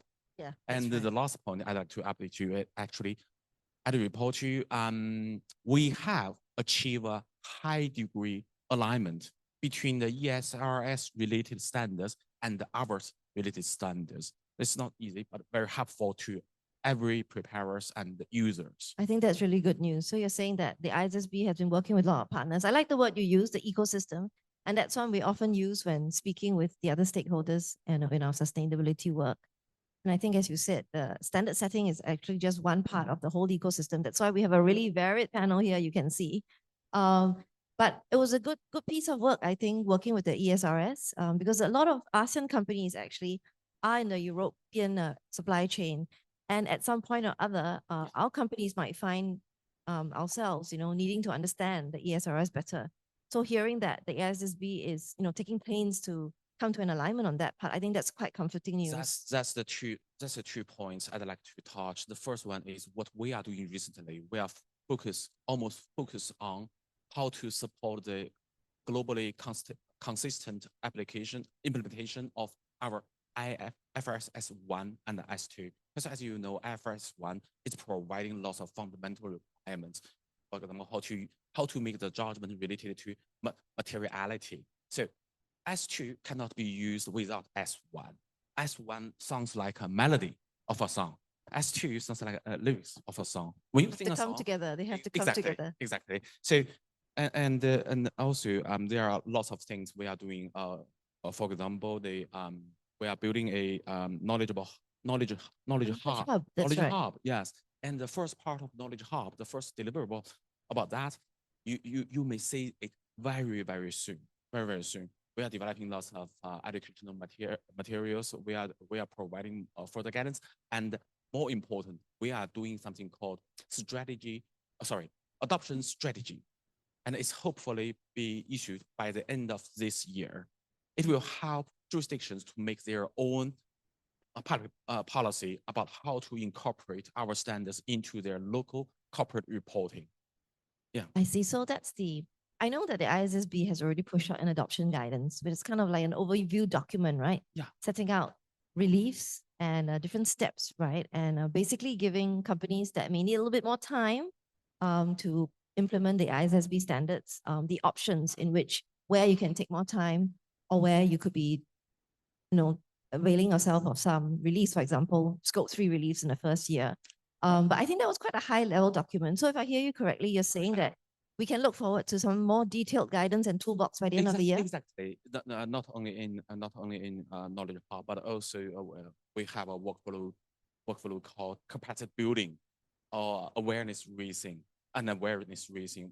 We are working with our stakeholders all over the world.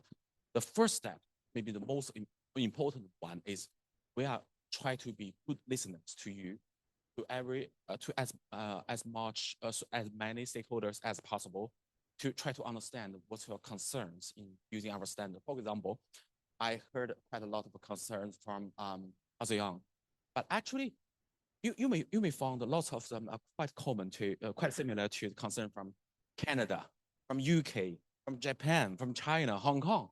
So it's very interesting. We'd like to understand what the concern is and provide what we are doing. I can promise you one thing, only one thing I can promise you. We are not stopping at standard siting only. And we are not stopping at climate only.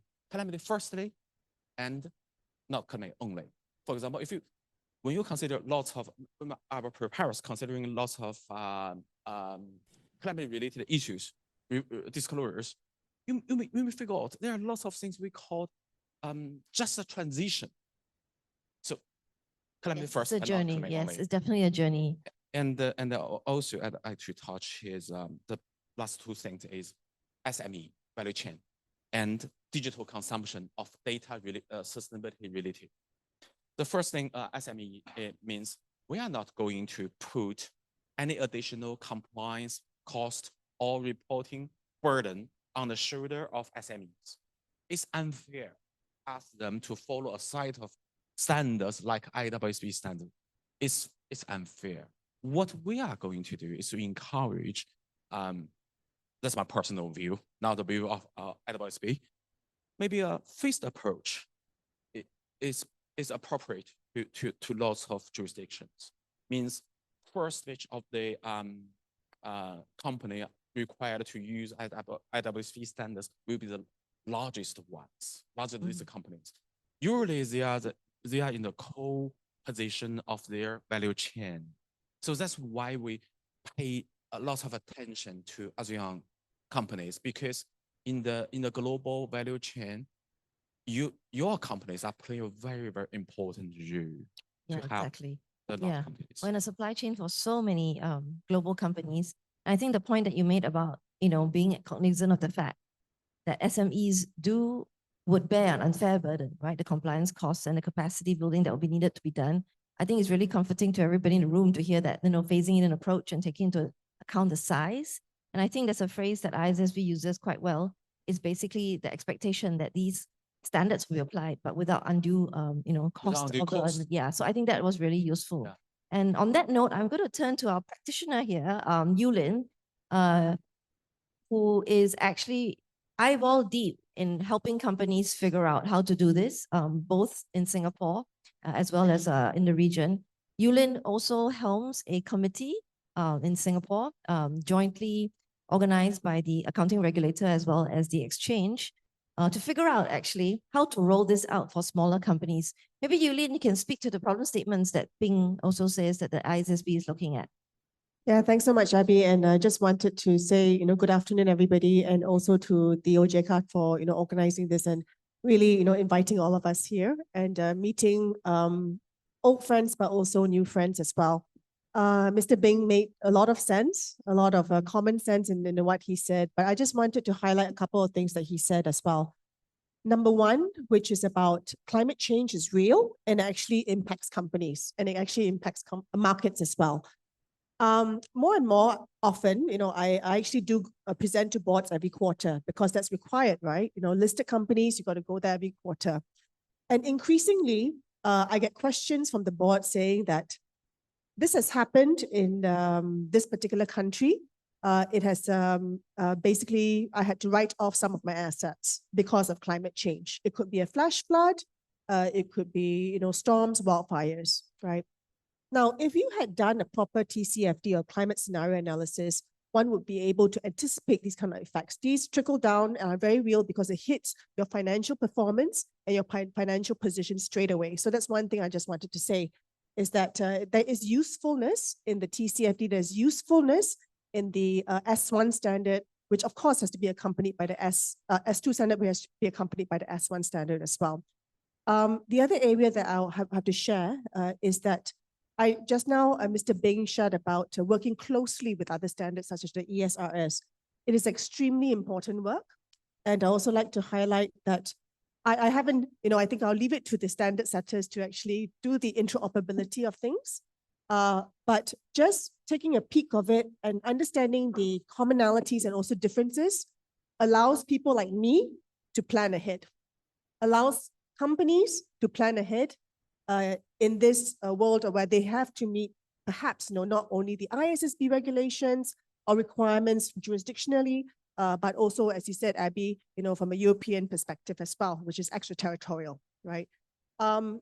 Abby alluded that I'm part of this group called the SRAC, not to be confused by the green person, SRAC. It's actually SRAC, which stands for the Sustainability Reporting Advisory Committee that has been set up by MAS and also ACRA. We are about 15 people strong. I like to highlight that I always love the discourse that happens during those 15 people discussions. We do talk about many things, right? But we did come out with a set of a consultation which sets out how we are going to be implementing sustainability reporting standards in Singapore. And one part of it is really about the ISSB, right? Maybe just to share a little bit more about the thinking that we had. One of the things that you said, Abby, was also about thinking about the different types of companies. In Singapore, just as an example, we had already implemented the TCFD reporting requirement for listed companies. That's helpful. And I think that was a part of our thinking, when we said that, okay, if that's the case, then why wouldn't we do climate first in Singapore? At the same time as well, look to a standard that meets our needs. And and we've decided that the ISSB will be the baseline standard for listed companies in Singapore. But the other area as well is that, are we sure that we only want to apply it to listed companies? We expanded that to say that, are there particular company sizes, which we think are significantly relevant to our market as well? So we decided that we will propose that we will also include companies which are more than $1 billion as well, right? In terms of the proposed requirements for sustainability reporting. Coming back to the ISSB, one of the key things that we also discussed, right, was yes, whilst it's climate first, which is the S2 standard, it must be applied alongside with the S1 standard. As what Mr. Bing said, I think he must be a musician because he talked about music. So if S1 is the drum beat, then maybe S2 is the first melody, right? So it has to be done together for a nice sound and hopefully, a hit music, a hit song in the future as well. I would have to say that alongside with disclosures, you mentioned about using ISSB as a baseline. We also said that, you can use other standards alongside with the ISSB as well, which includes the GRI, which also includes the ESRS or the CSRD standards as well, to the extent that it does not obscure material information of the ISSB. So that's one key thing. Alongside with sustainability reporting standards, I think what's also very important is assurance. So we thought about that as well, but knowing the market and also knowing the capacity building levels as well, we said, okay, we'll do assurance, but for scope 1 and 2 emissions first. We want to report scope 1 and 2 as well. Scope 3, we'll have to do that a little bit later as well, just to give it more time, quite aligned to what the ISSB has said as well. So this is some of the, the thinking that we've been doing at the SRAC. Yeah. Thanks, Yulin. Maybe just to riff off the point which Mr. Bing had said about phasing in, right? About how it's, I guess, the idea of proportionality, which was one of the key feedback that ACMF had given ISSB during their consultation. That at the end of the day, when you look at the implementation and rollout timelines of ISSB, proportionality in terms of types of corporates that you're expecting to report by a certain timeline that would have to be taken into account. Maybe as a worked example, what are the proposals that your committee has come up on the phasing in for different types of companies?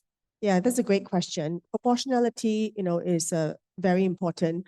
You just reminded me about the principles that we thought about, when we were trying to, put forth the recommendations. The principles are that we want to be ambitious, but it also has to be pragmatic as well. It has to be phased in.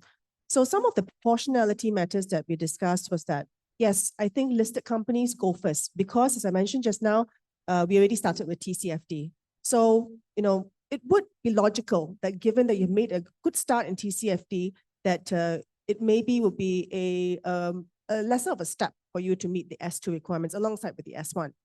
The second thing is that we also looked into companies which are larger, right, which could be systemic. So those which are more than $1 billion, but that's not it. I think what we want to say is that we also wanted to look into, because we do benchmarking, right? We are very good at benchmarking.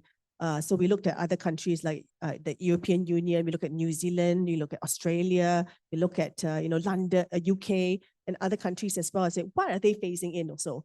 So we wanted to say, okay, we won't forget about companies which are smaller. In 2027, we will also make a decision of whether or not we want to scope in smaller companies. But that's not all. Remember, we talked about the music, right? We got a drum beat. We got the first one, which is the vocals. As the ISSB comes out with additional chapters as well, we also want to quickly look at it and say, whether or not, it's time for us also to adopt those additional chapters from a jurisdictional standpoint as well. Yeah. Thanks, Yulin. I think it's really good, taking baby steps. Sorry, if I may, the examples of proportionality consideration may also include not only reliefs, but also commensurate undue cost, as you mentioned just now, and the measurement framework of scope 3, measurement framework. So you have exemptions, you have reliefs, there's more time worked in, plus the phasing in, which actually jurisdictions, have the ability to design and consult with your own stakeholders. So I think, as I said, it's a journey. I think everybody will, the speed of your train, it will be something you have to see what works for you. But at the end of the day, it's great that we're all heading towards the same direction. I think that you said a very, very important word. Just now, the panel before also said a very important word, which is engagement, right? We engaged close to 100 people just before, and this was just before we came out with the consultation paper. And during the consultation paper itself, we consulted even more. Right. So I think the engagement part is very important, because if you truly believe, right, the proportionality is important, you must truly understand what the issues are so that you know what and when to phase in. Yeah. Yeah, and there's also conferences like these, opportunities to socialize and to learn more, hopefully pique somebody's interest, or, somebody might get an idea about how they might roll it out. So that's always very useful. Now we're talking about the ecosystem and stakeholders. And I think we've been talking a lot about the preparers and reporters here, who obviously take on the weight and responsibility of making most of these disclosures. But another keynote of the ecosystem will be the users of the information that's disclosed, such as investors and financial institutions. So it would be remiss of us actually to they do not hear views and reflections from the private sector and their take on sustainability disclosures and on the implementation. So I'm going to turn first to Francois. So how does a global financial institution like HSBC, how do you view the launch of the ISSB standards? What are the benefits that you see? What are the challenges that you see it brings to the financial community? And then maybe you can share with us a little bit about how HSBC is approaching or thinking about the ISSB implementation. Thank you, Abigail. So we welcome and we are supportive of the ISSB standards because it will help to start establishing a global baseline standard for sustainability disclosures. And this is integral to enhancing the data availability required to facilitate the net zero transition. So the benefit that the ISSB standards could bring to global financial institutions like HSBC, as well as to the wider financial community, are threefold.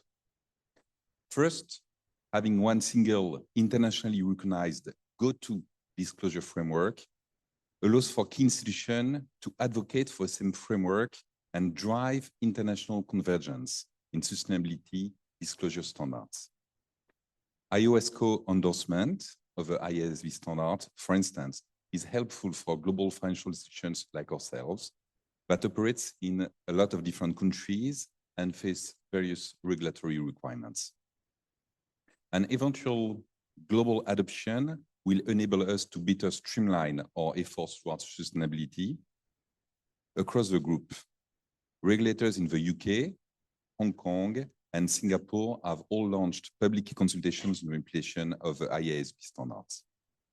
Second, as a financial institution, we are both users and preparers of sustainability disclosures. The IASB standard will benefit both the users and preparers. As a preparer, we aim to better make disclosure to communicate and track our progress towards our climate ambitions. This is predicated upon the timely availability of high-quality data, which remains an ongoing challenge. As a user, more consistent and comparable disclosures from our clients will allow them to better access sustainable financing. Finally, the IASB standards provide a common foundation for upcoming disclosure requirements to build on. One example would be the increasing demand for an organization to disclose its transition plan. The HKMA issued a circular to set up high-level principles for transition planning for authorized institutions in August 23. Also, the UK Transition Plan Task Force, TPT, launched its disclosure framework for corporate transition plans just last week. We are also expecting the MAS to launch a supervisory guidance on transition planning for financial institutions before the end of the year. So that's really the 3 points that we think will help institutions like HSBC.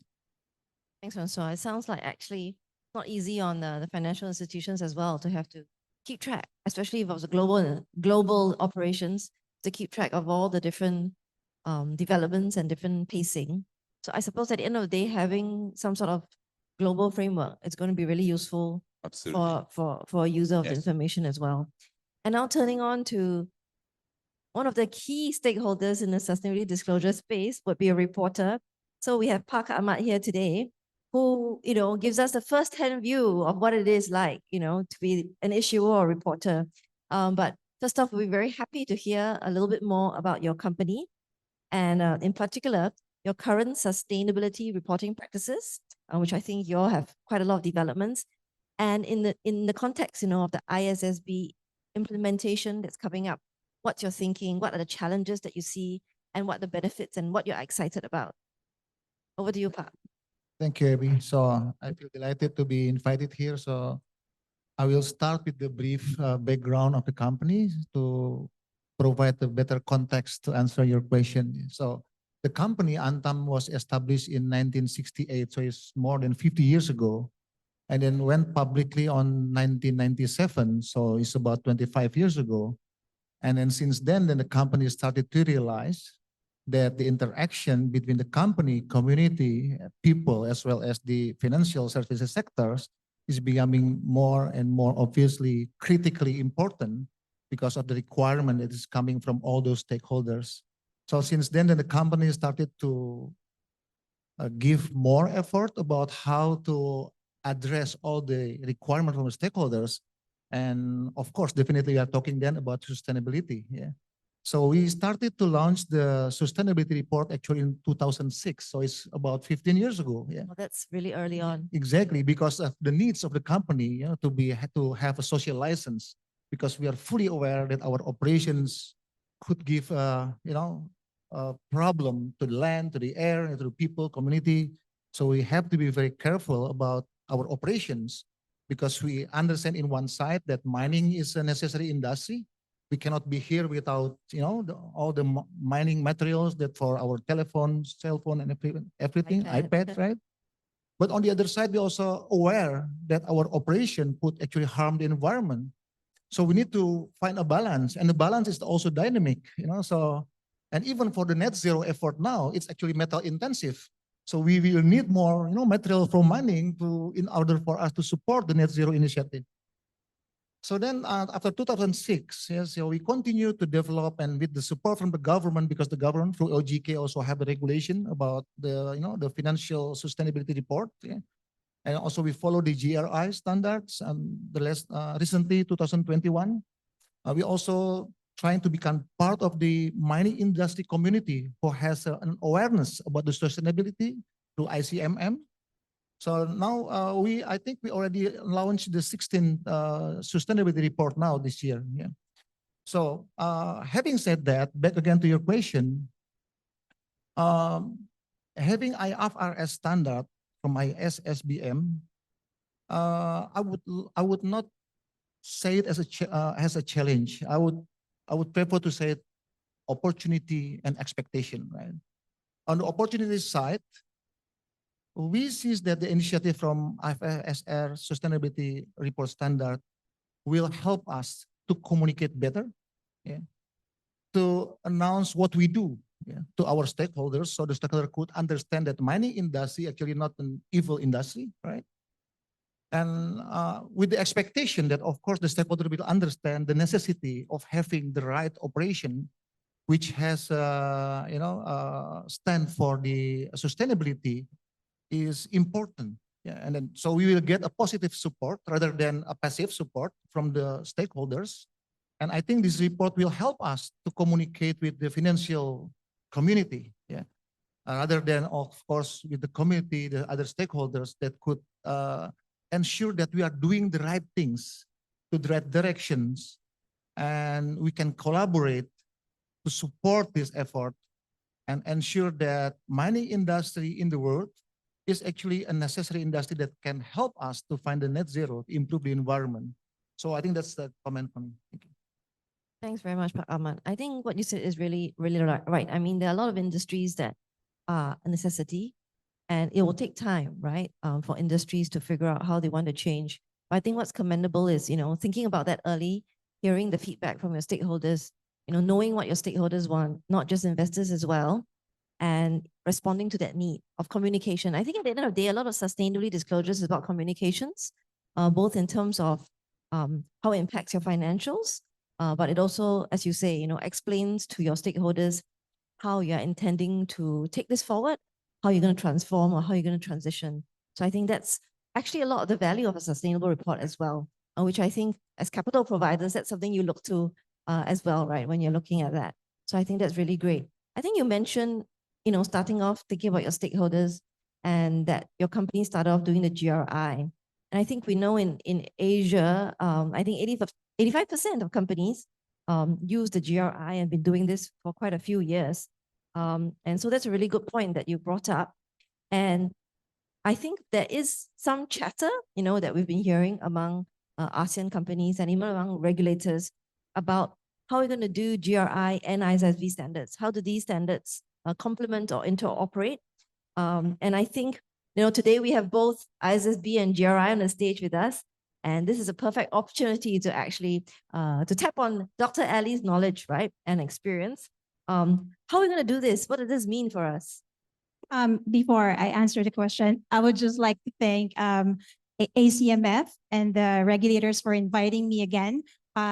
It's been a year, like the last time I was here. Actually, you did. I think we're regular guests now at this event, where we were in the same panel as well. So it's nice to be in the company of friends and new friends once again. So if you may just allow me to ask a question, I promise I will be able to make that connection. Because you've been sitting for a long time now. Let's just do a bit of audience participation. I will not ask you to stand up and dance. May I just ask a show of hands, how many of you have heard of GRI, excluding my two colleagues from GRI? Have heard or know GRI? Okay. It means I'm not doing such a good job in ASEAN. Anyway, so as Abby mentioned, a majority of our listed companies in ASEAN are using GRI standards. So how is that relevant to ISSB? It means that once the ISSB standards is introduced by capital market regulators, it's not something new to them. As our friend from ISSB mentioned, it's climate standards first, but later on new standards will be issued. And how is that relevant? Last year, GRI ASEAN commissioned a study. We did a joint study with NUS last year on the state of climate reporting in ASEAN. And at the time, it was just Singapore that required climate reporting with other countries expressing support to TCFD. So 420 of the 600 companies that were surveyed in that report already have already report on climate. And the major findings include, the highest disclosure includes material topics related to climate change, meaning between 70 to 80% of those reporting companies see climate change as a material topic. When in fact, though the planet is on fire and at the same time it's sinking, it should be a material topic for everyone, right? It's a good sign, but and then another high disclosure is that companies that report assign climate-related responsibilities to a management level committee, meaning the leadership also thinks it's an important topic. Now, how I relate it to ISSB, it's a bit long-winded, I'll make that connection.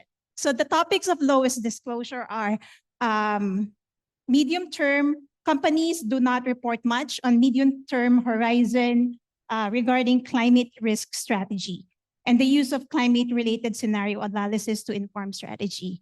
So that is where the S2 comes in, right? Because while companies are reporting on climate, they are not including the most important thing, which is integrating it into their risk management. And the report also says that, which we the regulators know, there's no common sustainability reporting framework across ASEAN.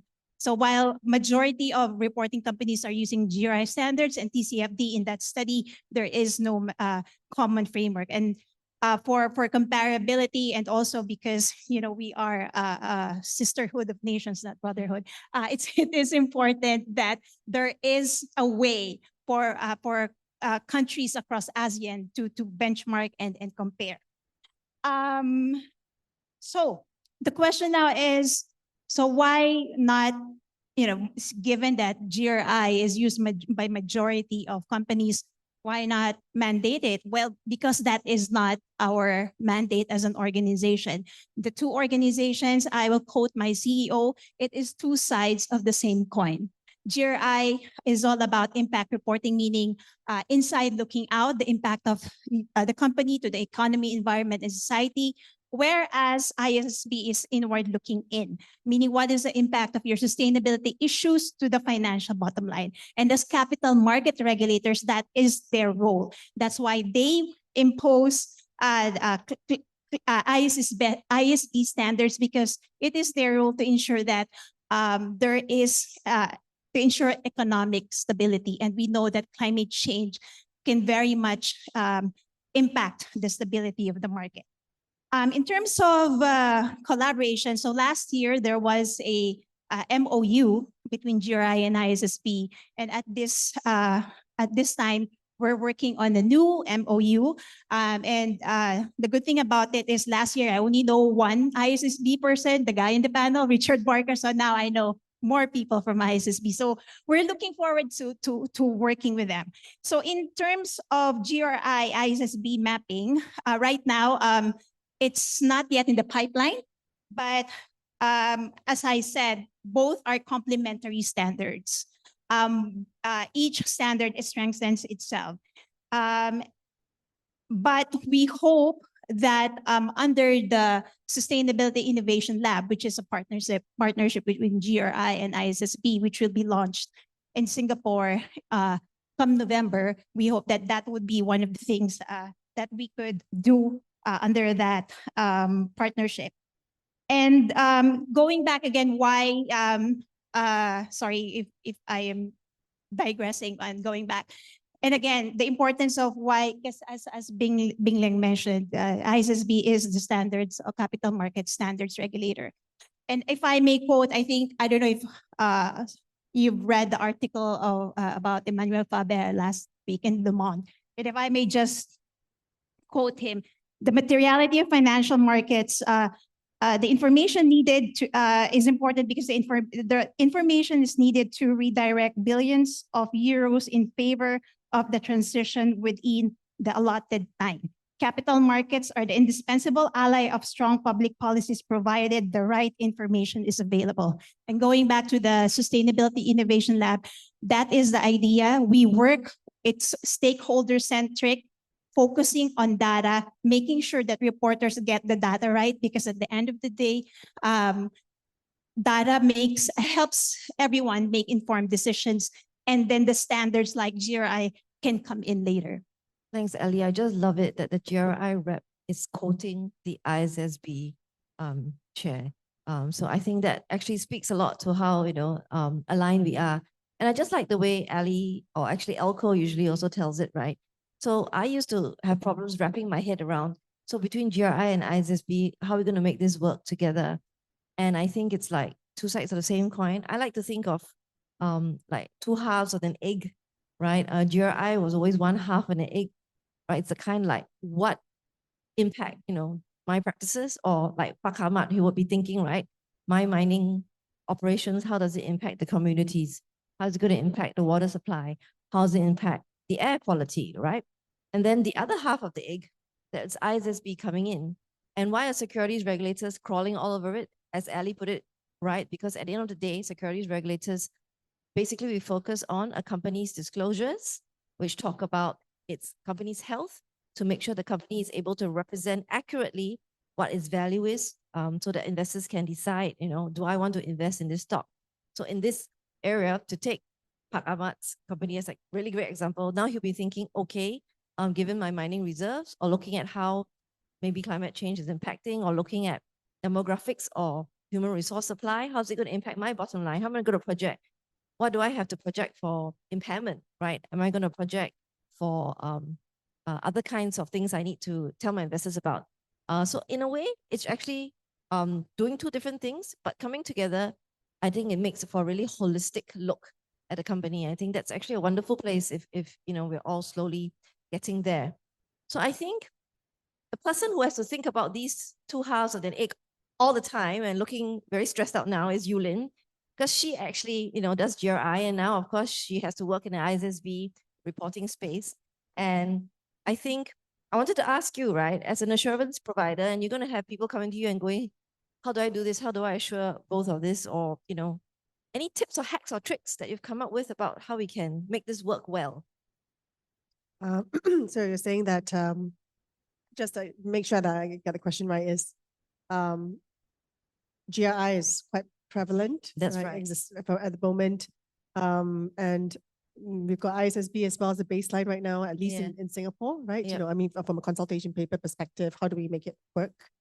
So I think, Ali's kind of said two halves of the same coin. I always talk about my egg, Yeah, but in trying to practice, right, visualize that sounds nice. We're talking in abstract, but in practice, is that doable? I mean, you're the one that's been looking at it actually. Okay. On the ground. Yeah, I mean, can anybody guess when ISSB was established? When? Yeah. 1997. Really? Yeah. I was still, I think, a teenager then. Yes. So actually, it's been around for quite some time. And, I think it's not unsurprising that PwC did a study as well in Asia Pacific. 81% of top companies use that. But, it's been around for some time. I do think that I don't really have the answer for you, Abby, because maybe next year. Maybe next year, because we're on a journey. Yes. Yes. Yeah. But actually, I like to call it a marathon. Marathon, you kind of like, Pace yourself, pace yourself. Yes. You get your heart pumping, right? There are, there is a yearning in the markets, at least, from my clients' perspective, or not even my clients, but companies that I speak to, that they are very, very welcoming of the ISSB, but they're very used to the GRI, right? So I think there's a yearning to say, can we have, the baseline as GRI, as ISSB, but also a company that with the GRI, which they're very, very familiar with. Does that help the familiarity with GRI? Does it help as a bridge to the ISSB? To a certain extent, yes, because actually you already built what we call your sustainability muscles, the way to look at things. But I think what Bing and also Ali alluded to, right, is that they have quite different viewpoints, right?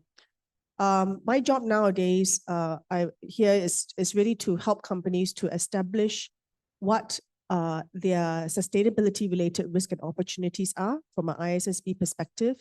That's a little bit more complex and sophisticated, right? Because you have to look at it all from a value chain perspective and across different timeframes as well. So it's not that straightforward, right?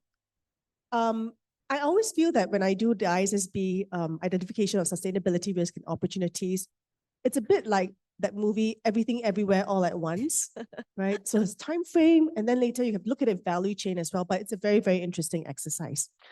GRI, but GRI has also become more, the methodology has also become more sophisticated as well, particularly the GRI 2021 standard, where you have to look at it from an impact perspective, right? Very clear impact, do your impact pathways, calculate some rating as well. So I would say that they are, they're different. They serve different needs, but they do actually have some of the ones which are more common, always very common. I mean, this is from my perspective. One of the key things which are common across GRI and also the ISSB is climate change. It is always top, right? So whenever I see, this, ISSB plus GRI assessment, climate change is always there. And when you think about it, more from a pragmatic perspective, that's what you also see in terms of transition risk, affecting. That's from a financial perspective, physical risk impacting as well. But at the same time, that a company also impacts climate change as well through its operations.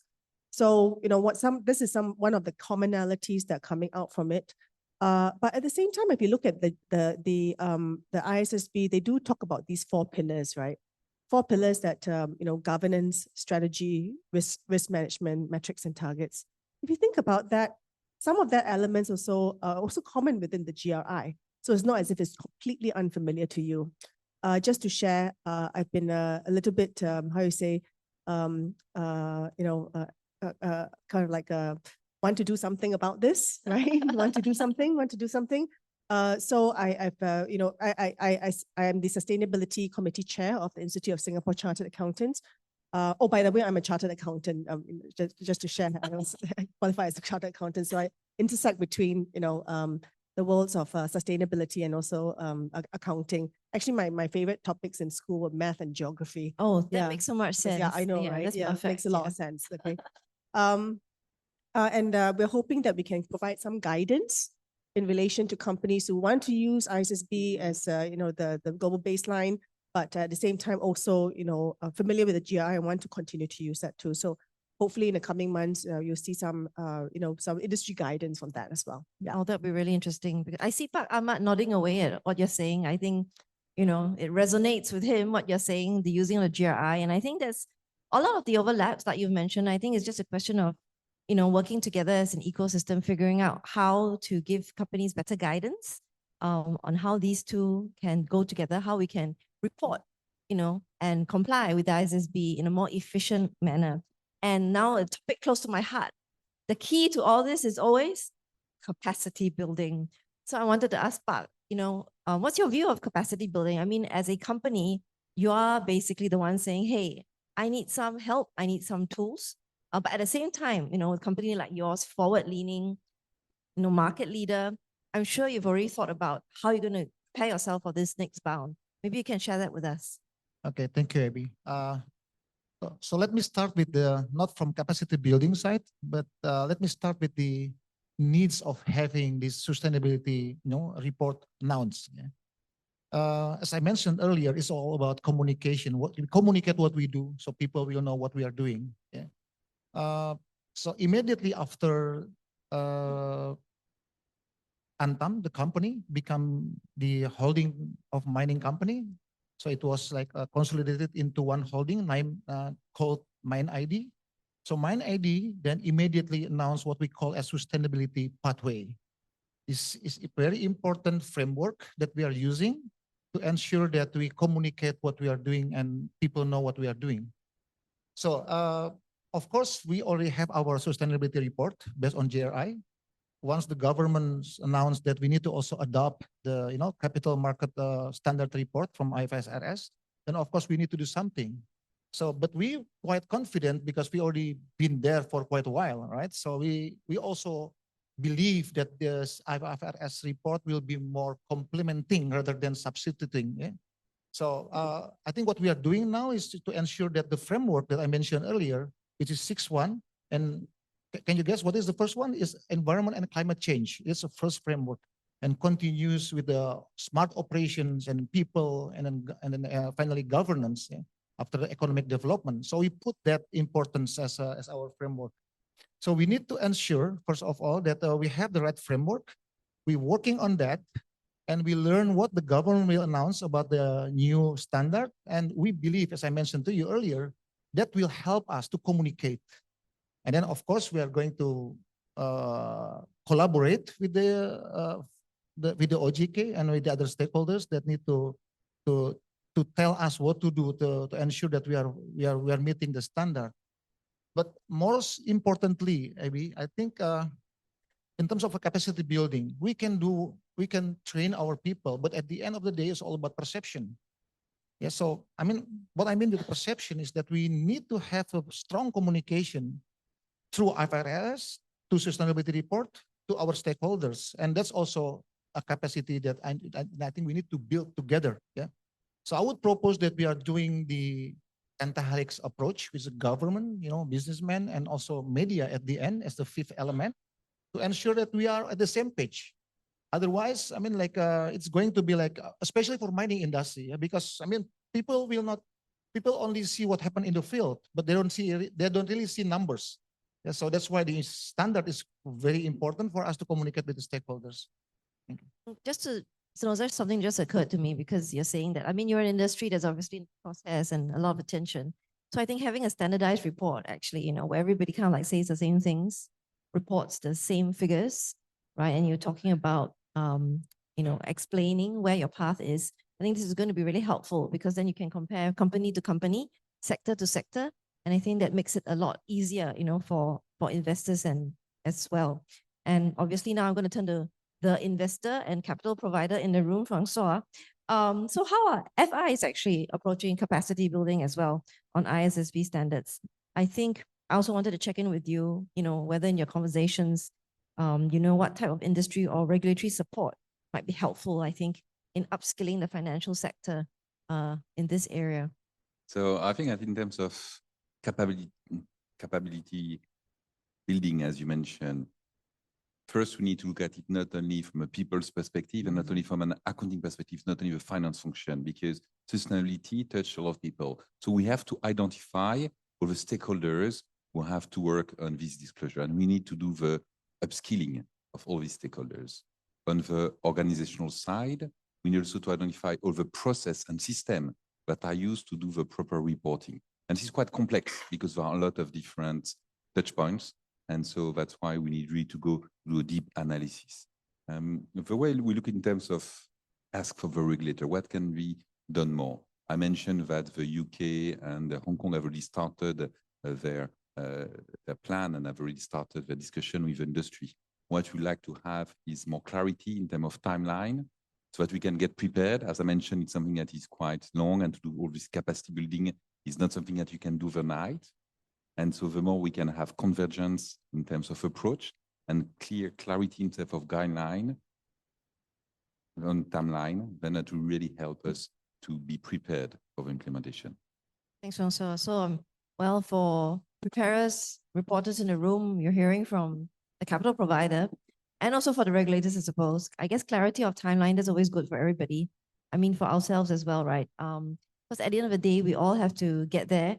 But if you're kind of too spread out, there's going to be a bit of a dislocation in the market. And I mean, just this is a point that I discuss sometimes with my team. When I'm talking about timelines, how long do you want to take to get there? So we always have to balance, right? What your companies can do, what's going to be reasonable, what will be a just transition period for them, versus the fact that if your company or one of few companies, maybe they haven't been as active or they don't think about it as much as other companies and they are falling behind. At the end of the day, if there are more companies which are reporting, and especially if they are in the Western supply chain, you're going to see them lose out, right? I used to nag companies. I say sustainable reporting is existential. Because if you are the ones left behind, if the ones that at the end of the day end up not reporting, you're going to lose your customers, you're going to lose your market share. So I think that's kind of the balance that we're looking at. And it's a struggle. I think every jurisdiction probably has to find its own way. Every jurisdiction has to look at the standards and adapt it to their own circumstances and regulatory framework. I do want to leave time for one or two questions. So I have to turn it back, of course, to the ISSB. I hope this was a good opportunity for you to also hear about, many people's perspectives and how we on the ground are thinking about GRI interoperability, how we're going to do this in ASEAN. I think you're really familiar with the challenges and the feedback, and we're really grateful that the ISSB took in ACMF and ASEAN's feedback in the final standards and coming up with transition reliefs, proportionality, and carve-outs. So we're really grateful for that. But perhaps it'll be really useful to hear a bit of your thoughts about how you think moving forward, the GRI ISSB relationship. Yes, thank you so much. Thank you for this opportunity for me to listen to your feedback, some of the concerns about the GRI's, the further collaboration between GRI and ISSB standards. Firstly, I'd reinforce, I agree to Alice, what mentioned by Ali just now. I'd reinforce Alice's message by a couple of further colors. I think the first one is, as Ali mentioned, we have signed the first MOU in Q1 last year. Both of the two organizations, two sectors, committed to coordinate our work plan to deliver interoperability to stakeholders as much as we can, as soon as possible, right? So point one is GRI and the ISSB standards, we are complementary, but from different perspectives. As you quoted what Emmanuel said recently, actually, it's not a battlefield. It's not a battlefield. And point two, I'd like to see, for example, as one of your concerns, I heard just now, the value, the GRI massive application in value chains of local companies. Actually, on this point, there are some further collaboration actions is in progress jointly by GRI and ISSB. I think the technical teams are working on a comparison showcase for where both sides of our standards align on GHG emission, greenhouse gas emission. So that's the keys to echo to some of your concerns. Actually, we are moving. And another point I'd like to see, we really look forward to take part with our GRI colleagues in capacity building. Capacity building is another very hot topic in ASEAN.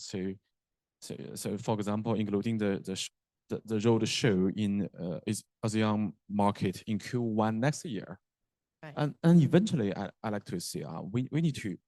It's really hard. It's not easy to achieve the collaboration in lots of stakeholders' minds. Firstly, as I mentioned, we are complementary, but from different perspectives. That's right. Not exactly the same. We focus on investors of public companies, focused on how to price, how to provide robust inputs for investors' use in their decision making, to facilitate, to support the pricing to evaluate mandate of companies.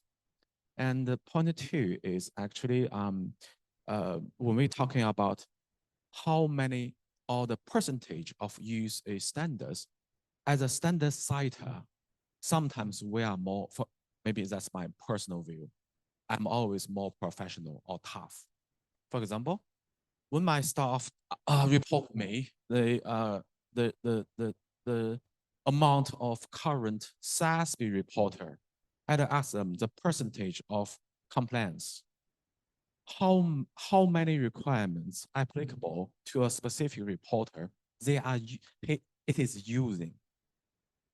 I'd like to share with you, regarding the SASB current reporter, over 65% of them are applying all of the requirements applicable to them.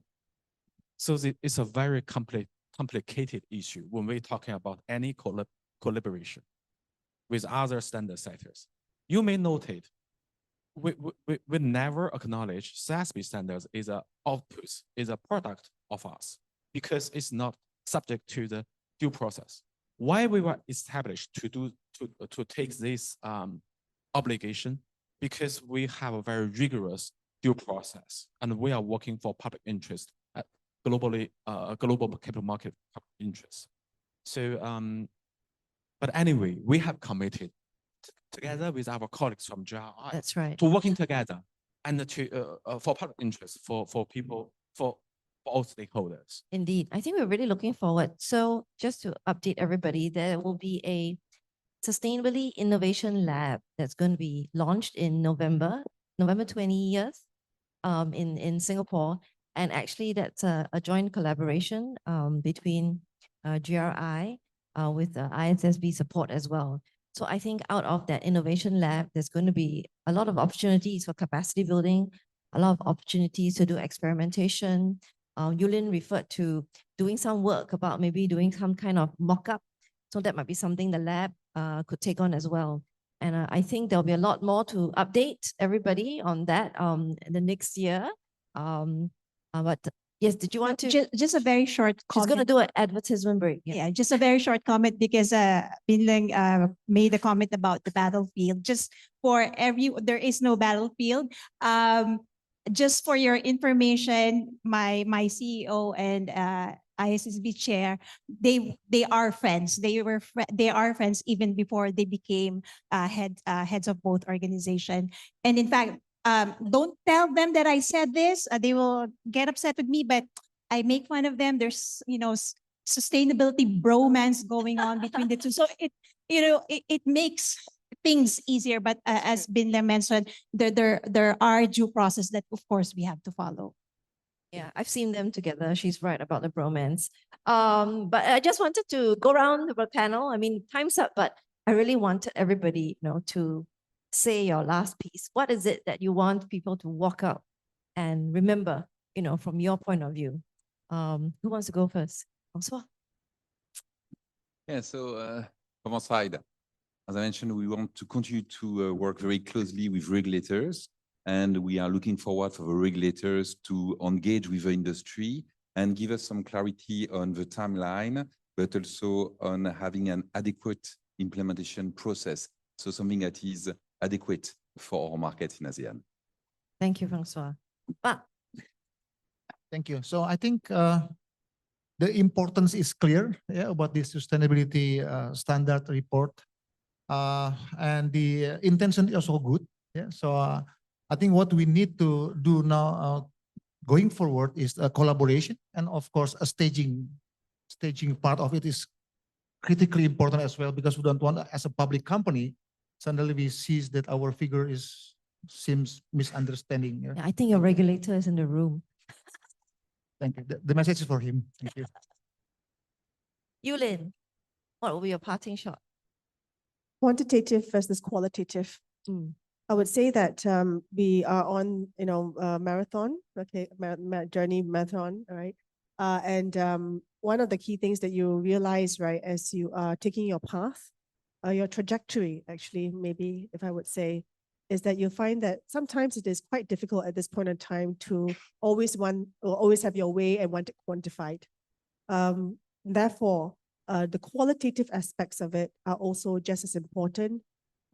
Make sure that we do that well, and we also use that well to inform our decisions and also our next steps as well. So I would say quantitative and qualitative, all important. Yeah. Thanks, Jules.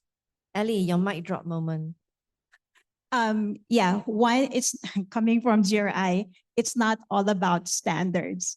Standards are there as a guide, but most importantly is the sustainability journey, the transformation that your company needs to go through to be able to produce a good report, because it's garbage in, garbage out. If you don't get the journey right, then no matter what standard you use, what's the point of reporting? Another is, I hear this a lot, and I say from companies getting spooked by, national, regional, and international regulations. In fact, I already asked my CEO for therapy sessions as a benefit because I've been hearing all this, concerns about companies. But kidding aside, so we've been getting all the companies here in the region are getting spooked by it. But rest assured that our regulators are doing something so that that there is just transition, that ASEAN is not left behind because we are as important as the other regions. Thank you very much, Ellie. Very comforting and encouraging words. Thank you for that. Ping, your last few words for the audience. May I have your permission? Yes. Actually, we are helping you to get funded for your performance in sustainability related.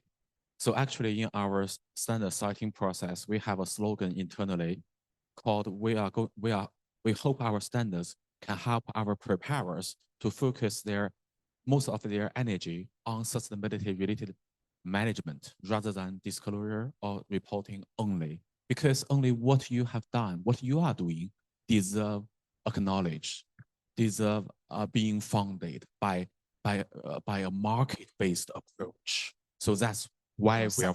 Over form. The last point, if I may add, say, try to consider very carefully, very seriously from the very beginning of your journey towards a site of high quality disclosure standards, digital reporting taxonomy or digital consumption, that if ASEAN want to form a concrete regional voice in the citing of the forthcoming IWSB standards to participate in effectively the international governance of this set of standards and as well as the implementation, you must consider the digital consumption because that's the only way what professional investors, they are using your data. Yeah, I think that's a really interesting thing. And ACMF is also thinking about digital reporting and digital taxonomy. I think that's probably another panel or keynote for the next conference. But can everyone in the room put your hands together and join me in thanking our wonderful panelists today? Thank you so much, moderator, and also all panelists. And now we would like to invite you to have a photo session as well as for the token of appreciation presentation. And we would like to invite Ibu Justini Septiana, Deputy Commissioner of Spatial Inspection and Issuers and Securities Transaction Supervisions of OJK to present the token. Thank you once again to Ms. Abigail Ng, the moderator for the last panel session. And also all of the panelists during this session. Mr. Bing Le, Dr. Alinat Adige, Ms. Fang Erlin, Mr. Franco de Maricourt, and Mr. Ahmad Adianto.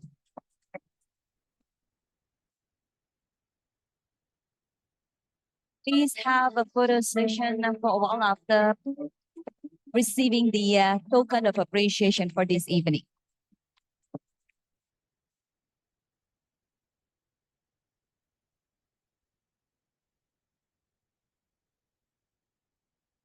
Ladies and gentlemen, after this, we still have a very interesting session that will be the leaders' conversation. So please just remain here with us and let's follow the whole program for today's ACMF International Conference.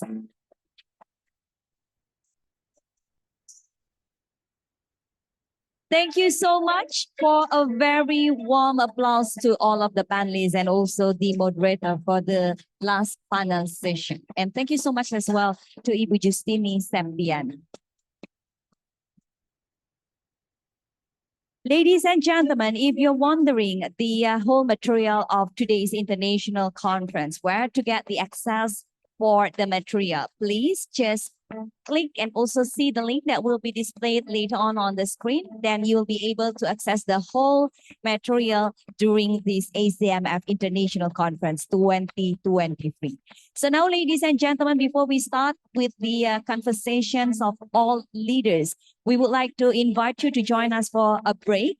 The break is for coffee and tea, and as usual, it's already provided at the foyer area of this room. Please can return back to this room 10 minutes after this, as we will start the conversations for the segment of leaders conversations. So once again, enjoying a coffee with friends is the best time in the whole day. So please just use this opportunity to have a networking session. We'll see you again at 4:30 p.m. local time. Enjoy your coffee and tea.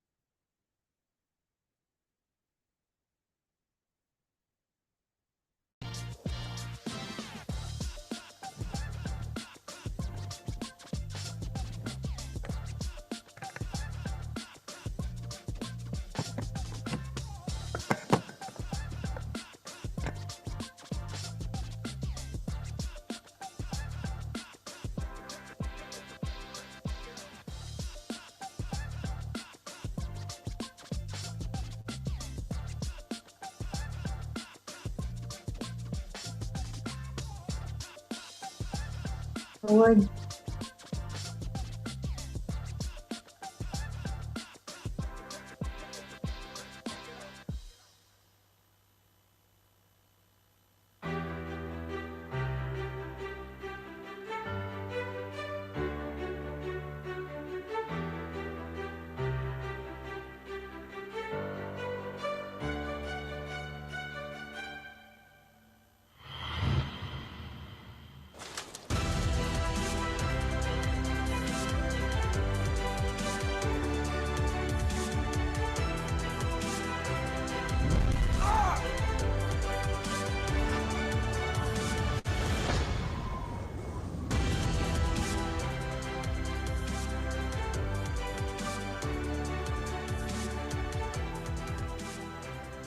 You know, nature always impart a remembrance of sweetness in our hearts. Similar to loveliness stored at the edge of memory to keep giving us a reason to smile.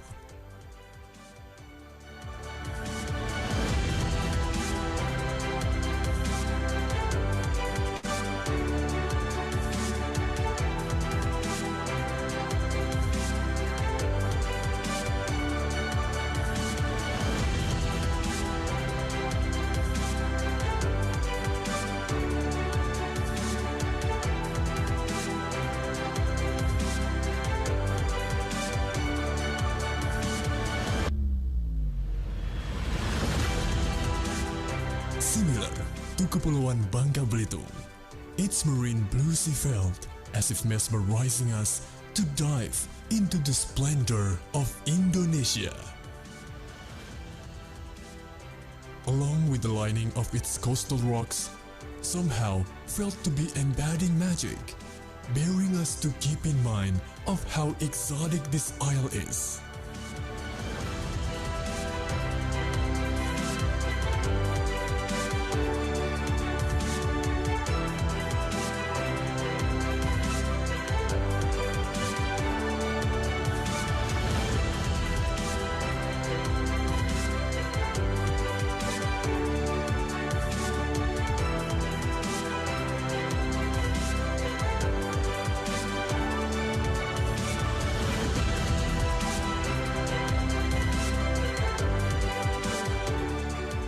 Kepulauan Bangka Belitung always deliver you adventures that your mind will never want to forget.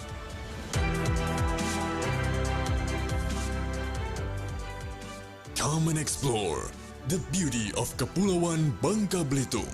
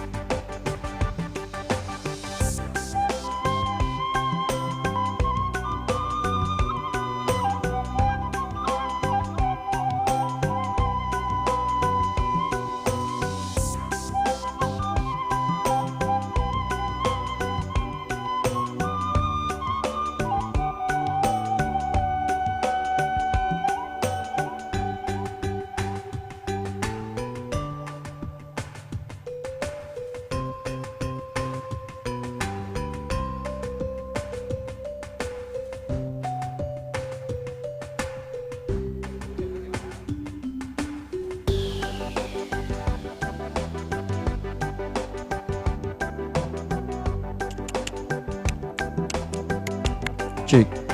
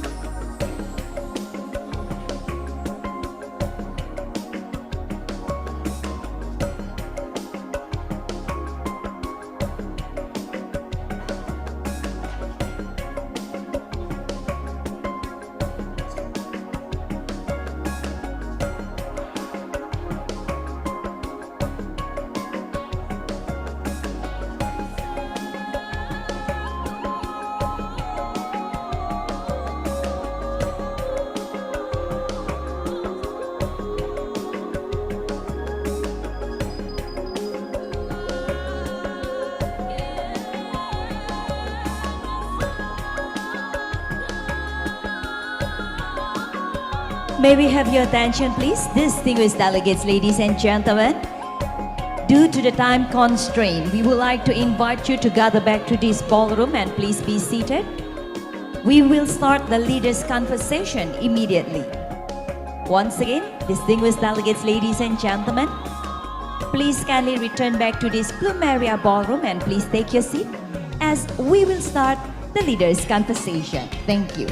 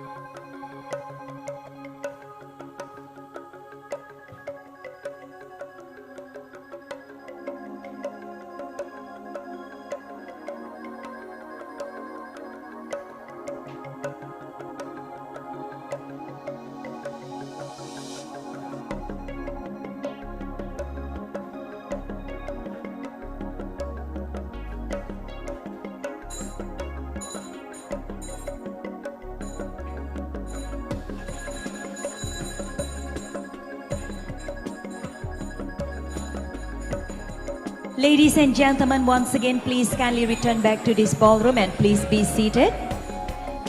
And on the screen right now, we already displayed the link to download the whole material during this conference. Thank you.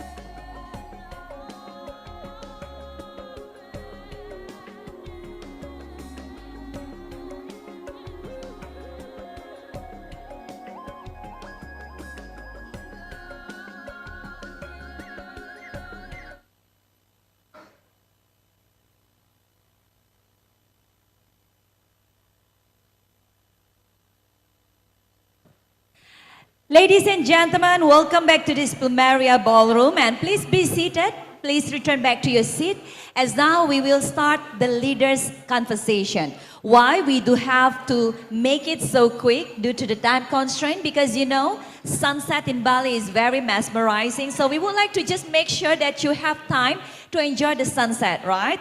Yes, your smiles and also your laughs.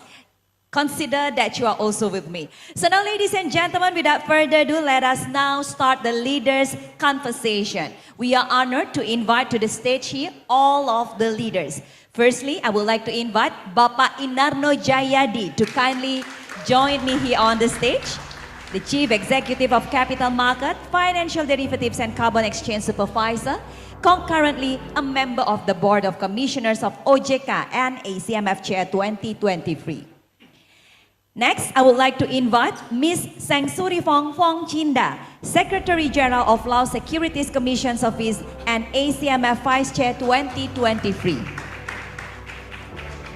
His Excellency, Mr. Su Chi, Head of Delegates of Securities and Exchange Regulator of Cambodia. Dr. Awang Adek, Chairman of Securities Commissions, Malaysia. His Excellency, Mr. Mong Mong Win, Deputy Minister of Finance of Securities and Exchange Commissions of Myanmar. Mr. Calvin Lester K. Lee, Commissioner of Securities and Exchange Commissions of Philippines. Ms. Abigail Ng, Executive Director of Monetary Authority of Singapore. Mr. Phan Hoi An, Deputy Director General State Securities Commissions of Vietnam. And also, Ms. Fadzila Abu Bakar, Executive Director Brunei Darussalam Central Bank, who joined us in virtual way. And I would like to also introduce the facilitator during this leaders' conversation. Ladies and gentlemen, our facilitator is His Excellency Mr. Su Chi, the Director General Securities and Exchange Regulator of Cambodia. The stage is yours. Okay, thank you very much. Let's start our last session. It is my privilege, to share and to moderate this session among all the regulators from ASEAN. And as Commissioner Kevin said, no one could ask him question, but I could right now. Okay, let me say a few words about the ACMF. We all know that ASEAN Capital Market Forum was established in 2004 under the auspice of ASEAN Finance Minister as a high-level grouping of capital market regulators from all ASEAN jurisdictions, namely Brunei Darussalam, Cambodia, Indonesia, Laos, Malaysia, Myanmar, Philippines, Singapore, Thailand, and Vietnam. The ACMF was formed in the spirit of collaboration, inclusivity, and mutual support.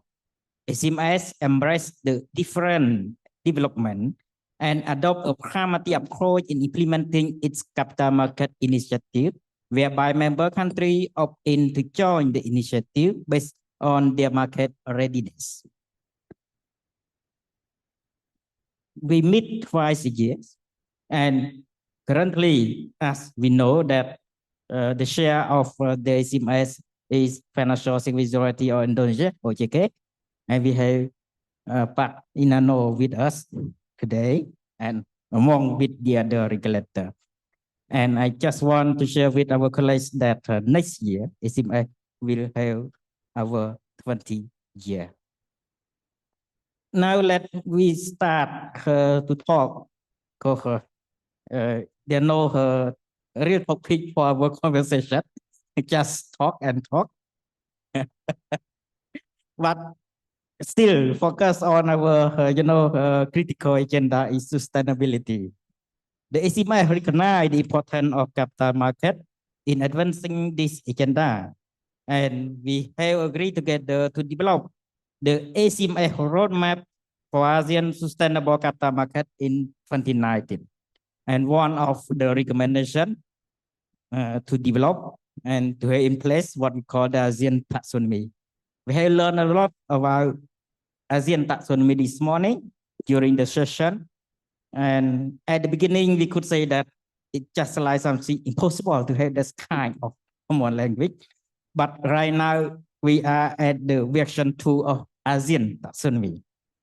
So to share the journey to develop of the ASEAN taxonomy, I would like to invite Madam Fahila, Executive Director of Capital Market from Brunei Darussalam, as BDDC is the chair of ASEAN Taxonomy Board. So I would like to invite Madam Fahila to share the development of ASEAN Taxonomy, the aim for capital market and the benefit for stakeholders in the region. Please, Madam. Thank you, Your Excellency. So, Suchet. Assalamualaikum. Good afternoon, ladies and gentlemen, both in the audience and those listening in online. First and foremost, I would like to humbly extend my gratitude to ACMF and OJK for inviting me to speak on behalf of Brunei Darussalam Central Bank, BDCB, in this important event. It's unfortunate that we are not able to be there in person alongside other esteemed ACMF colleagues. I'm sure you are enjoying yourself in Bali. Maybe first and foremost, I'll share first. Brunei Darussalam's capital market industry is still in its early stages of development, with the banking industry playing a dominant role in the financial sector. We have been actively developing the capital markets through regular issuances of short to medium-term government securities and central bank I-bills, as well as other initiatives to foster and promote a conducive ecosystem in support of the country's diversification goals. We've benefited a lot from our membership in ACMF in many aspects, particularly in terms of capacity building and also helping us elevate our standards in supporting cross-border synergies. Previously, this covered more foundational aspects, and now focusing more on sustainable finance. BDCB has adopted some ACMF standards to signal our support, as well as a means to guide those who wish to issue green, social, or sustainable bonds or sukuk in Brunei. Additionally, BDCB is in the final stages of developing the Brunei Darussalam Sustainable Finance Roadmap, which aims to set forth strategic directions for the financial sector to transition towards being climate resilient and sustainable. So one of the plans within the roadmap would be to include development of a taxonomy. And as you know, developing a common taxonomy was identified in the roadmap for ASEAN sustainable capital markets as one of the priorities in developing sustainable finance in ASEAN. We recognize that as a region, we intend to move further together and foster orderly transition towards a low carbon and environmentally sustainable future. The need for an ASEAN taxonomy for sustainable finance became apparent following findings from 3 separate reports prepared by the ASEAN finance work streams.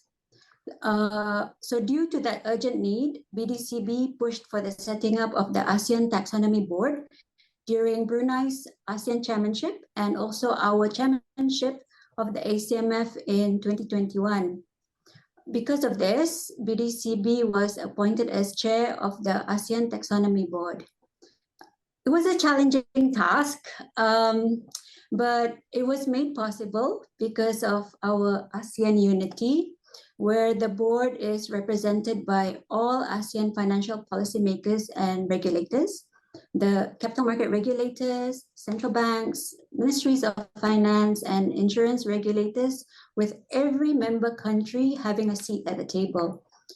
High-level principles for developing and implementing the ASEAN taxonomy were discussed, of which the ASEAN Finance Workstream representatives agreed that, amongst others, the ASEAN taxonomy arching guide for all member states and provide a common language and complement respective sustainability initiatives, taking into consideration widely used taxonomies and also other relevant taxonomies.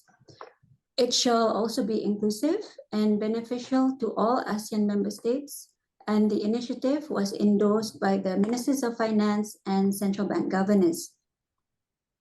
So building on the high-level principles, the taxonomy was then designed to have a tiered approach that contained layered definition and criteria to cater to the different state of readiness within ASEAN. A list of 6 focus sectors was identified and agreed upon based on their GHG emissions profile and contribution to gross value add, where the energy sector was the first that the ASEAN taxonomy aims to address. Without a common taxonomy, the regional approach will be fragmented and investors in the region may be discouraged, having to incur additional due diligence costs for each jurisdiction they invest in. So to date, I think the panel this morning covered this. Following the release of versions 1 and 2 of the ASEAN taxonomy in November 2021 and March 2023 respectively, the ASEAN Taxonomy Board continues to reflect on developments and implementation challenges of other taxonomies and providing guidance on the development of the ASEAN taxonomy. The stacked approach to setting the targets or thresholds, which has generally received support from stakeholders and businesses, hopefully including those in Brunei, to kickstart transition efforts as soon as possible and accelerate their emission reduction efforts over time. In developing the ASEAN taxonomy, we have consulted closely with the relevant stakeholders and closely followed international, regional, and national developments. We are heartened that the ASEAN taxonomy has been discussed and cited at various fora and platforms. The taxonomy is intended to operate together with a transition finance framework and also a disclosures framework. As such, the ASEAN Transition Finance Guidance that was launched today will enhance the benefits of the ASEAN taxonomy. Moreover, the ASEAN taxonomy can be applied to various stakeholders. Regulators ourselves can use it as a benchmark when setting requirements for green issuances. Companies can use it as a reference for self-assessment to assess feasibility of issuing green bonds or sukuk, or receiving sustainable financing, or as a benchmark for demonstrating green credentials without the risk of greenwashing.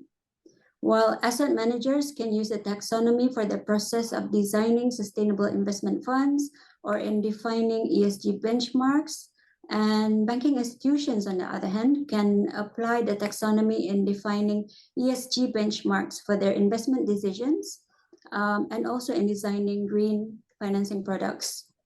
So the ASEAN Taxonomy Board has been working nonstop to continue building on the taxonomy that meets ASEAN's needs, maintain its credibility, and ensure interoperability. And on behalf of the ATB chair, we thank everyone that has been involved directly with the work, as well as those who were involved in providing your valuable feedback. That's all from me. Thank you. And I'll now pass the floor back to His Excellency Soe Chi. Yeah, thank you very much, Madam Arjila, for your briefing about the journey of our development of the taxonomy, ASEAN taxonomy. So far, I think not like this one. Before we have that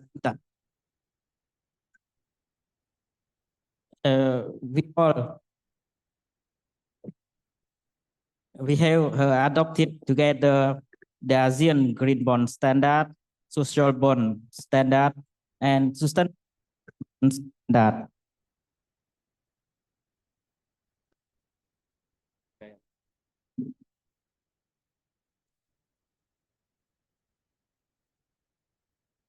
Which were the ACMI initiative attempt to create the common definition. Today, with all these standards, we have over 41 billion USD label in using this ASEAN standard. Before I turn to Pak Inano for some perspective as the chairmanship of the ACMI this year, I just want to share a few words about Cambodia first. SELC benefit a lot from the ASEAN Green Bond Standard and also from the development of the other standard of ASEAN. As of today, Cambodia have 20 listed companies on the Cambodia Security Exchange, and which 11 company issue stock, while other 9 company issue bond. We are at the stage as what we call the young market in the region. The 20 company raised around more than 300 million USD foreign market.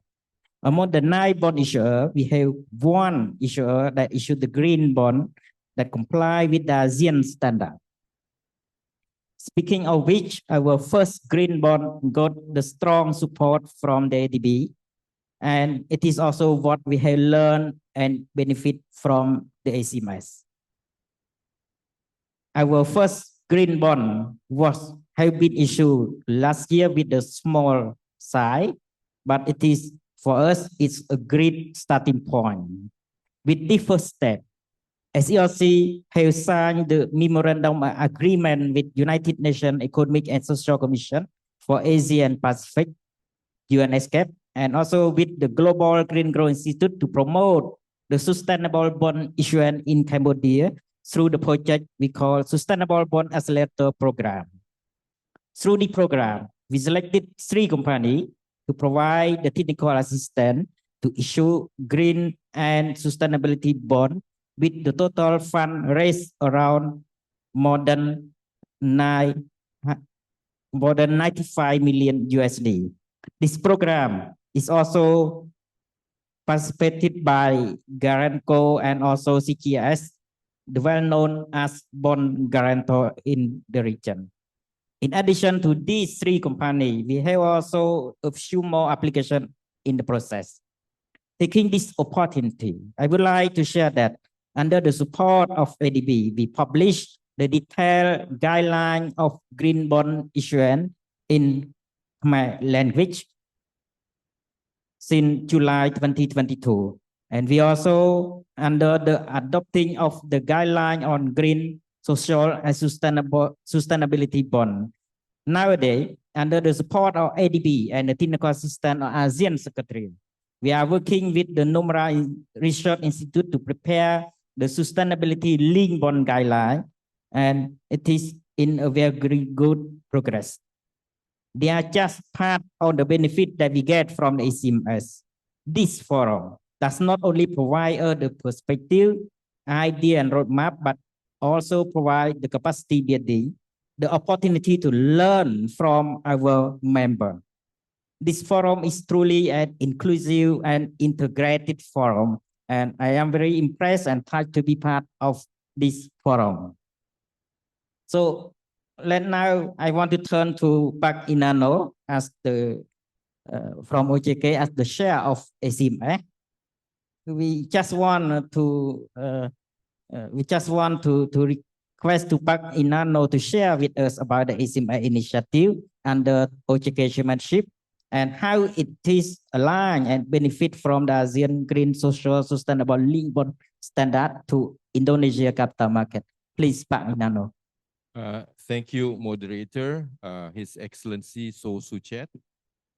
As you know that this year, ACMF has achieved another set of milestones in implementing sustainability initiatives, focusing on transitions, comprising in particular Asian transition finance guidance and collaboration with ISSB towards promoting sustainability disclosures in Asian by the feasibility of adopting ISSB standards.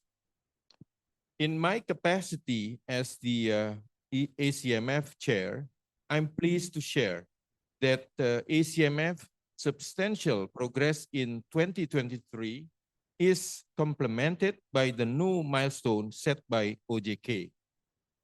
This month, OJK has issued a new regulation to broaden the scope of sustainability theme bonds. The expansion encompasses social bonds, sustainability bonds, and sustainability-linked bonds, in addition to the existing green bonds. We also incorporated the sustainability framework into our Sharia securities. So now we also facilitate the issuance of social sukuk, sustainability sukuk, sustainability-linked sukuk, and sukuk wakaf. By expanding the scope of these type of instruments, the scope of project that can be financed has widened. This new regulation enables the financing of projects aimed at addressing the social impact of climate change can be financed through the issuance social bonds or social sukuk. In the development of this regulation, Asian standards has become a crucial point of reference. Reflecting on ACMF's journey in promoting sustainable finance, we initially began with use of proceeds bonds, then performance-based bonds with sustainability-linked bonds, and we are now addressing the concept of transition finance. Transition is no longer confined to the activity level. It extends to the entity level and subsequently the national level. OJK has gained valuable insight during its chairmanship of the ACMF, including the importance of consistently conveying leadership message, ensuring alignment with globally accepted standards, fostering collaboration and partnership, maintaining inclusiveness, and emphasizing stakeholder engagement. While ACMF members may be at varying stages of progress due to the diversity in their development, we are all aligned and heading in the same direction. Thank you. I'll give back to you. Yeah, thank you, Pak Inano, for the briefing of what the important that you get from ACMF for the Indonesia capital market. And let now turn to Commissioner Kevin from Philippines. We all talk about this sustainability, but today's session we have also one session talking about the corporate governance. We could not forget that one. That's the ground as the sustainability journey that we start long time ago. And we understand that we have revised the ASEAN corporate governance scorecard. But let me invite you, Commissioner Kevin, to share about how ACMF develop and promote the implementation of corporate governance in ASEAN and align ACGS with international standard and also the development of capital market in Philippines. Please. Thank you, Your Excellency. So two points to that question. Oh, sorry, before that, can I just say very quickly to Pak Enarno and of course to Ibu Retno, thank you very much for the very comfortable batik and of course for the wonderful hospitality that we have received over the last couple of days. No? Anyway, back to business. Oh, okay, clap first. I'm sorry. Anyway, back to business now. To answer your question, Excellency. So essentially, the SEC Philippines, I'll deal with the ACMF side. Now, the SEC Philippines is the chair of the corporate governance working group. So that's working group D. Now, and of course, we play a vital role in that promotion and implementation of good corporate governance within ASEAN. And we do this through the assessment of the different ASEAN listed companies using the, as mentioned extensively during my panel earlier, the ASEAN Corporate Governance Scorecard. Now, currently, 6 ASEAN jurisdictions participate in the regional assessment. And the main objective, of course, of that assessment is to give greater international visibility to these well-governed ASEAN companies. And the scorecard is, as we also discussed earlier, continuously improved based on and aligned with, of course, the internationally recognized best standards. And so the ACGS has just recently been revised to align with the revisions to the G20 OECD principles of corporate governance, and of course, to base it as well with other international corporate governance standards.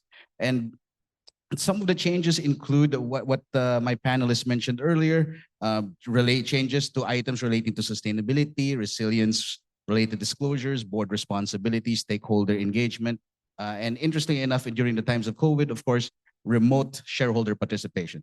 In any case, in the revision process, we had the privilege of working with and collaborating with some of the best corporate governance experts in the region and globally, and I laud them for their efforts and their help to us in that regard. Now, I will move, Your Excellency, to discussions on the Philippines. Now, when it comes to development of Philippine capital market, we've made a number of fairly aggressive changes. I think next week, if I remember correctly, the date is next week, we'll be launching officially with our exchange short selling finally in the Philippines. So that's one.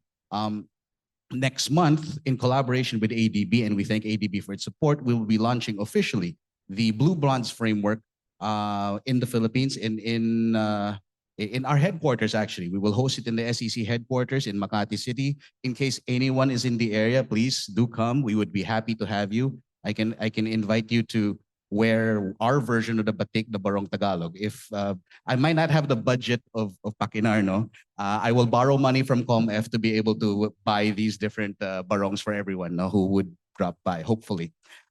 What other initiatives we have done recently is we have aligned with ACMF. So we've issued these different sustainability-linked bond standards, green bond standards, based on ICMA principles, based on the ASEAN standards.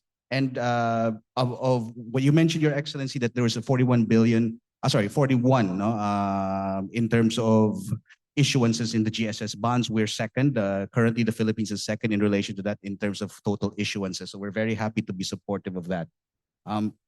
We've also, sorry, let me just quickly my notes. Too many panels now. I forget now.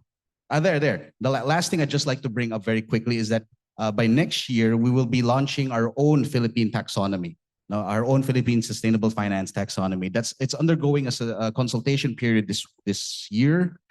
We hope to issue it and implement by Q1 2024. So there's a lot of work ahead, Your Excellency. I think you've seen that. Now, within the ACMF and within the Philippines, we look forward to further collaborations with our partners in the ACMF, and of course with a lot of work as well with our regulatees in the Philippines. And we look forward to continuous improvements for the capital markets in the Philippines and of course in ASEAN. So back to you, Your Excellency. Thank you very much. Yeah, thank you, Commissioner Kenwin. So actually, all the members have benefit from the ACMS. And now I want to turn to Malaysia. And we know that the Security Commission of Malaysia is the co-chair of ACMS Sustainable Finance Working Group. So we just want to invite Dr. Wong, the chairman of Security Commission of Malaysia, to share on how ACMF promote and develop sustainable finance in the region and alignment to international standard, and also Malaysia recent sustainability and transition development. Please. Thank you, Moderator, Excellency Suchet, colleagues, and ladies and gentlemen. First of all, I want to say that I'm very impressed with the audience that remain very much intact despite the long day that we have had. I see only 3 chairs vacant. The rest are all occupied. I don't know what Pak Inano does, but certainly he did the right thing of keeping the audience and actually much has been said over the last 2 days. Yesterday, the whole day, and today, another whole day, you know. And we have covered many issues, areas of importance, you know, on sustainability, corporate governance, standards, disclosures, and bonds, and all that. So I'm not sure what else to say without really repeating what has been discussed. But I share with Kelvin that perhaps one thing that has not been said enough is to convey our appreciation to OJK, you know, for the excellent hosting of this event in beautiful Bali. The last time I was in Bali was 20 years ago, or even more. Although I look very young, but actually, you know, I'm an old man, you know. But certainly you never get enough of Bali, you know. It's always a very impressive, and yeah, the hospitality, the friendliness of people. And also our special thanks to Pak Inano for leading the team, OJK team, the secretariat and all, you know. And also for chairing the ACMF this year with great vision and purpose, resulting in the completion of many important initiatives for ASEAN capital markets. And this is an act difficult to follow, but we shall not fail Inano. We shall try to follow in his footsteps. We look forward to this good work being continued by Madam Ponchida, yes, and the Laos Securities Commission Office, who will be taking the helm for 2024. And Malaysia is a vice chair, so we will give you fullest support. Just tell us what you want. We'll be there. We shall be there. But, you know, the events in the last 2 days, yesterday and today, and the fact that we are still here at this hour shows that ACMF is very important and very relevant. It is also a testament to our collective commitment to nurturing sustainable practices, aligning them with international standards, and bringing the unique voice of ASEAN to the forefront of international standard setting organizations.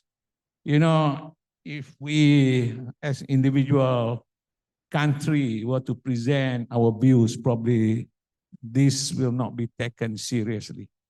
But as a bloc, ASEAN, I think we can be much more effective. And this is the true value of ACMF.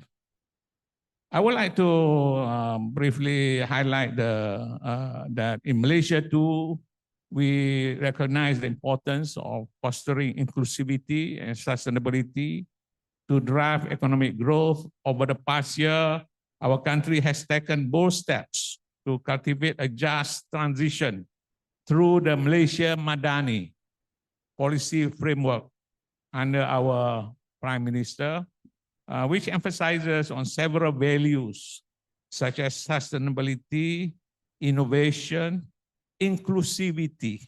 This is very important in Malaysia these days, and of course, compassion, among others. Malaysia has initiated efforts to pave the way for transition towards a low-carbon economy through the introduction of several roadmaps, all these introduced this year. These include the new Industrial Master Plan 2030, National Energy Transition Roadmap, NETA, and Hydrogen Economy and Technology Roadmap. We strongly believe that the capital market, fundraising and financing can play a key role in supporting the aspirations of not just Malaysia, but the ASEAN region in fostering the transition towards a more sustainable and inclusive society. I am proud to share with you the significant developments and achievements that the SC has spearheaded throughout the year.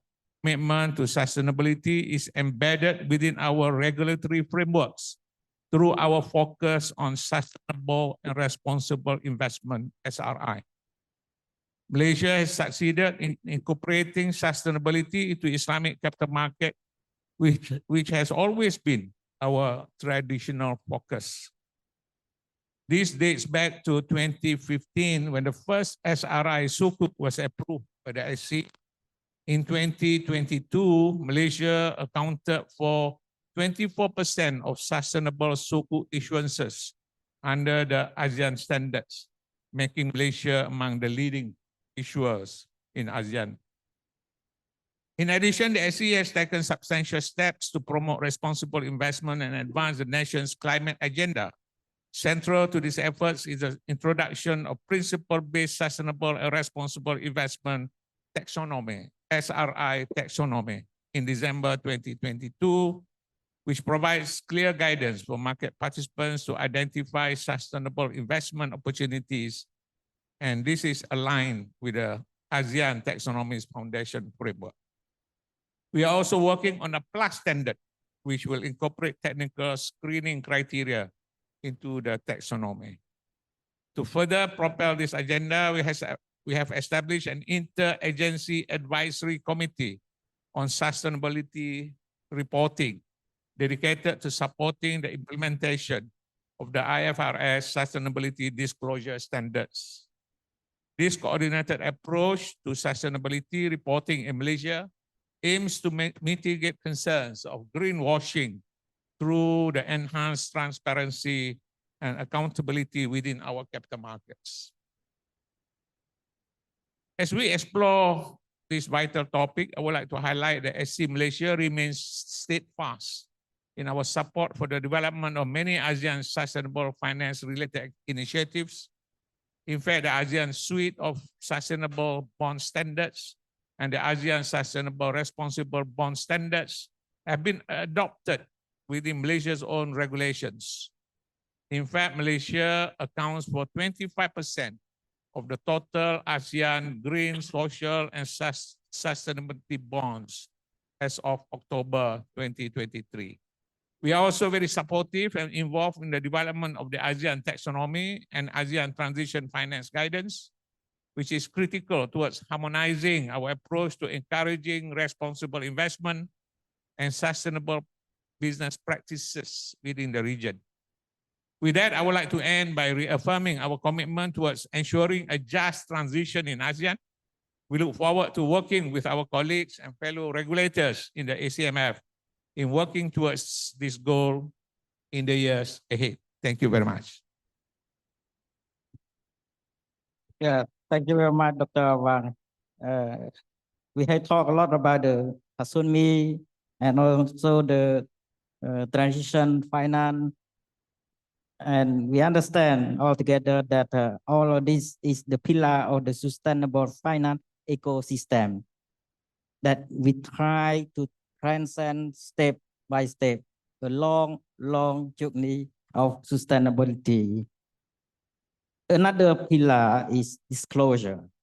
And we just hear from the last session on this disclosure. And also MAS, Monetary Authority of Singapore, lead the ACMF disclosure initiative. So I would like to turn to Abigail. Can I invite you to share about the ACMF initiative to promote and develop the disclosure standard of ASEAN in the region and the alignment of ASEAN standard with the international standard and how ACMF bring the voice of ASEAN to the international standard sector organization, please. Thank you, Excellency. Just let me join my other colleagues on the stage in thanking Ojaka and Pak Inano for the hospitality, not just today, but the whole year. He has not only fed us well, he has clothed us well whenever we come. Thank you very much I now have an enviable collection of batik, and everyone is from Pak Inano. Thank you, sir. So on Work Group A, which MAS chairs, is a work group that we've chaired for some time, and it used to be focused mainly on disclosures, right? So traditional disclosures that us as securities regulators focus on. But of course, the focus has pivoted or broadened maybe in a way to sustainability disclosures because the development in this space has been so fast. And I think you've had the chance today to hear a little bit, scratching the surface actually, with the panelists that we have here today. And I'm just going to give a little bit more insight about how ACMF has been plugging in and how ACMF this year, especially under Ojaka's leadership, has really leaned into this space. So just a little step back.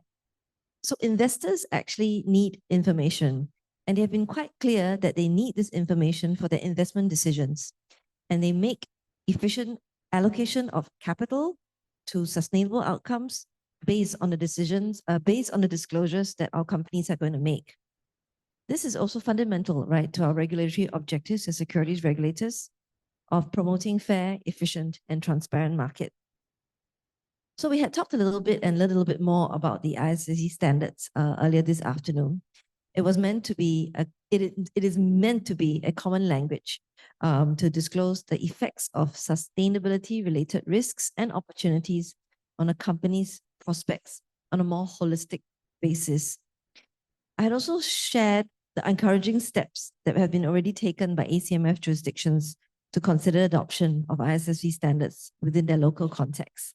So quite a few jurisdictions have either rolled out consultations or already put in place. Many jurisdictions here have already formed cross-agency and interagency committees in order to look at this space and to roadmap implementation. Just yesterday at the ACMF chairs meeting, ACMF established and signed a document to have the collaboration platform with the ISSB. This platform is meant to provide ongoing feedback to ISSB on its standards development, taking into account the ASEAN perspective. As mentioned earlier, I think ASEAN as a bloc, we can get more attention as opposed to us giving feedback individually sometimes. So I'm very heartened to report that the ISSB in the earlier engagements in March had taken aboard ACMS feedback, and this has been seen in the final S1 and S2 standards that were published in July. With ASEAN as the 5th largest economy in the world, it is important for ACMF to continue to have a clear voice and a key role in shaping the development of the global language for sustainability disclosures. In addition, moving forward, for our work plan, ACMF will continue to work very closely with the ISSB, as well as with other relevant stakeholders such as the GRI. This will be key for delivery of capacity building and providing practical guidance and toolboxes for ASEAN stakeholders to support this development and to transition towards sustainable capital markets in ASEAN. I also like to take this opportunity to give an update on sustainable infrastructure financing. This is another area that Work Group A had looked at this year as part of the ACMF Action Plan 2021 to 2025. This project was to explore a bond private placement corridor to facilitate infrastructure financing. So according to the ADB, ASEAN economies are estimated to need US 3.1 trillion of infra investment from 2023 to 2030 to sustain economic growth, reduce poverty, and of course to respond to climate change. So in a region where about 90% of all infra development is traditionally financed by public resources, private capital will sorely be needed to bridge the financing gap. Bond private placements will therefore be one of the avenues through which international capital can flow into ASEAN to assist with this. The ADB has useful resources on its website that prospective investors can already access to get a better understanding of the bond markets and regulatory frameworks in the various ASEAN jurisdictions to enable them to do this better.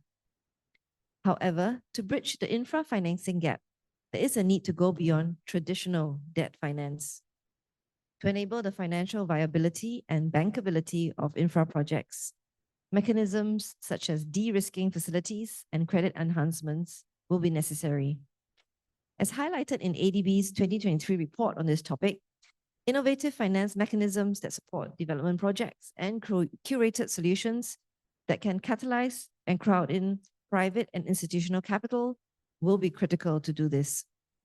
In turn, this will all require effective action and collaboration of all stakeholders in the infrastructure project lifecycle, which is beyond the remit of just us securities regulators. So just to cite, there are regional platforms such as Infrastructure Asia, which already facilitates discussions between governments and players across the value chain, and this will be very helpful. In particular, Infra Asia has an Asia Sustainable Infrastructure Advisory Panel, comprising of international and regional sustainable infra development and financing experts, and they will be able to provide valuable insights and feedback. Infrastructure Asia shares these insights with governments with whom they engage with, including the ACMF at our platform and dialogues. So that, Your Excellency, would be an update from Work Group A and MAS. Over to you. Yeah, thank you. Thank you so much, Abigail, for your updating. You know, this is the first ever that ACMS talk and have the conversation outside the meeting. We always have discussed only in the meeting and closed door.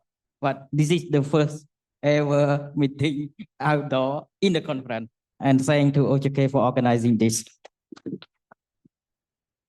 And let's now turn to our colleague from Vietnam. We would like to invite Ms. Phan On, Deputy Director General of the Department of International Cooperation, to share about the benefit of ASEAN Corporate Governance Scorecard and also the development of this ACGS in Vietnam, please. Thank you, Your Excellency. Since there is a counting down screen over there, so please just let me quickly read my notes. Vietnam has actively participated in ASEAN CG scorecards since its launch in 2011. After 12 years of joining the initiative, Vietnam recorded an increase in both the number of enterprises evaluated each year and the assessment score of the participating company. Striving for good governance has brought swift results to businesses. Market data shows that companies with high CG scores have a high valuation and profitability. Obviously, these companies are also more attractive to foreign investors and easier to access capital sources to fund their business operations. In 2019, the first version of Vietnam CG Code of Best Practices were developed by the NSC of Vietnam with the support from IFC. The code is a collection of recommendations for Vietnamese public and listed companies covering best practice and standards that go beyond the minimum requirement in existing laws and regulations.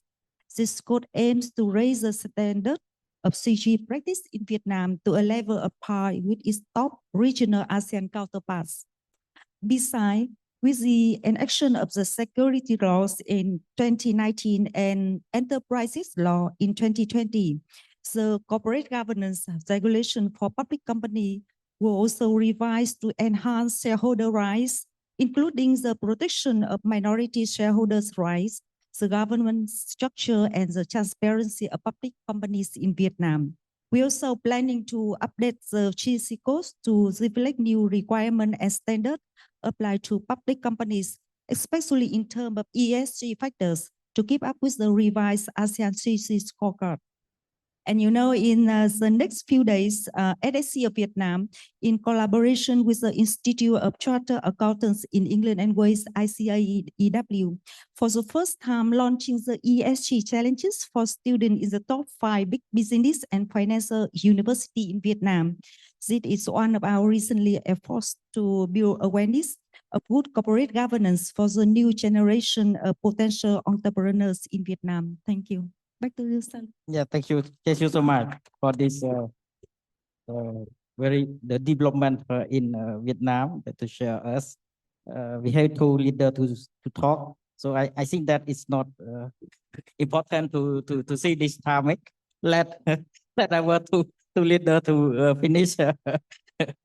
So I just want to invite first Madam Phong Chanda our next ACMF share for next year, to share with us how it benefit from the ACMS initiative toward the domestic policy and also the development of capital market in Laos. Please. Thank you, Excellency Sujit, and also thanks for the hospitality of the OJK and also the support from ADB and also our members, ACMF members. So first of all, let me start my conversations with Lao stock capital market development. But before we go to see the picture of the current situations, I would like to share with you all about where and how that we are estimate our capital market.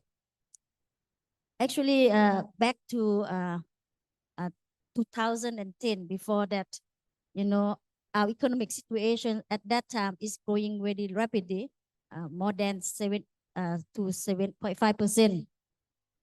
At that time, is need a lot of fund to support our economic growth. So together that only the fund from the banking sector is not enough.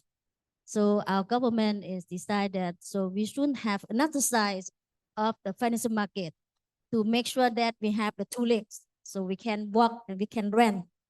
So even at that time, our economic situations, our business activity, and also in terms of the standard is still under, you know, under regional and international standard. But because of the need, so we have to develop and we consult with the member. Of course, we have the friends like you guys, ASEAN and also internet. We can work hand in hand. So at this, since 2010, we establish our capital market with SOE, restructuring and listed in our market at that time. And now we have 10 listed company and 3 products that trading in our capital market, the stock, corporate bond, and also government bond that mobilize fund domestically and international. So now quite significant in terms of contribute to the GDP growth is cover around 80% of GDP during the 13 years of development. And we have around 29 security intermediaries that provide the service in our capital market. So all the things that we can run through our more than 19 years, that we upgrade our standard of supervisions and also in terms of the market operations. Of course, we cannot deny that without your health and system, we cannot have today. So what is the net? What we are benefit from our members. So we have to, frankly speaking, that we take on what is possibility can apply to the Lao context, because we start with a very low level, at very initial state of development. So now, first, we can see significantly in terms of the regulatory framework. We can apply from the ASEAN regional standard and also international one. So we have our regulatory framework for our supervised under our authority is more than 90 regulatory. And we issue the guideline for the CG for public, then this is a company in 2009. So at 3 years after that is the period of trial evaluation. That's why you cannot see from the screen when the panel show that we don't have a CG scorecard yet. And we expect next year is the first year of the actual evaluations. So hopefully it's the coming year we can have some figure and shares with you guys. And the second thing that is significant that we applies what we have done from the ACMF initiative is in terms of the disclosures and reporting. So this one we update time to time to ensure that we are in line with the international and regional standard. Additionally, we just amended our declaratory in terms of the disclosures, and we include the sustainability in our context of our declarations in last year, 2022. More than that, in order to increase the market confidence and also the investor, we set up a roadmap for implementation the IFRS up to 2026 onward. We expect that to apply on for the public company, so that we encourage the listed company to set out their own work plan to transitions to the IFRS implementations. And the next that we apply for the CIS framework. Right now, even we don't have the fund manager yet, and we don't have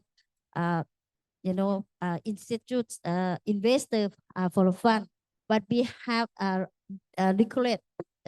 issue some regulations on the fund, like a private fund, mutual fund. And right now we are wrapping on the private equity fund and also venture capital in order to support the startup and also the SME, because we are have a plan to establish our SME board in the coming year. According to our market, more than 90% is still SME in our economic activity. So right now we are planning to do that. So I think the next under AMDP, we might ask to seeking for the secondment program to send our young professionals to learn from our members. And for the reasons issue that we have discussed a lot in terms of sustainable finance, right now we are on the process of drafting the guideline on issuance the green, social and sustainable bond, and also we on the process of preparing to issue the green bond. Hopefully, we can achieve during our chairmanship next year with the support from the ADB. So we are working with the ADB right now. And in addition for the finance, sustainable finance, we also working with the other lines ministry to consult the possibility to establish our national taxonomy to be the best for our economy and especially company. And of course, actually, we have a lot of learning from you guys. Okay, the last one, of course, we have to talk on this program, AMDP program for our young professional. So our young professional can learn from your experience and gain a lot of knowledge from our members that make them able to, develop and improve their work time to time. That I mentioned earlier is because we have our capacity building and receive support and assistance from our member. That's how us to develop our work regularly. Try to catch up. Hopefully, we can at that state in one time. There's some example that we can show and share with you all in this event that but we all going to continue working and develop together. So let me stop here. Thank you, the chair. Yeah, thank you to my Madam Pongchanda. Now let we go to our last leader, Excellency Momong Win. I want to ask you the same question, the benefit of Myanmar from the ACMS and also some development of capital market in Myanmar, please. Thank you. Thank you, Excellency. On behalf of Security Exchange Commission Myanmar, I would like to thank firstly OJK for hosting this important meeting and for inviting me to join this panel session and to attend the international conference and technical workshop. So there will be a lot of benefits and contributions to Myanmar capital market development programs. So let me brief our capital market development stage. So since 1996, we are trying to develop our capital market, but the milestone years 2013, 2014, and 2015. So in 2013, we have enacted the Securities and Exchange Law and related rules and regulations. In 2014, government formed the Security and Exchange Commission under the Ministry of Finance. In 2015, we established the Yangon Stock Exchange, which is the only one stock exchange in the country. So the security trading situation is not bad. So there are now altogether 8 listed companies in Yangon Stock Exchange. The institutions are from banking, industry, and logistic, transport, and the wholesale market, real estate, and etc. So even in the COVID-19 period, the trading on securities didn't stop. So we are regularly trading in the Yangon Stock Exchange. We have granted 6 security companies and other intermediaries for the stock industry, and we already allow the foreign investors as well. So one thing I would like to raise here is we are now trying to increase the listed company in Yangon Stock Exchange. So there were a lot of public companies outside in the country. So we need to we are doing a lot of awareness program to the public companies to collect the investment from the stock exchange.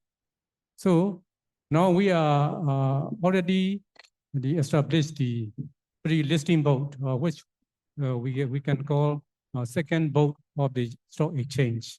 So particularly, we aim to SME to join the stock exchange for collecting the investment from the market. So that is our situation.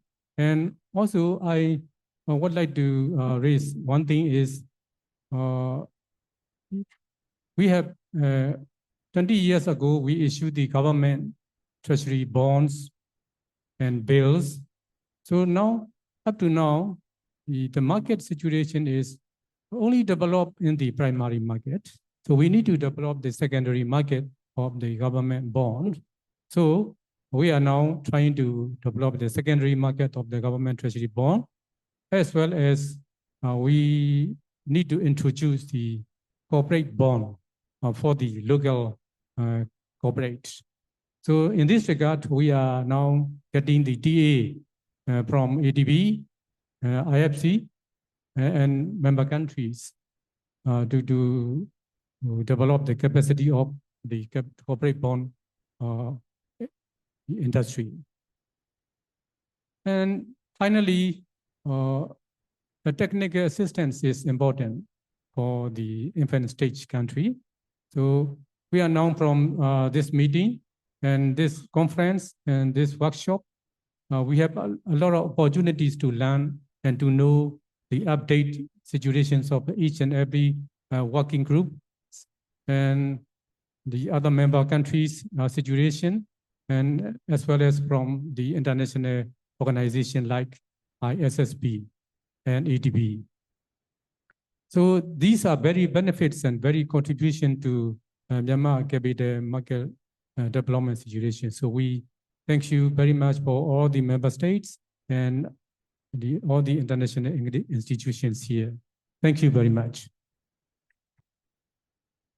Thank you so much, Excellency Momong Win.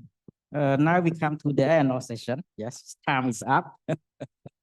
But before closing the session, I just want, to, say 3 words for the ACMF. We all member benefit a lot from ACMF. ACMF for us is just not only the meeting, it's the great platform. And under this platform, we learn together, we work together, and we grow together. So thank you very much to all the leaders from the ASEAN Capital Market Forum, and especially thank to OJK for organizing this wonderful meeting yesterday and also this conference today. And hope we get another wonderful conference next year in Laos. Thank you so much. Thank you. Thank you. Thank you so much to our facilitator in this leaders conversation, His Excellency Mr. Su Chien. Now we would like to invite you all to have a photo session as well as the presentations for the token of appreciation. To all leaders, please kindly rise. And the token of appreciation will be presented by Bapak Inarno Jayadi itself.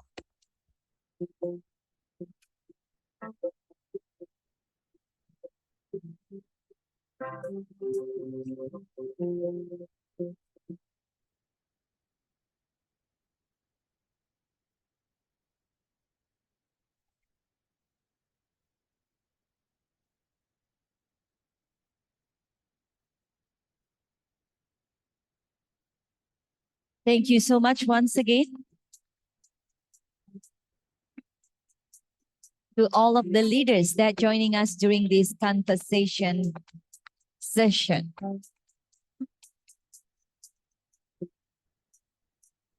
Thank you to Ms. Sangsuripong Pong Chinda, His Excellency Mr. Su Chit, Dr. Awang Adek, and then also His Excellency Mr. Maung Maung Win, Mr. Calvin Lester Lee, Ms. Abigail Ng, Ms. Fan Hoi An, Ms. Badzila Abubakar, who also join us online in this occasion.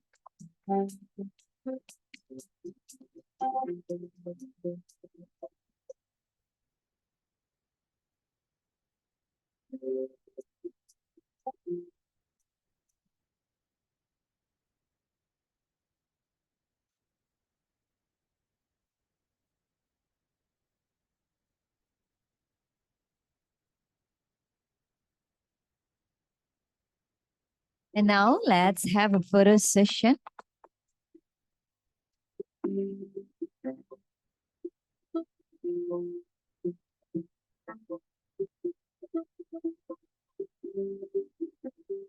Let's do the photo session along also with the leaders that join us online. Let's give another round of applause, ladies and gentlemen, to all of the leaders. Thank you so much. Thank you, please. Okay, one more time for another photo session. Please remain. We would like to do another photo session. Okay, done.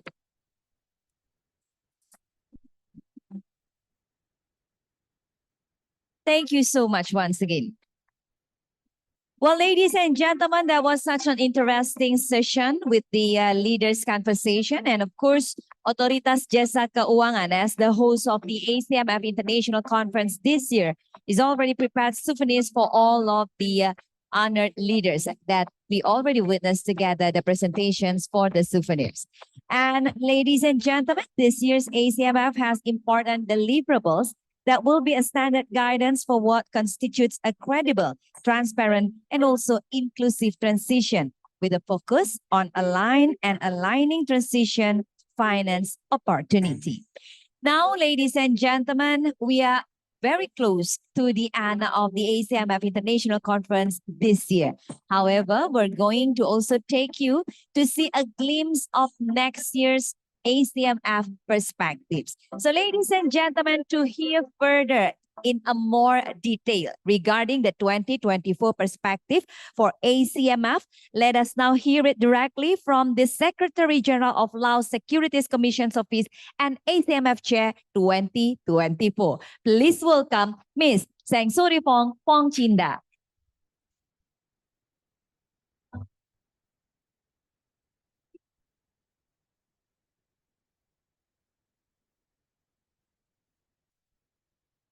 See, even the microphone is a high level, so we have to lower it. Good afternoon again, Excellency. Honorable Mr. Inano Daichadis, Chief Executive of the Capital Market, Financial Derivative and Carbon Exchange Supervision, OJK, the chairs of the ACMF 2023. Ms. Christine Engstrom, Senior Director at Finance ADB. ACMF chairs, member, distinguished speaker, and delegates, ladies and gentlemen.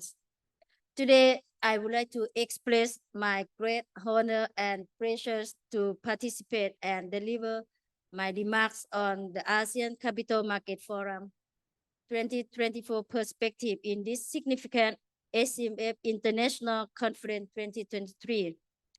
Taking this opportunity, I would like to extend my greatest appreciation to the OJK Indonesia for the excellent chairmanship and arrangements of today's conference. Also, I would like to express my sincere gratitude to ADB for support this important event. Ladies and gentlemen, toward achieving the ASEAN Capital Market Forum Visions 2025 of becoming an interconnected, inclusive, and resilient ASEAN capital market, and ultimately supported and realizing the ASEAN Economic Community Visions 2025.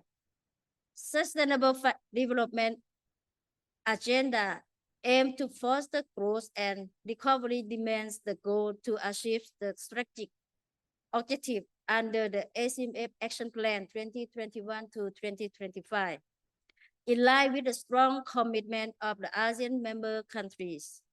ACMF have commenced its long journey in developing ASEAN sustainable capital market.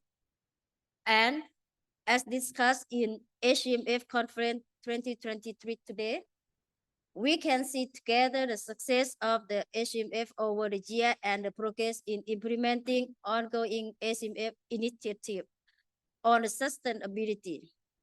Additionally, today we are witnessing the launch of new ASEAN Transition Finance Guideline, the revised ASEAN Corporate Governance Scorecard, Handbook for the Cross-Border Offering of the ASEAN Sustainable and Responsible Fund under the ASEAN CIF framework, and the protocol for the ACMF IFRS Foundations Dialogue on IFRS Sustainability Disclosure Standard.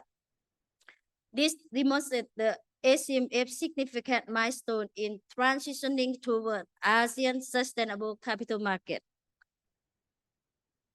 For the next year, as a high-level forum of the capital market declared from all 10 ASEAN jurisdictions, will move forward to achieve its strategic objective and key priority prescribed in the ACMF action plan, and as part of its sustainable finance effort.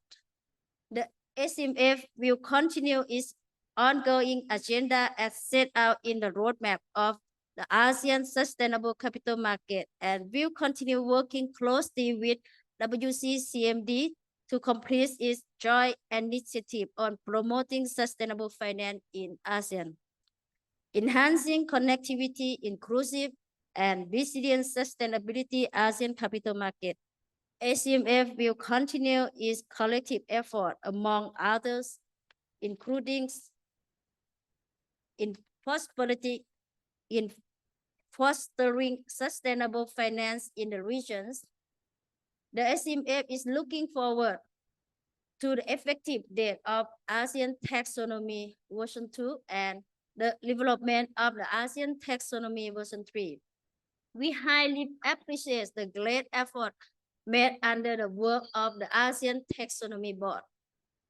In developing transitions finance guidelines for the ASEAN, the ACMF will continue to build on transitions finance guideline version 1, which is included as a living document and will be continuously updated. Also, stakeholder consultation will be conducted for the further refinements of the guideline. Under the ASEAN CIS framework, ACMF will continue the development of the guideline note on disclosure requirement of prospectus for cross-border offering of the ASEAN CIS and explore harmonizations of disclosure standard of the CIS. Following the launch of the revised ASEAN Corporate Governance Scorecard, ACMF will commence the assessment based on the revised versions in 2024, and the awarding ceremony will be held in 2025. Additionally, in promoting institutional investor disclosure, ACMF will continue capacity building to promote incorporations of sustainability and among institutional investors. On the corporate sustainability disclosure initiative, the ACMF will continue the ACMF ISSB dialogue and partnership activity on IFRS sustainable disclosure standard, including ACMF provisions of ongoing feedback to ISSB on its standard development, as well as raising awareness and building capacity for ACMF members and stakeholders to support the effective adoption and implementation of ISSB standard. ACMF and WCCMD will continue the ongoing discussions on a comprehensive study regarding the voluntary carbon market in ASEAN and the disclosure principle in carbon offsetting and others areas that will benefit on the ASEAN country. ACMF will continue to enhance the capacity building program for the ACMF member and stakeholders to promote technical competence, enhance knowledge transfer, as well as raising awareness and educations regarding digital assets, fintech innovations, as well as sustainable finance to increase the knowledge and provide information necessary for investment decisions making towards sustainable products among investors. In enhancing connectivity, ACMF will continue to enhance coordinations and collaborations with the public and related stakeholders, especially with financial institutions, to ensure successful implementations of ISSB standard and transition financing. Also, ACMF will continue to strengthen relationships with valuable partners to support sustainable finance development of effort. ACMF will continue the review of ACMF Action Plan 2021 to 2025 and study on the ACMF post 2025 to be in line with the AEC post 2025 visions. The action plan is a living document and will be adapted with the evolving issue of the ACMF member. In implementing the mentioned plan, ACMF will be in close coordination with the development partner, which is ADB, to ensure fruitful achievement. The ACMF also looking forward to the celebrations of the 20th anniversary of the ACMF in 2024, commemorating 2 decades of cooperations in developing in live, liquid, and intricate regional capital market in Asia. Ladies and gentlemen, the LSCO is very honored to assume the important role as the ACMF chairmanship in 2024, together with the Security Commission's Malaysia as the vice chair. We will build up the achievement made under the OJK chairmanship and success of ACMF over the past year. Also, the LSCO will support, with the support of AC Malaysia, the vice chair, stand ready to work closely with the ACMF member, ASEAN Secretariat, ADB, Sophia, ISHD, valuable partner, and stakeholder to push forward the implementation of the ACMF work plan. We strongly hope for the continuous support and assistance from the ASEAN community and all involved parties in order to achieve our endeavor towards the rising strategic objective and key priority in 2024 set out in the roadmap for the ASEAN Sustainable Capital Market and ACMF Action Plan 2021 to 2025. And we are looking forward to further discuss and learn from your experience to ensure the success of the ACMF shares in 2024. Taking this opportunity, I would like to extend my best wish to all honorable delegates for your good health, happiness, and success in your noble task. And I look forward to warmly welcoming you all to Laos and visit the Laos year in 2024. So, ladies and gentlemen, please enjoy our video welcoming you guys to Laos PDR.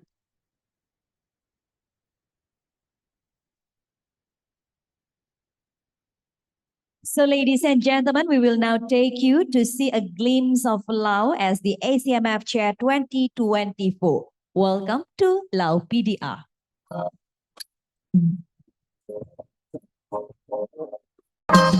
Lao People's Democratic Republic, a nation of unique charm and unprecedented potential.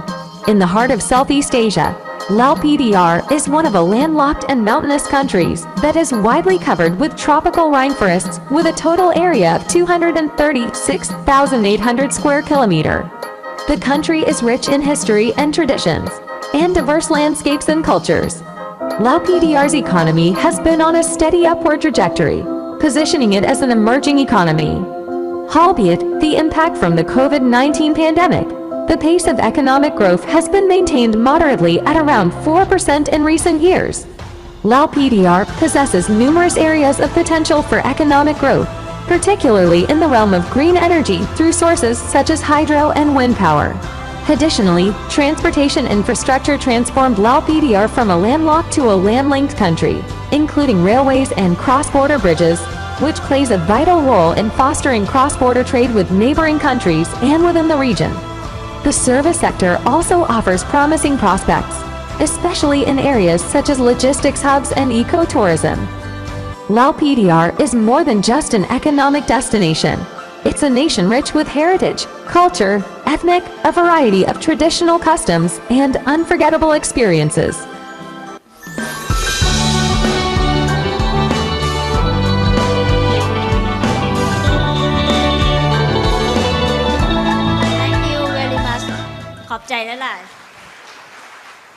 Thank you so much, Miss Sangsodipong Fong Chinda. Thank you once again, the Secretary General of Laos Securities Commission's Office and ACMF Chair 2024. Well, ladies and gentlemen, before we continue the ACMF in 2024, now we should conclude today's ACMF International Conference 2023 by hearing a closing remarks. Therefore, without further ado, please also join me in welcoming the Chief Executive of Financial Sector Technology Innovation, Digital Financial Assets and Crypto Asset Supervisor, concurrently a member of the Board of Commissioners of OJK, Bapak Hassan Fauzi. Time is yours.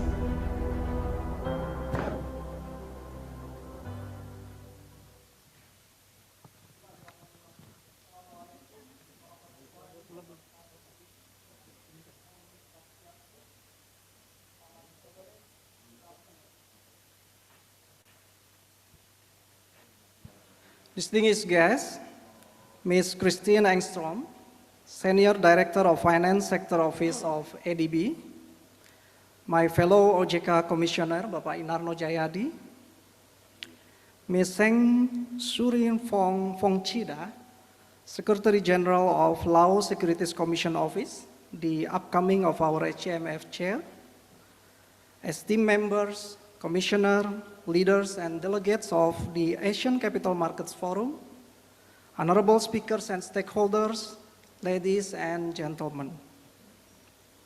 As we come to the close of the remarkable conference on transitioning towards sustainable capital markets, I would like to use this opportunity to express my sincere gratitude to all of you, the valuable contributions, insights, and commitments that made this forum fruitful and hopefully memorable. The collaborative efforts manifested in this forum, in my opinion, has marked significant step towards achieving sustainable capital market in the ASEAN region.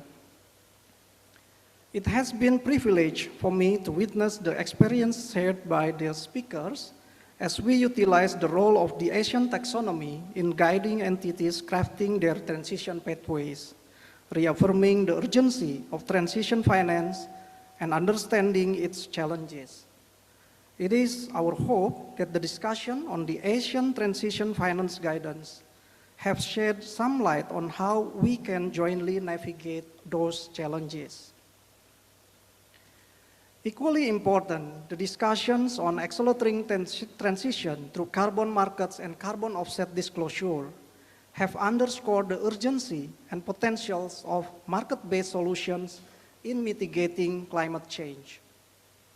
Additionally, discussion on sustainable disclosures has brought forward valuable insights on latest development in sustainability reporting, potential way forward in implementing IFRS sustainability disclosure standards, utilization of ISSB standards in facilitating sustainability reporting, including challenges in its implementation, as well as how to assist corporates in addressing these challenges. We also welcome tomorrow's discussion, led by ISSB representatives, on practical aspects on the ISSB standards and the subsequent technical training dedicated to regulators and corporate prepares from various jurisdictions, given its importance for successful implementation. On a related note, we commemorate the recent advancement achieved by the ACMF in the context of corporate governance, emphasizing its pivotal contribution in supporting corporate sustainability and resilience. We look forward to corporate governance assessment scheduled for next year that will encompass the use of newly revised scorecard by publicly listed companies from 6 Asian countries. Esteemed ladies and gentlemen, there is no doubt that the capital market plays a significant role in meeting climate goals, as enormous amount of investment and funding is needed to achieve the goals. Through mobilizing and allocating financing, capital market is expected to complement bank lending and public investments. To achieve this at the regional level, Efforts need be harmonized, and authorities in the region must work hand in hand to design and implement common regulatory framework beyond borders. The ACMF discussion is true testament to this effort. The earlier discussion among ACMF leaders and delegates reflected strong collaborative spirit and camaraderie among regulatory authorities throughout the region. We believe this collaboration will enhance effectiveness of collective efforts with a shared dedication to inclusivity and serving the interests of all parties involved towards reaching a common goal. I would like also to take this opportunity to extend my congratulations to ACMF members for the remarkable milestones reached today. Today's milestones, we believe, serve as another building block of our efforts in the next stage of our journey. However, while it marks an important step forward and serves as the foundation for the upcoming work, it is by no means the final product. I think we all agree that a lot remains to be done. Distinguished guests, ladies and gentlemen, as we conclude this conference in the captivating island of Bali, I strongly hope that you will bring home important insights and takeaways. Let us continue to build momentum and scale up our collaboration as we are moving forward together, with the overarching aim of catalyzing positive change in our endeavor to foster sustainable capital markets in our region.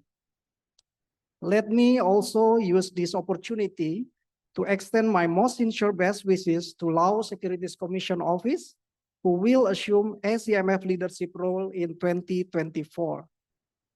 Given the robust collaborative spirit and an unwavering commitment to inclusivity among its members that we have seen over the years, I have every confidence that ACMF will continue to make substantial progress in its work and significantly contribute to the global agenda of transition. I wish you a great success in your chairmanship and look forward to further achievement under the Laos Securities Commission's office leadership. Lastly, I wish to extend my sincere gratitude to the Asian Development Bank, Sustainable Finance Institute Asia, SEVIA, and the Asian Secretariat for their benevolent support, as well as to our distinguished speakers, country delegates, development partners, and last but not least, the organizers who contribute to the success of our efforts in our strides towards a carbon neutral future. I wish you all the safe travels and hope to meet again at the next chapter of our journey towards sustainability.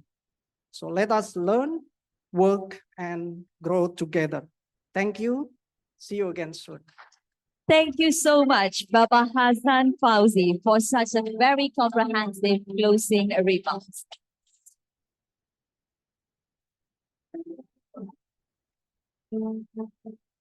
Well, now, ladies and gentlemen, by this we have concluded the ACMF International Conference 2023. Let's give a round of applause for all of us here, especially for those who remain in this room since morning, the beginning of our ACMF International Conference, up to the end of this conference at the same chair. So thank you so much once again. Well, ladies and gentlemen, we hope we can get all of the lesson learned and also the key takeaways from our conference today. And we look forward to see you again next year by the Laos Securities Commission Office as the ACMF Chair 2024. I'm Diana Riswari signing off. Once again, thank you. Please always remember Bali and also remember Indonesia. Wassalamualaikum warahmatullahi wabarakatuh. Om Santi Santi Santi Om.